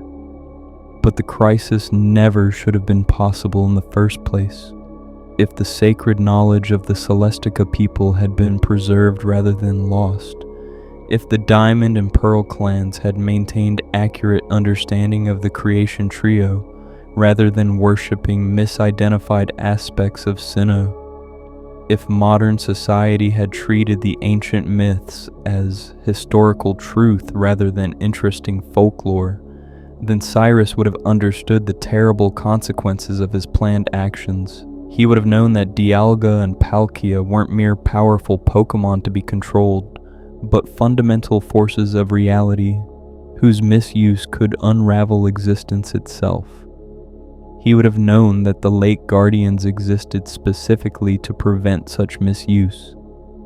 He would have known that Giratina waited in the distortion world, ready to intervene if reality itself faced existential threat. The age of forgetting and distortion, this era when the Temple of Sinnoh became the spear pillar, when sacred truth became secular myth, when direct knowledge degraded into vague legend, nearly led to the end of everything. The secularization of society, the loss of connection to the divine realities that shape the world, the dismissal of ancient wisdom as primitive superstition. These seemingly harmless cultural changes created conditions where someone with sufficient intelligence and determination could nearly destroy the universe through a combination of rediscovered fragments of old knowledge and catastrophic misunderstanding of what that knowledge meant. Cynthia, standing among the ruins of Spear Pillar after the crisis ends, offers words that capture perhaps the most important lesson of these events. When Cyrus rages about spirit being vague and incomplete and worthless, when he claims that the universe would be better without emotion or connection or subjective experience, she responds with wisdom that echoes the original intent of the late Guardian's creation. Things that are born, the time spent, the languages we speak, we are all different, but the presence of Pokémon unite us. We share our lives with our Pokémon, and our happiness grows as we all become greater than we are alone. That's the reason we can trade and battle with anyone we choose. Spirit, consciousness, emotion, knowledge, willpower, these aren't flaws or weaknesses or incomplete aspects of reality that need to be eliminated. They're fundamental features that Arceus deliberately designed into creation. Aspects so important that the original one created 3 beings specifically to embody them, gave those beings the power to calm even the masters of time and space, established them as a failsafe to protect reality itself. The story preserved in the ancient myths, the truth that modern Sinnoh had almost completely forgotten, is that consciousness and subjective experience matter as much as time and space and matter, that the metaphysical is as real and essential as the physical, that a universe without spirit wouldn't be perfect but empty, meaningless, a cosmic machine running without purpose or value. The events at Spear Pillar, whether they played out according to Diamond and Pearl's version, where one legendary was summoned and the Lake Guardians successfully intervened, or according to Platinum's version, where both legendaries appeared and only Giratina's intervention prevented complete catastrophe, serve as a stark reminder of what's at stake when sacred knowledge is lost. The universe endures. The systems Arceus built into creation prove strong enough to withstand tremendous strain.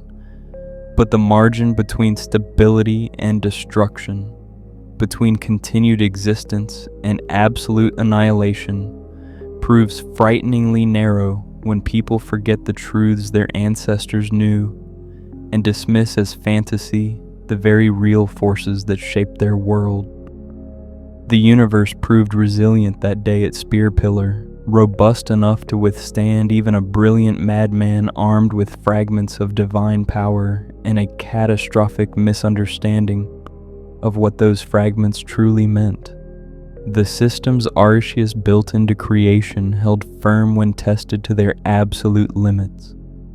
But as Cynthia stood among those ruins, contemplating how close they had all come to absolute annihilation, she must have wondered about the pattern she was witnessing. This modern crisis, born of forgotten knowledge, was a terrifying echo of an ancient one. The old verses, which she studied with such devotion, documented a similar rift in the distant past, a time when lightning drove noble Pokémon into a frenzy, requiring the intervention of an ancient hero. What Cynthia couldn't have known was that the answer to her unspoken questions lay not in the future, but in that very past, the truth she sought. The knowledge that could break this dangerous cycle of forgetting and near catastrophe required someone to witness those ancient events directly. This journey backward to the era when the Temple of Sinnoh still stood pristine and the relationship with the divine was immediate and real would require the direct intervention of Arceus itself. It would mean stepping outside the flow of time to a period when the truth had not yet degraded into myth, to witness firsthand the events that modern Sinnoh had so catastrophically forgotten. The universe survived Cyrus's attempt to unmake it, but barely. Standing among the ruins of what was once the Temple of Sinnoh and had become the Spear Pillar, looking at the place where reality itself had nearly torn apart under the strain of misused divine power, we're left with a haunting question that echoes through the ages. What if the sacred knowledge had never been forgotten? What if the truth preserved by the Celestica people had survived intact through the generations instead of degrading into fragmented myths and competing interpretations? What if the people of modern Sinnoh had understood, truly understood, the forces that shape their world and the cosmic mechanisms built into reality to protect it from exactly the kind of catastrophic interference Cyrus attempted? These aren't just idle philosophical musings or abstract thought experiments. They're questions about the fundamental relationship between knowledge and survival, between memory and meaning, between the past and the present and the future. Because here's the profound thing that Legends Arceus reveals to us, the truth that transforms everything we've been discussing throughout this entire mythology series into something far more immediate and personal than ancient history. The answers to these questions don't just exist in dusty library texts or cryptic inscriptions on stone plates. They exist in living memory, preserved not through written records that can be misinterpreted or oral traditions that drift and change with each retelling, but through direct experience of events as they actually happened. Arceus, in its infinite wisdom, and its complex relationship with time that transcends our linear understanding of cause and effect, knew that humanity would forget. The original one understood, perhaps from the very moment it created beings capable of consciousness and memory, and the inevitable decay that memory suffers across generations, that the truths it wanted preserved would not survive intact through natural transmission from parent to child, from teacher to student, from one civilization to the next. Knowledge fades, details blur, profound spiritual insights become simplified, moral lessons become interesting stories, become forgotten. Folklore. This isn't a failure of humanity exactly. It's simply a consequence of how memory works when embedded in mortal beings who live finite lives and must rely on imperfect communication to share understanding across the barrier of individual consciousness. So Arceus did something extraordinary, something that only a being with mastery over time itself could accomplish. It reached across the millennia, plucked someone from the future, from an era when the sacred knowledge had been almost completely forgotten and the mythological truths had become fantasy stories that nobody took seriously as history, and sent that person backward through time to the age of Hisui. Not just as an observer, not merely as a witness who could watch and learn but not participate, but as an active participant in events, someone who would experience firsthand the truths that future generations would forget, someone who would stand in the presence of the divine and understand in a way that reading about it could never convey what the creation mythology actually means. That person is you. The protagonist of Legends Arceus isn't just some character in a story, isn't merely a vehicle for the player to experience gameplay mechanics and complete objectives. You are, within the narrative framework the game establishes, someone specifically chosen by Arceus itself, pulled from your ordinary modern life and thrust into an ancient era for a purpose that encompasses far more than simply completing the first Pokédex. You are the bridge between past and future, between forgotten truth and rediscovered wisdom, between the age when humanity lived in close communion with the divine forces that shaped reality and the age when those forces had been explained away or dismissed or misunderstood into unrecognizability. The journey begins with something impossible according to the physics you thought governed reality. You hear a voice speaking directly into your consciousness, bypassing your physical ears entirely, addressing you by name with an authority that brooks no argument and carries a weight of absolute certainty that this is real, this is happening, this is not a dream or hallucination, but genuine communication from the being that created the universe you inhabit. Arceus speaks to you, the original one itself, the alpha Pokémon, the god of gods, the source and sum of all existence. And it gives you what sounds like a simple instruction. Seek out all Pokémon. 3 words that will define your entire journey through ancient Hisui. 3 words that contain layers of meaning you won't fully understand until you've experienced everything that follows. This isn't just about documentation, about filling in entries in a catalog of species you've encountered. It's about understanding, about genuine relationship with the creatures that share existence with humanity, about learning to see Pokemon not as tools or resources, or even just companions, but as fellow conscious beings deserving of respect and partnership and recognition.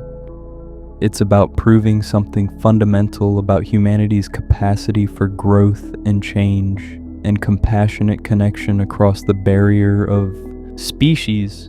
Before you can process what's happening, before your rational mind can offer any of the objections it desperately wants to voice about how this violates everything you thought you knew about how reality works. Arceus acts. The fabric of space-time tears open around you.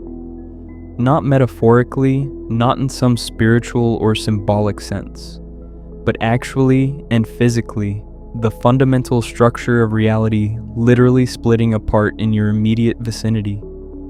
You're pulled through this rift, yanked out of your familiar timeline, hurled backward through the fourth dimension in a journey that transcends anything you could have imagined possible. The experience of traveling through time, assuming the game's visual representation approximates what actually happens, defies description in any language evolved to describe experiences within time rather than movement through time itself. You float through a void that exists outside normal space, suspended in a state where the usual rules don't apply because you've temporarily stepped outside the physical universe to travel along the timeline that structures it. Your smartphone, that ubiquitous device that connected you to the modern world with its apps and internet and constant stream of information, transforms in your hands. Its familiar form dissolves and reconstitutes into something called the Arc Phone, a device that retains some functionality but now draws its power from Arceus itself rather than from any battery or electrical grid.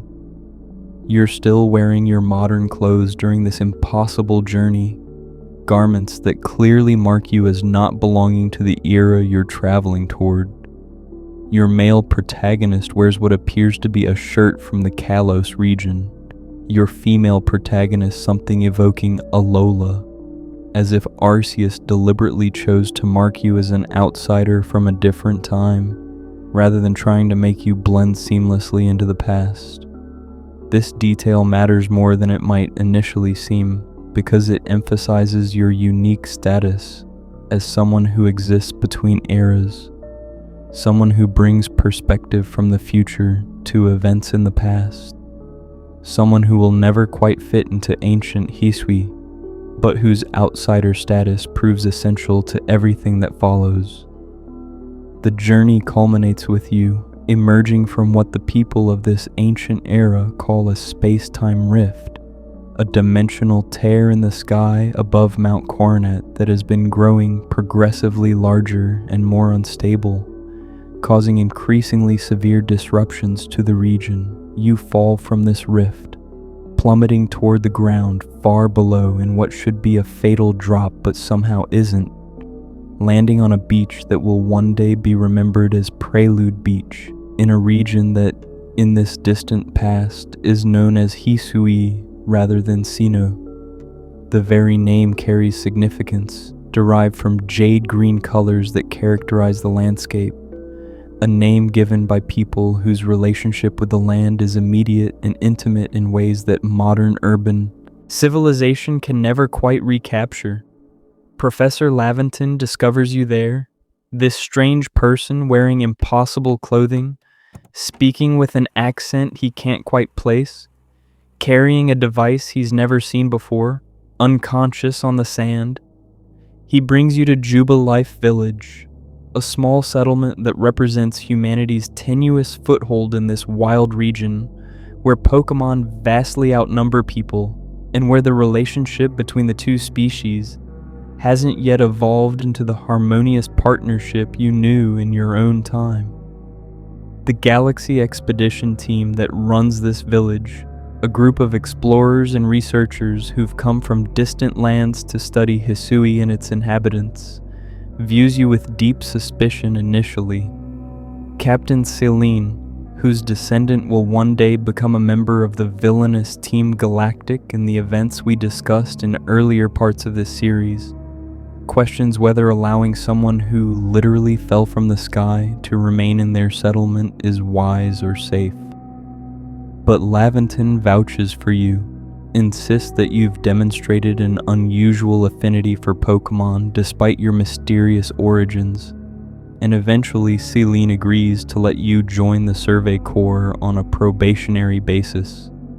Your mission, officially, is to help complete the region's first Pokédex, to document and research the Pokémon that inhabit Hisui in ways that will advance humanity's understanding of these creatures and hopefully improve the strained relationship between the species. But there's another mission underlying this one, a deeper purpose that Arceus communicated to you in that moment before sending you through time. A task that will ultimately prove far more significant than completing any research document. The world you've arrived in is markedly different from the Sinnoh you might have known in your own era. Different in ways that go far beyond the obvious absence of modern cities and technology.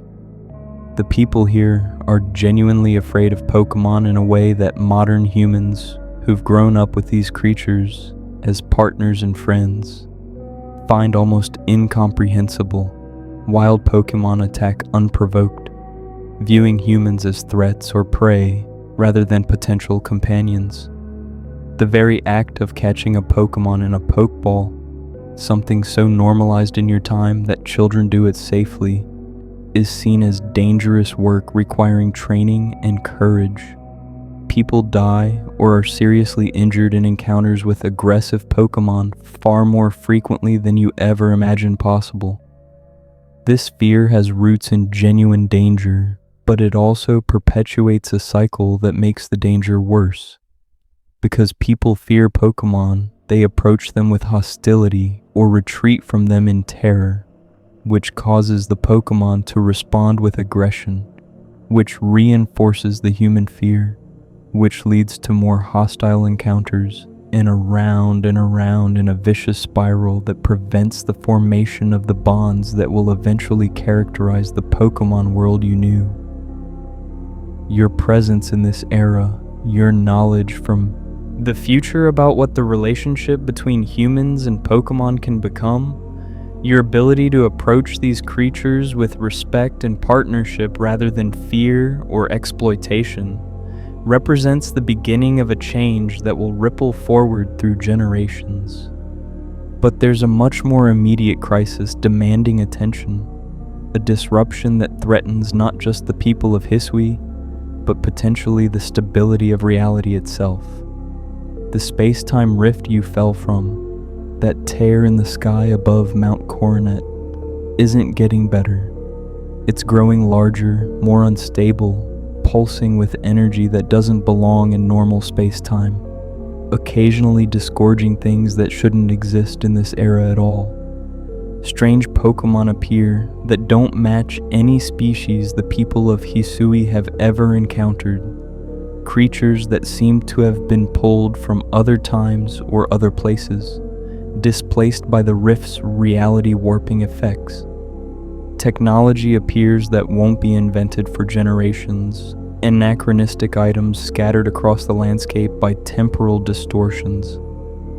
Most troublingly, lightning strikes from this rift, bolts of energy that look electrical, but carry something more fundamental and more dangerous than mere electricity, something that Volo will eventually reveal as connected to Giratina's influence. These strikes hit certain Pokémon, and when they do, those Pokémon enter what's called a frenzied state, a condition of supernatural rage and power that makes them vastly more dangerous than normal. 10 specific Pokémon, descendants of the ancient heroes, blessed companions that we discussed in earlier parts when examining the old verses, serve as noble guardians for the people of Hisui, watched over by wardens from the Diamond and Pearl clans.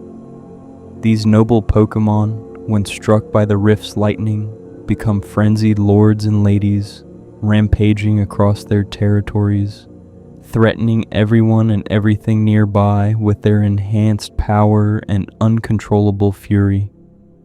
Your task, assigned officially by the Galaxy team, but understood on a deeper level as part of Arceus's purpose in sending you here, involves quelling these frenzied nobles. You must face each one, using bombs made from their favorite foods to calm them while dodging their attacks, gradually bringing them down from their supernatural rage until they return to their normal state. It's dangerous work that puts you directly in harm's way, work that should, by all rights, be impossible for someone working alone, work that tests not just your physical abilities, but your courage and your determination and your willingness to put yourself at risk to help others.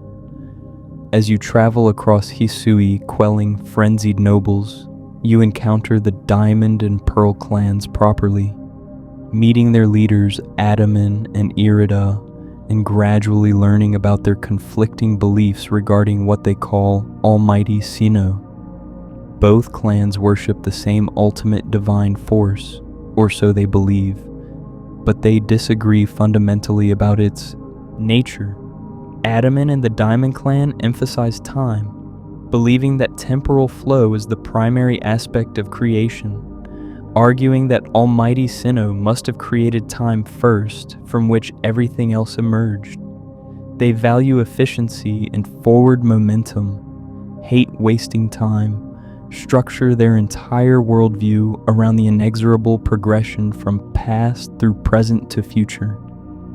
Irida and the Pearl Clan emphasize space instead, believing that spatial extent is fundamental while time is secondary, arguing that Almighty Sinnoh created the vast expanse of the physical world first, and the time simply marks events occurring within that space. They value careful consideration and respect for the enormity of the land they inhabit, prefer taking time to make proper decisions rather than rushing forward, structure their worldview around the infinite space that surrounds them and the importance of respecting it. The arguments between these two leaders, while sometimes heated and clearly representing genuine philosophical differences, are ultimately respectful and recognize that both perspectives might contain elements of truth. Adaman and Irida clearly respect each other even when they disagree, and both are willing to put aside their theological differences when practical matters demand cooperation. But neither of them realizes the fundamental error they're both making, the mistake that their ancestors made generations ago when the Diamond and Pearl clans first arrived in Hisui from across the sea. They haven't encountered Almighty Sinnoh, the actual creator, Arceus itself. They've encountered or experienced the influence of Dialga and Palkia, the two beings that Arceus created to embody time and space, the first members of the creation trio that we've discussed extensively in earlier parts of this series. The Diamond Clan's emphasis on time comes from some ancestral encounter with Dialga's influence, while the Pearl Clan's emphasis on space derives from experiencing Palkia's presence. Both clans are worshipping aspects of creation rather than the creator, mistaking the divine instruments through which Arceus shaped reality for Arceus itself, exactly the kind of theological confusion that becomes inevitable when direct knowledge degrades into tradition and tradition into myth. This misunderstanding would be merely an interesting philosophical error if it didn't have such profound practical consequences. Because neither clan truly understands what they're dealing with, neither has accurate knowledge about how Dialga and Palkia actually function, or what dangers their misuse might pose. The sacred knowledge that the Celestica people maintained, the understanding that would have prevented Cyrus from nearly destroying the universe in the future, has already been lost or distorted by this ancient era. The warnings and safeguards that should exist don't, leaving Hisui vulnerable to anyone who rediscovers enough of the old knowledge to be dangerous without rediscovering enough to understand the consequences. Enter Volo, the traveling merchant from the Ginkgo Guild, who seems so helpful at first, always appearing at convenient moments with useful items or timely advice. Clearly interested in Hisui's mythology and legends, fascinated by the ruins and artifacts left behind by the vanished Celestica civilization, he assists you throughout your journey, guiding you toward important discoveries, helping you locate the plates that Arceus scattered across the region, providing information about legendary Pokémon and ancient sites. His resemblance to someone from the future, to Champion Cynthia who you might have known in your own era, seems like an interesting coincidence initially, a suggestion that his bloodline will continue forward through the ages. But Volo has been studying the old texts and ruins obsessively, driven by questions about existence and suffering, and the nature of reality that echo Cyrus's future philosophical concerns in troubling ways. He asks why the world contains so much pain if it was created by an all-powerful, benevolent deity. He wonders whether existence in its current form is actually good, or whether a fundamental restructuring might be necessary. He searches desperately for answers to questions about meaning and purpose, seeking Arceus not to worship it but to challenge it, to demand explanations, possibly to usurp its power and remake creation according to what he perceives as a better design, through means that aren't entirely clear but clearly involve extensive research into forgotten lore. Volo has made contact with Giratina. Remember from earlier parts that Giratina, the third member of the creation trio, was banished to the Distortion world because of its violent nature, exiled to a mirror dimension where it couldn't disrupt the normal functioning of reality. Giratina harbors resentment toward Arceus for this banishment, a grievance that it's nursed across eons in its lonely domain on the other side of existence. Volo has learned enough about Giratina to call upon it, and together they've formed an alliance based on shared desire to confront Arceus. The space-time rift above Mount Coronet, the dimensional tear that you fell through when Arceus sent you back in time, wasn't created by Arceus at all. It was opened by Giratina at Volo's urging, torn into reality from the Distortion world as an attempt to destabilize the region badly enough that Arceus would be forced to emerge from wherever it resides, beyond normal space-time, to deal with the crisis personally. The frenzied nobles, those Pokémon driven mad by lightning from the rift, are victims of Giratina's influence channeled through that dimensional tier. The alpha Pokémon that appear throughout the region showing unusual size and aggression, the space-time distortions that pull objects and creatures from other eras, all of these phenomena that have been causing such chaos in Hisui trace back to Volo and Giratina's manipulation. When Dialga and Palkia appear at Mount Coronet during the climax of the main story, their emergence isn't random. They're responding to the disruption Giratina has caused, manifesting in the physical world because the stability of time and space itself has been threatened. Which legendary appears first, and in what form depends on the choice you make about whether to work with Adaman or Irida, whether to pursue Dialga with the Diamond Clan's assistance, or Palkia with the Pearl Clan's help. The one you pursue appears in its normal form, the shape it took after creation when Arceus gave it physical manifestation. The other appears in what's called origin form, a shape that more closely resembles Arceus itself, suggesting these forms represent something about the creation trio's true nature before they fully individuated. The origin forms are significant for multiple reasons that connect to everything we've discussed about the mythology. Dialga in origin form and Palkia in origin form both display design elements clearly inspired by Arceus, particularly the distinctive ring of light that surrounds the original one's body. This visual similarity isn't merely aesthetic choice by the game designers, it represents something profound about the relationship between creator and creation, between Arceus and the beings it brought into existence to embody fundamental aspects of reality. The origin forms suggest that Dialga and Palkia aren't entirely separate from Arceus, that they remain connected to their source even as they function independently. They're aspects of the original one made manifest, parts of Arceus given consciousness and agency while retaining some essential connection to what they came from.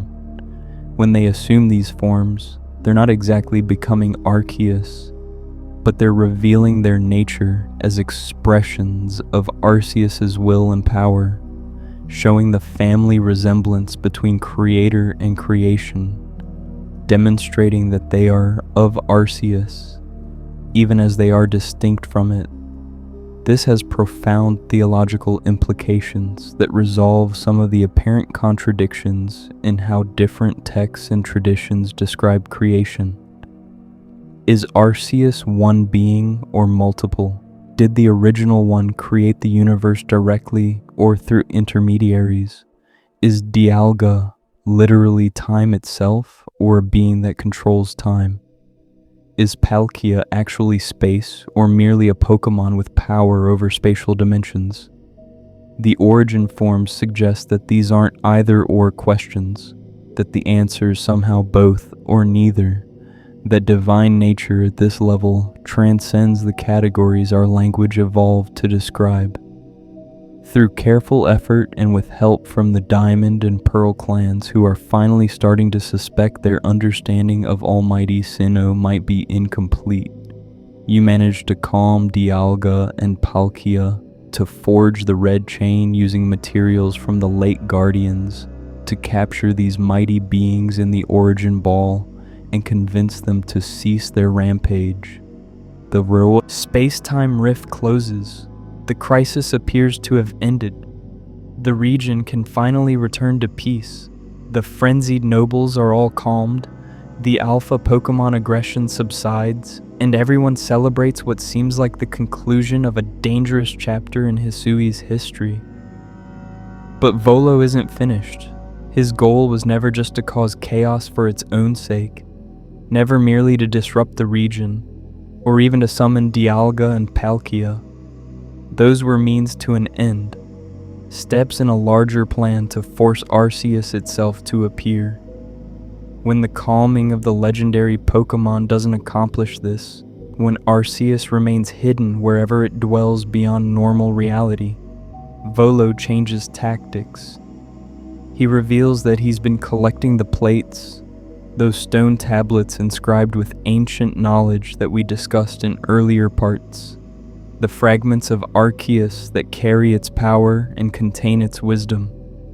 There are 18 plates total, one for each type that Pokémon can embody, each plate representing some aspect of Arceus's nature made tangible. The Flame Plate and Splash Plate and Meadow Plate and Zap Plate and all the others, scattered across Hisui in ways that suggest deliberate placement rather than random loss.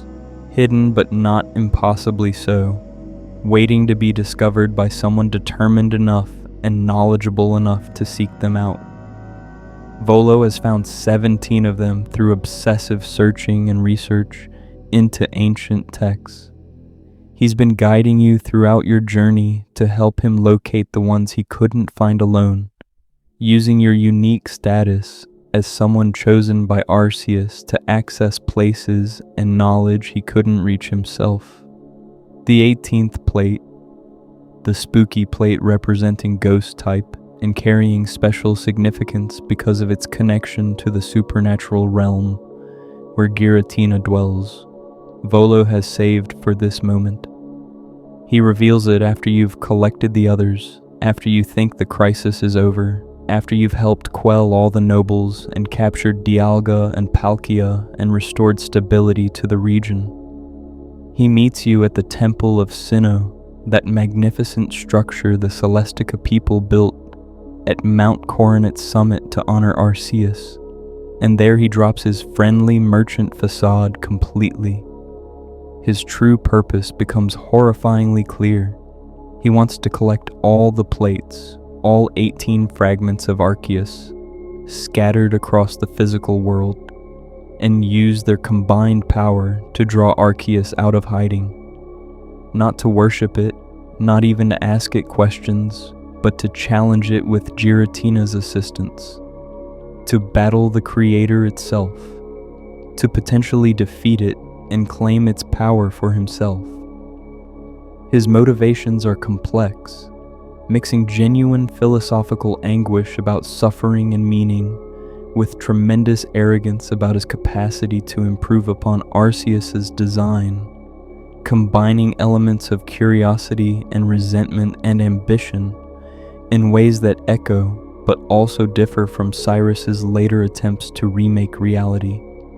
Volo speaks about Arceus's unwanted child, meaning Giratina, banished for violence but perhaps never given opportunity to prove itself, cast out and left to fester in resentment when maybe guidance would have been more appropriate than exile.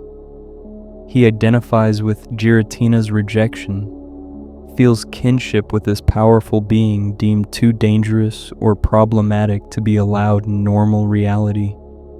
Together he believes they can force Arceus to answer for its decisions, to explain why creation takes the form it does, why suffering exists if the creator is both omnipotent and benevolent, why the world couldn't have been designed better from the start. The battle that follows is genuinely one of the most challenging and significant confrontations in Pokémon history, not just in terms of difficulty, but in terms of what it represents thematically and mythologically. Volo fields a team of 6 Pokémon that mirrors the team champion Cynthia will one day use, suggesting that this battle style passes down through their bloodline, that the battle strategies you face here will echo forward through generations. But then, after you defeat his 6 Pokémon in what would normally signal the end of any Pokémon battle, he reveals he has a 7th, something unprecedented in the series at that point. Giratina appears, summoned by Volo from the Distortion world, manifesting in its origin form, the serpentine shape it takes in its home dimension where the normal rules of reality don't apply. You battle it, defeat it through tremendous effort, and then discover with horror that it can change forms, shifting from origin to altered form, the shape it takes when visiting normal reality, and you have to battle it again immediately. 3 consecutive battles without chance to heal properly between them, facing someone who understands the mythology deeply enough to be genuinely dangerous, wielding the power of a Pokémon that nearly equals Dialga and Palkia in strength and cosmic significance. When you finally triumph, when you prove through strength and determination and the bonds you've formed with your Pokémon that Volo's vision won't come to pass, at least not yet, his response is telling. He doesn't repent exactly, doesn't apologize, or admit he was wrong. Instead, he promises that he'll continue seeking Arceus, that this defeat is merely a setback, that even if it takes hundreds of years, he'll find a way to achieve his goal. Whether he somehow achieves immortality like Kogota might possess, whether his ambition passes to descendants who continue his quest, whether his obsession somehow connects to Cyrus's future attempt, remains ambiguous and troubling, but he does give you the spooky plate, completing your collection of all 18, and your Celestica Flute, the device you've been using to summon rideable Pokémon throughout your journey, transforms into something else. It becomes the Azure Flute, that legendary item that was meant to be distributed as an event for Diamond and Pearl, but never actually was, the key that was supposed to allow players to access the Hall of Origin and encounter Arceus, but remained unused and unobtainable for years, until this game finally implemented the abandoned event properly. The Azure Flute represents something profound about Game Freak's approach to this mythology, about their willingness to complete storylines that were left unfinished, to fulfill promises made years ago that circumstances prevented them from keeping at the time. The Hall of Origin event was planned for the original Diamond and Pearl, designed and programmed into those games, waiting in the code for an event distribution that never happened, because the developers decided it would be too confusing for players, or the timing never worked out, or some combination of factors led to it remaining perpetually unrealized. But here, in Legends Arceus, nearly 15 years after Diamond and Pearl's original release, Game Freak returns to this abandoned storyline and gives it proper implementation. The Azure Flute no longer represents missed opportunity or content that exists but can't be accessed. It becomes central to the game's ultimate revelation, the key that unlocks the final truth, the instrument through which you accomplish the deepest purpose, for which Arceus sent you back through time. You must complete the Pokédex first, documenting every Pokémon that exists in Hisui during this era, fulfilling the task Arceus gave you in that initial instruction to seek out all Pokémon. This isn't just busy work or artificial game extension. It represents something about the relationship between humanity and Pokémon that Arceus wanted, proven before allowing direct contact. You had to demonstrate that partnership between species is possible, that humans can approach Pokémon with respect and genuine desire to understand rather than merely exploit or avoid, that the fear defining current relationships in ancient Hisui can be replaced with trust and mutual benefit. Only after completing the Pokédex does Professor Laventon recognize that you're ready for the final step. The Arc Phone, that device transformed from your smartphone when Arceus sent you through time, begins ringing and you return to the Temple of Sinnoh where Volo's confrontation took place. When you play the Azure Flute at this sacred site, something extraordinary happens that fulfills both the mythology we've been discussing throughout this series and the abandoned event that Diamond and Pearl players never got to experience. A staircase appears, made of pure light, extending upward from the temple's dais toward the sky itself, reaching beyond normal space into somewhere else, somewhere that exists outside the physical universe, or perhaps serves as the boundary between the physical and whatever lies beyond. This is the path to the Hall of Origin, the place where Arceus dwells, when it's not actively intervening in creation, the chamber or dimension or metaphysical space that serves as the original one's residence. You climb these stairs, ascending beyond Mount Coronet's peak, beyond the atmosphere, beyond the physical world entirely, entering a space that's described as the Hall of Origin, but might be better understood as a liminal zone where mortal beings can briefly exist in the presence of the divine without being overwhelmed or destroyed by that proximity. The visual design is stunning in its alien beauty, crystalline platforms hanging in a void, geometric patterns that suggest order underlying chaos, colors that don't quite match anything found in normal reality. Arceus appears before you, and for the first time in Pokemon's history, you're facing the creator itself, not as some abstract concept or background mythology, but as an actual encounter, a battle that will test everything you've learned and accomplished throughout your journey. The mechanics deliberately invoke the noble battles, requiring you to dodge Arceus's attacks and throw bombs to weaken it, creating a hybrid between action gameplay and traditional turn-based Pokemon combat. But the scale and significance transcend any normal battle, because you're quite literally fighting God. engaging in direct confrontation with the being that shaped reality itself. The legend plate that Arceus carries, revealed and obtained through this encounter, represents the original one's nature as source of all types, the being from which every elemental aspect derives. While the 18 plates each represent one type, one facet of Arceus's nature made tangible, the legend plate represents the totality, the unified whole from which those 18 aspects emerge.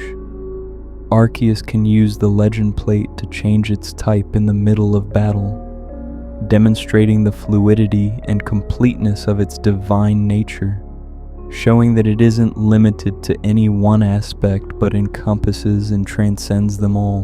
When you defeat Arceus in battle, and make no mistake that this is an actual test that you must pass through skill and strategy rather than something handed to you automatically through narrative necessity, the original one doesn't punish you for your presumption or destroy you for daring to raise a hand against the Creator. Instead, it offers you something no human had received since the ancient hero, whose story the old verses preserve.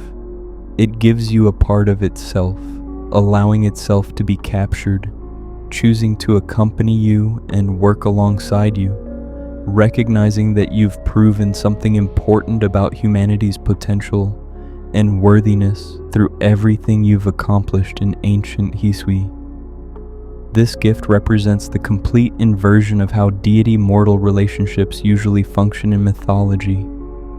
Gods demand worship, require sacrifice, threaten punishment for disobedience, maintain distance and mystery to preserve their authority.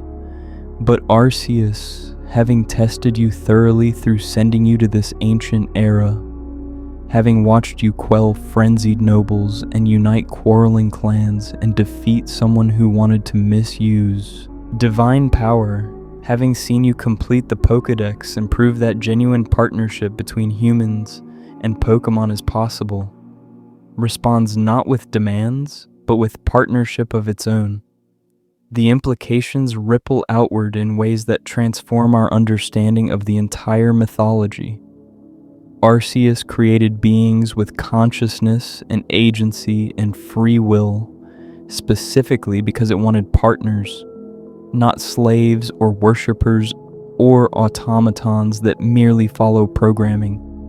The universe wasn't created as a demonstration of power or an exercise in divine ego, or some incomprehensible act without purpose humans can never grasp.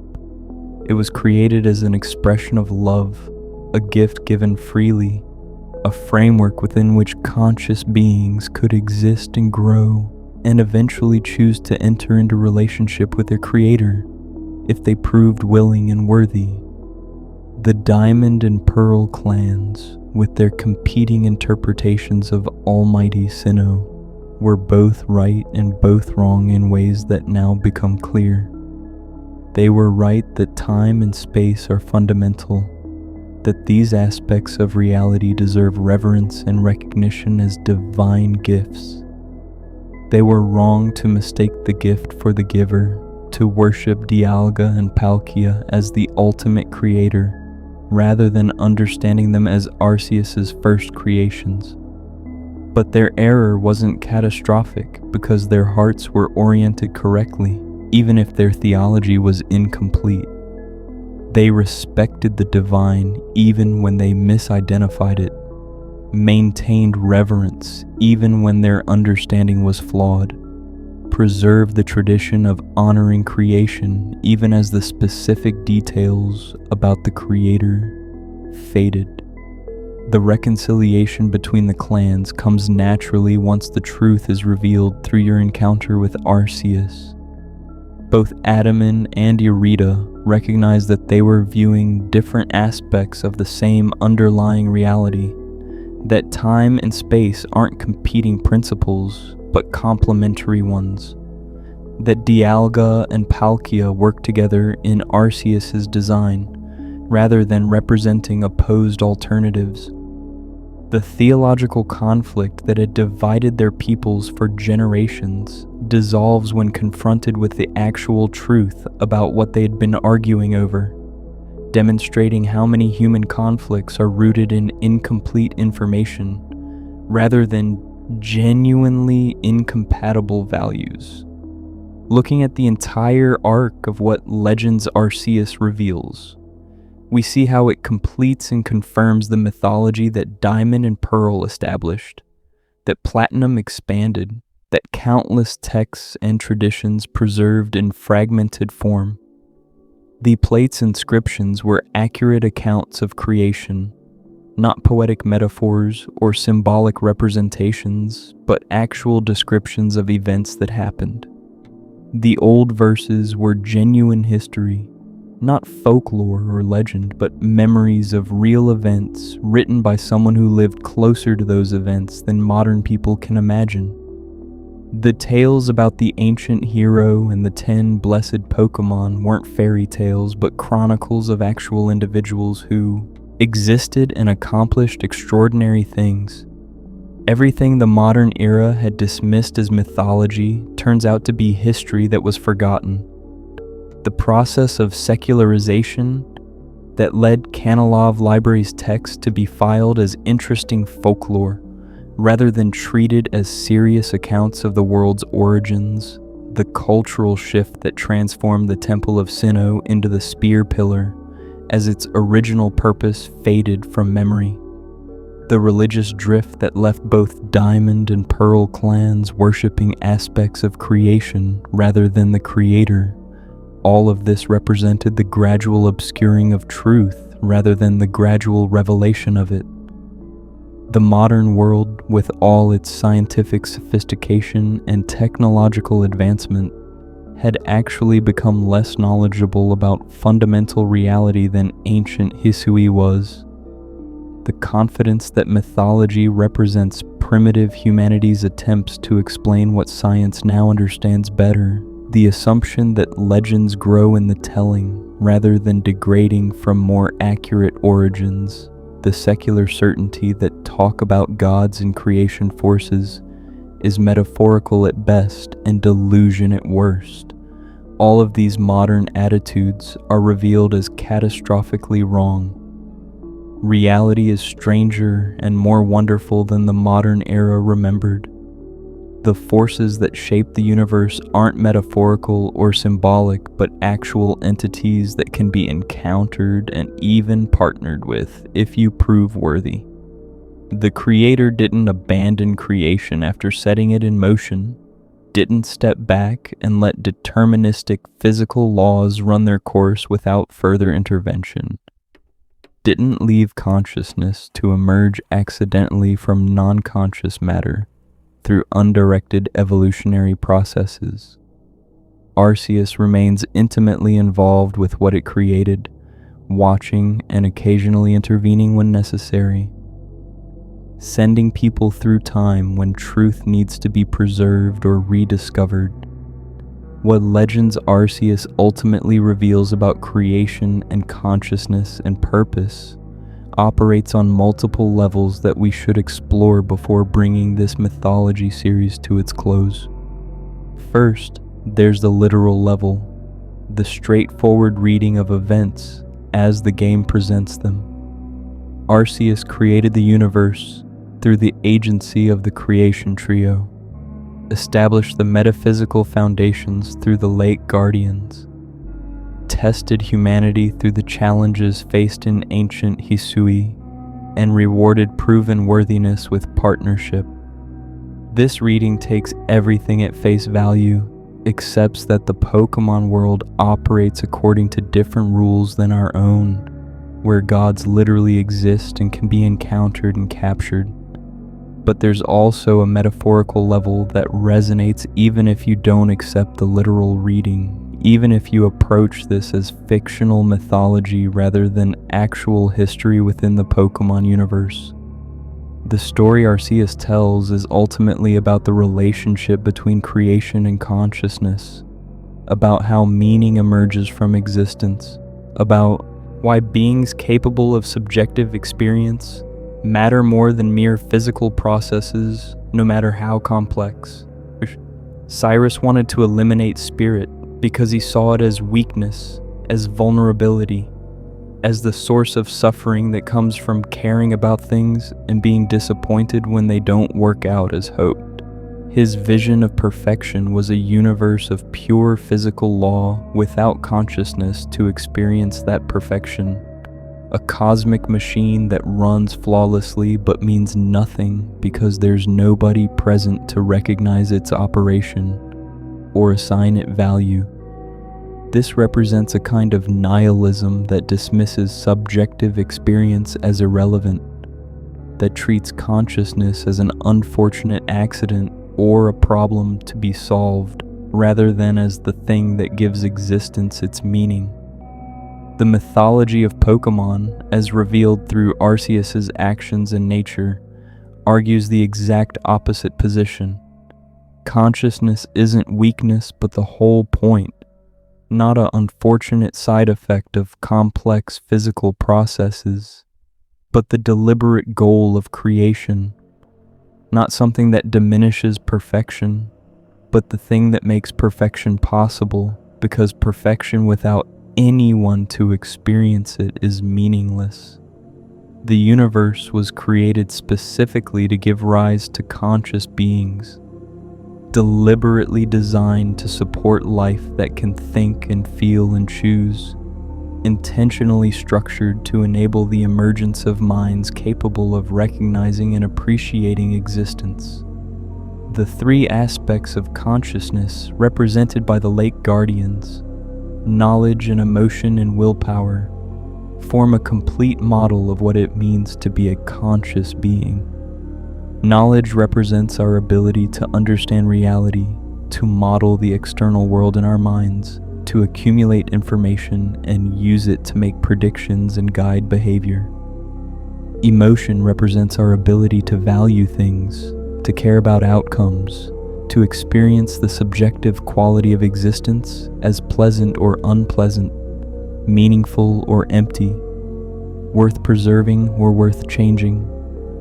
Willpower represents our ability to act, to make choices that aren't completely determined by prior causes, to impose our intentions on reality through decisions and actions that emerge from our consciousness rather than being mere mechanisms of physics.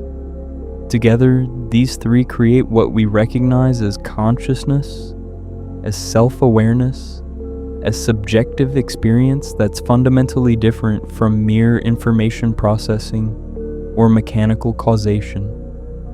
And the mythology insists that these aren't accidents or emergent properties that happen to arise when physical systems reach certain thresholds of complexity.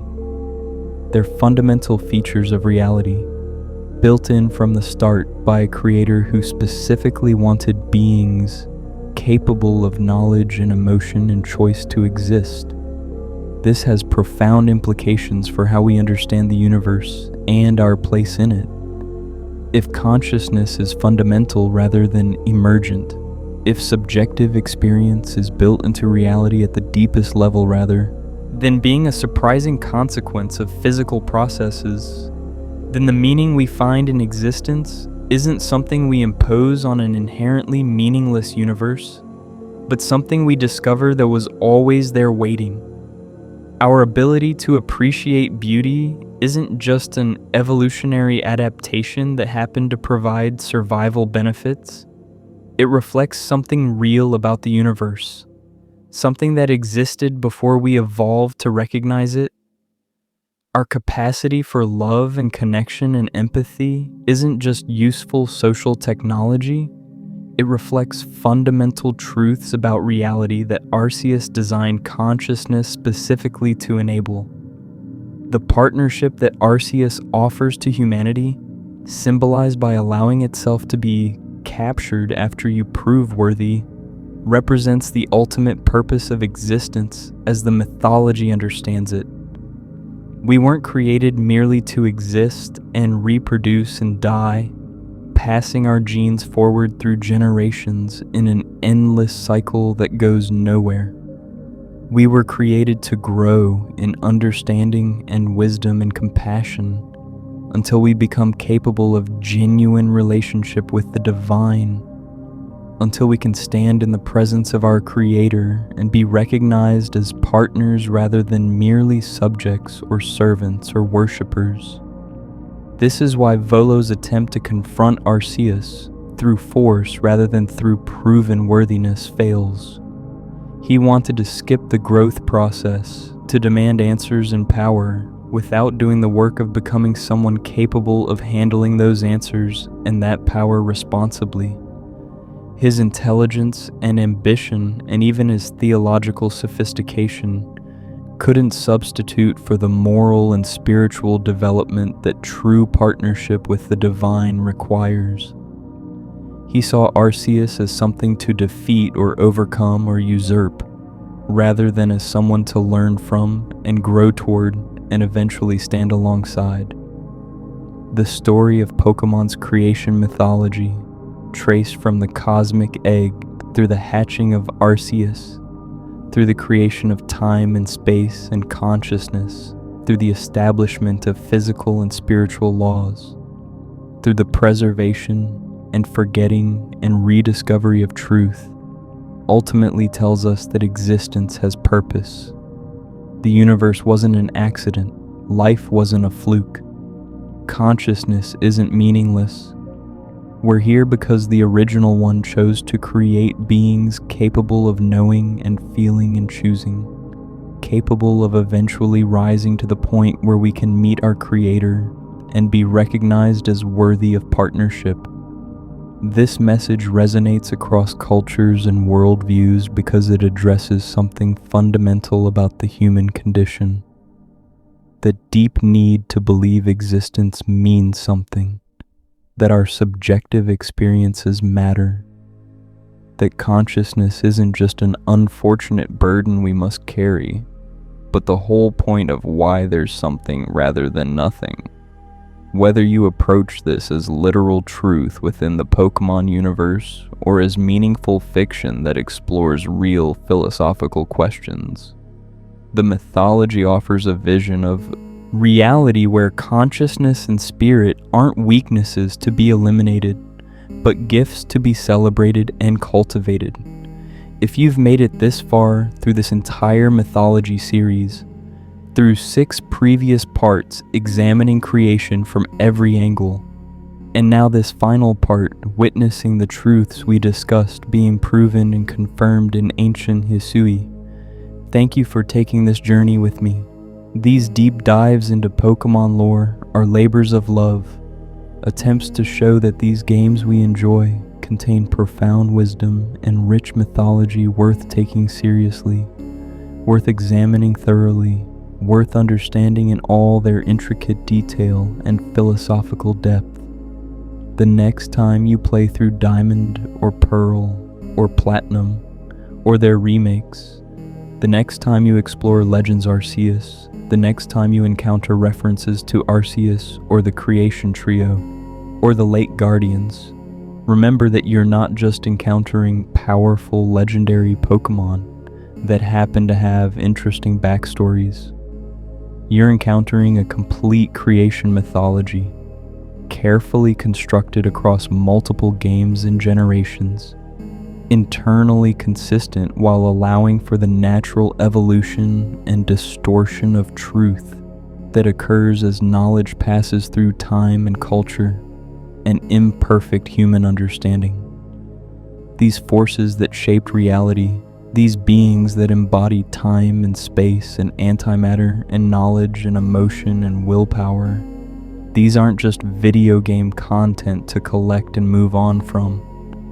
They represent one of gaming's most ambitious attempts to construct genuine mythology, to create a cosmology that rivals real-world religious traditions in its scope and depth, to ask serious questions about existence and consciousness and meaning through the medium of a franchise that's ostensibly for children, but contains wisdom that resonates at any age. Before we close, I'd love to know which part of this mythology resonates most strongly with you. Does the cosmic scale of creation from the egg appeal to your sense of wonder about existence? Does the tragedy of forgotten knowledge and its consequences make you think about how we preserve or lose wisdom across generations? Does the confrontation with Volo and the question of whether to challenge or partner with the divine speak to your own spiritual or philosophical journey? Drop your thoughts in the comments. I genuinely want to hear which aspects of this mythology matter most to different people and why. And please, if you've found value in this exploration, if these 7 parts have enriched your understanding of Pokémon or given you new appreciation for the mythology underlying these games, hit that like button and subscribe to the channel. Share this series with other Pokémon fans who might enjoy this kind of deep dive into lore and philosophy. Let's build a community of people who recognize that Pokémon is capable of profound storytelling and rich mythology that rewards careful attention and serious analysis. The story of creation in the Pokémon universe, from the void before existence, through the cosmic egg, through Arceus' emergence, through the creation trio, and late guardians, through the preservation and forgetting of truth, through Cyrus's near catastrophe, through the journey to ancient Hisui, through the encounter at the Hall of Origin, teaches us that consciousness matters, that truth is worth preserving even when it's difficult, that partnership between different kinds of beings is possible if we approach each other with respect and genuine desire to understand, and that the universe was created deliberately to support life and meaning and connection. These aren't small lessons or trivial themes. They're profound insights into what it means to be conscious beings in a vast universe, what responsibilities come with intelligence and agency, what possibilities open up when we approach reality with wonder and reverence, rather than dismissing everything mysterious as mere superstition waiting to be explained away. The Pokémon mythology at its best reminds us that reality is stranger and more wonderful than reductive materialism suggests, that consciousness isn't just an accident, but potentially the whole point of existence, and that we might be here for a reason that transcends mere survival and reproduction. Thank you for joining me on this journey through one of gaming's richest mythologies. May your own journeys through Sinnoh and Hisui be enriched by understanding the deep lore underlying every encounter, every location, every legendary Pokémon you meet. And may you carry forward the wisdom that Game Freak encoded in these games, the truth that consciousness and spirit and subjective experience aren't weaknesses but the very things that make existence worth celebrating. Until next time, keep exploring, keep questioning, keep seeking the deeper meanings hidden in the stories we love, and remember that sometimes the most profound truths are preserved in the most unexpected places, waiting for someone willing to look closely enough and think deeply enough to rediscover them.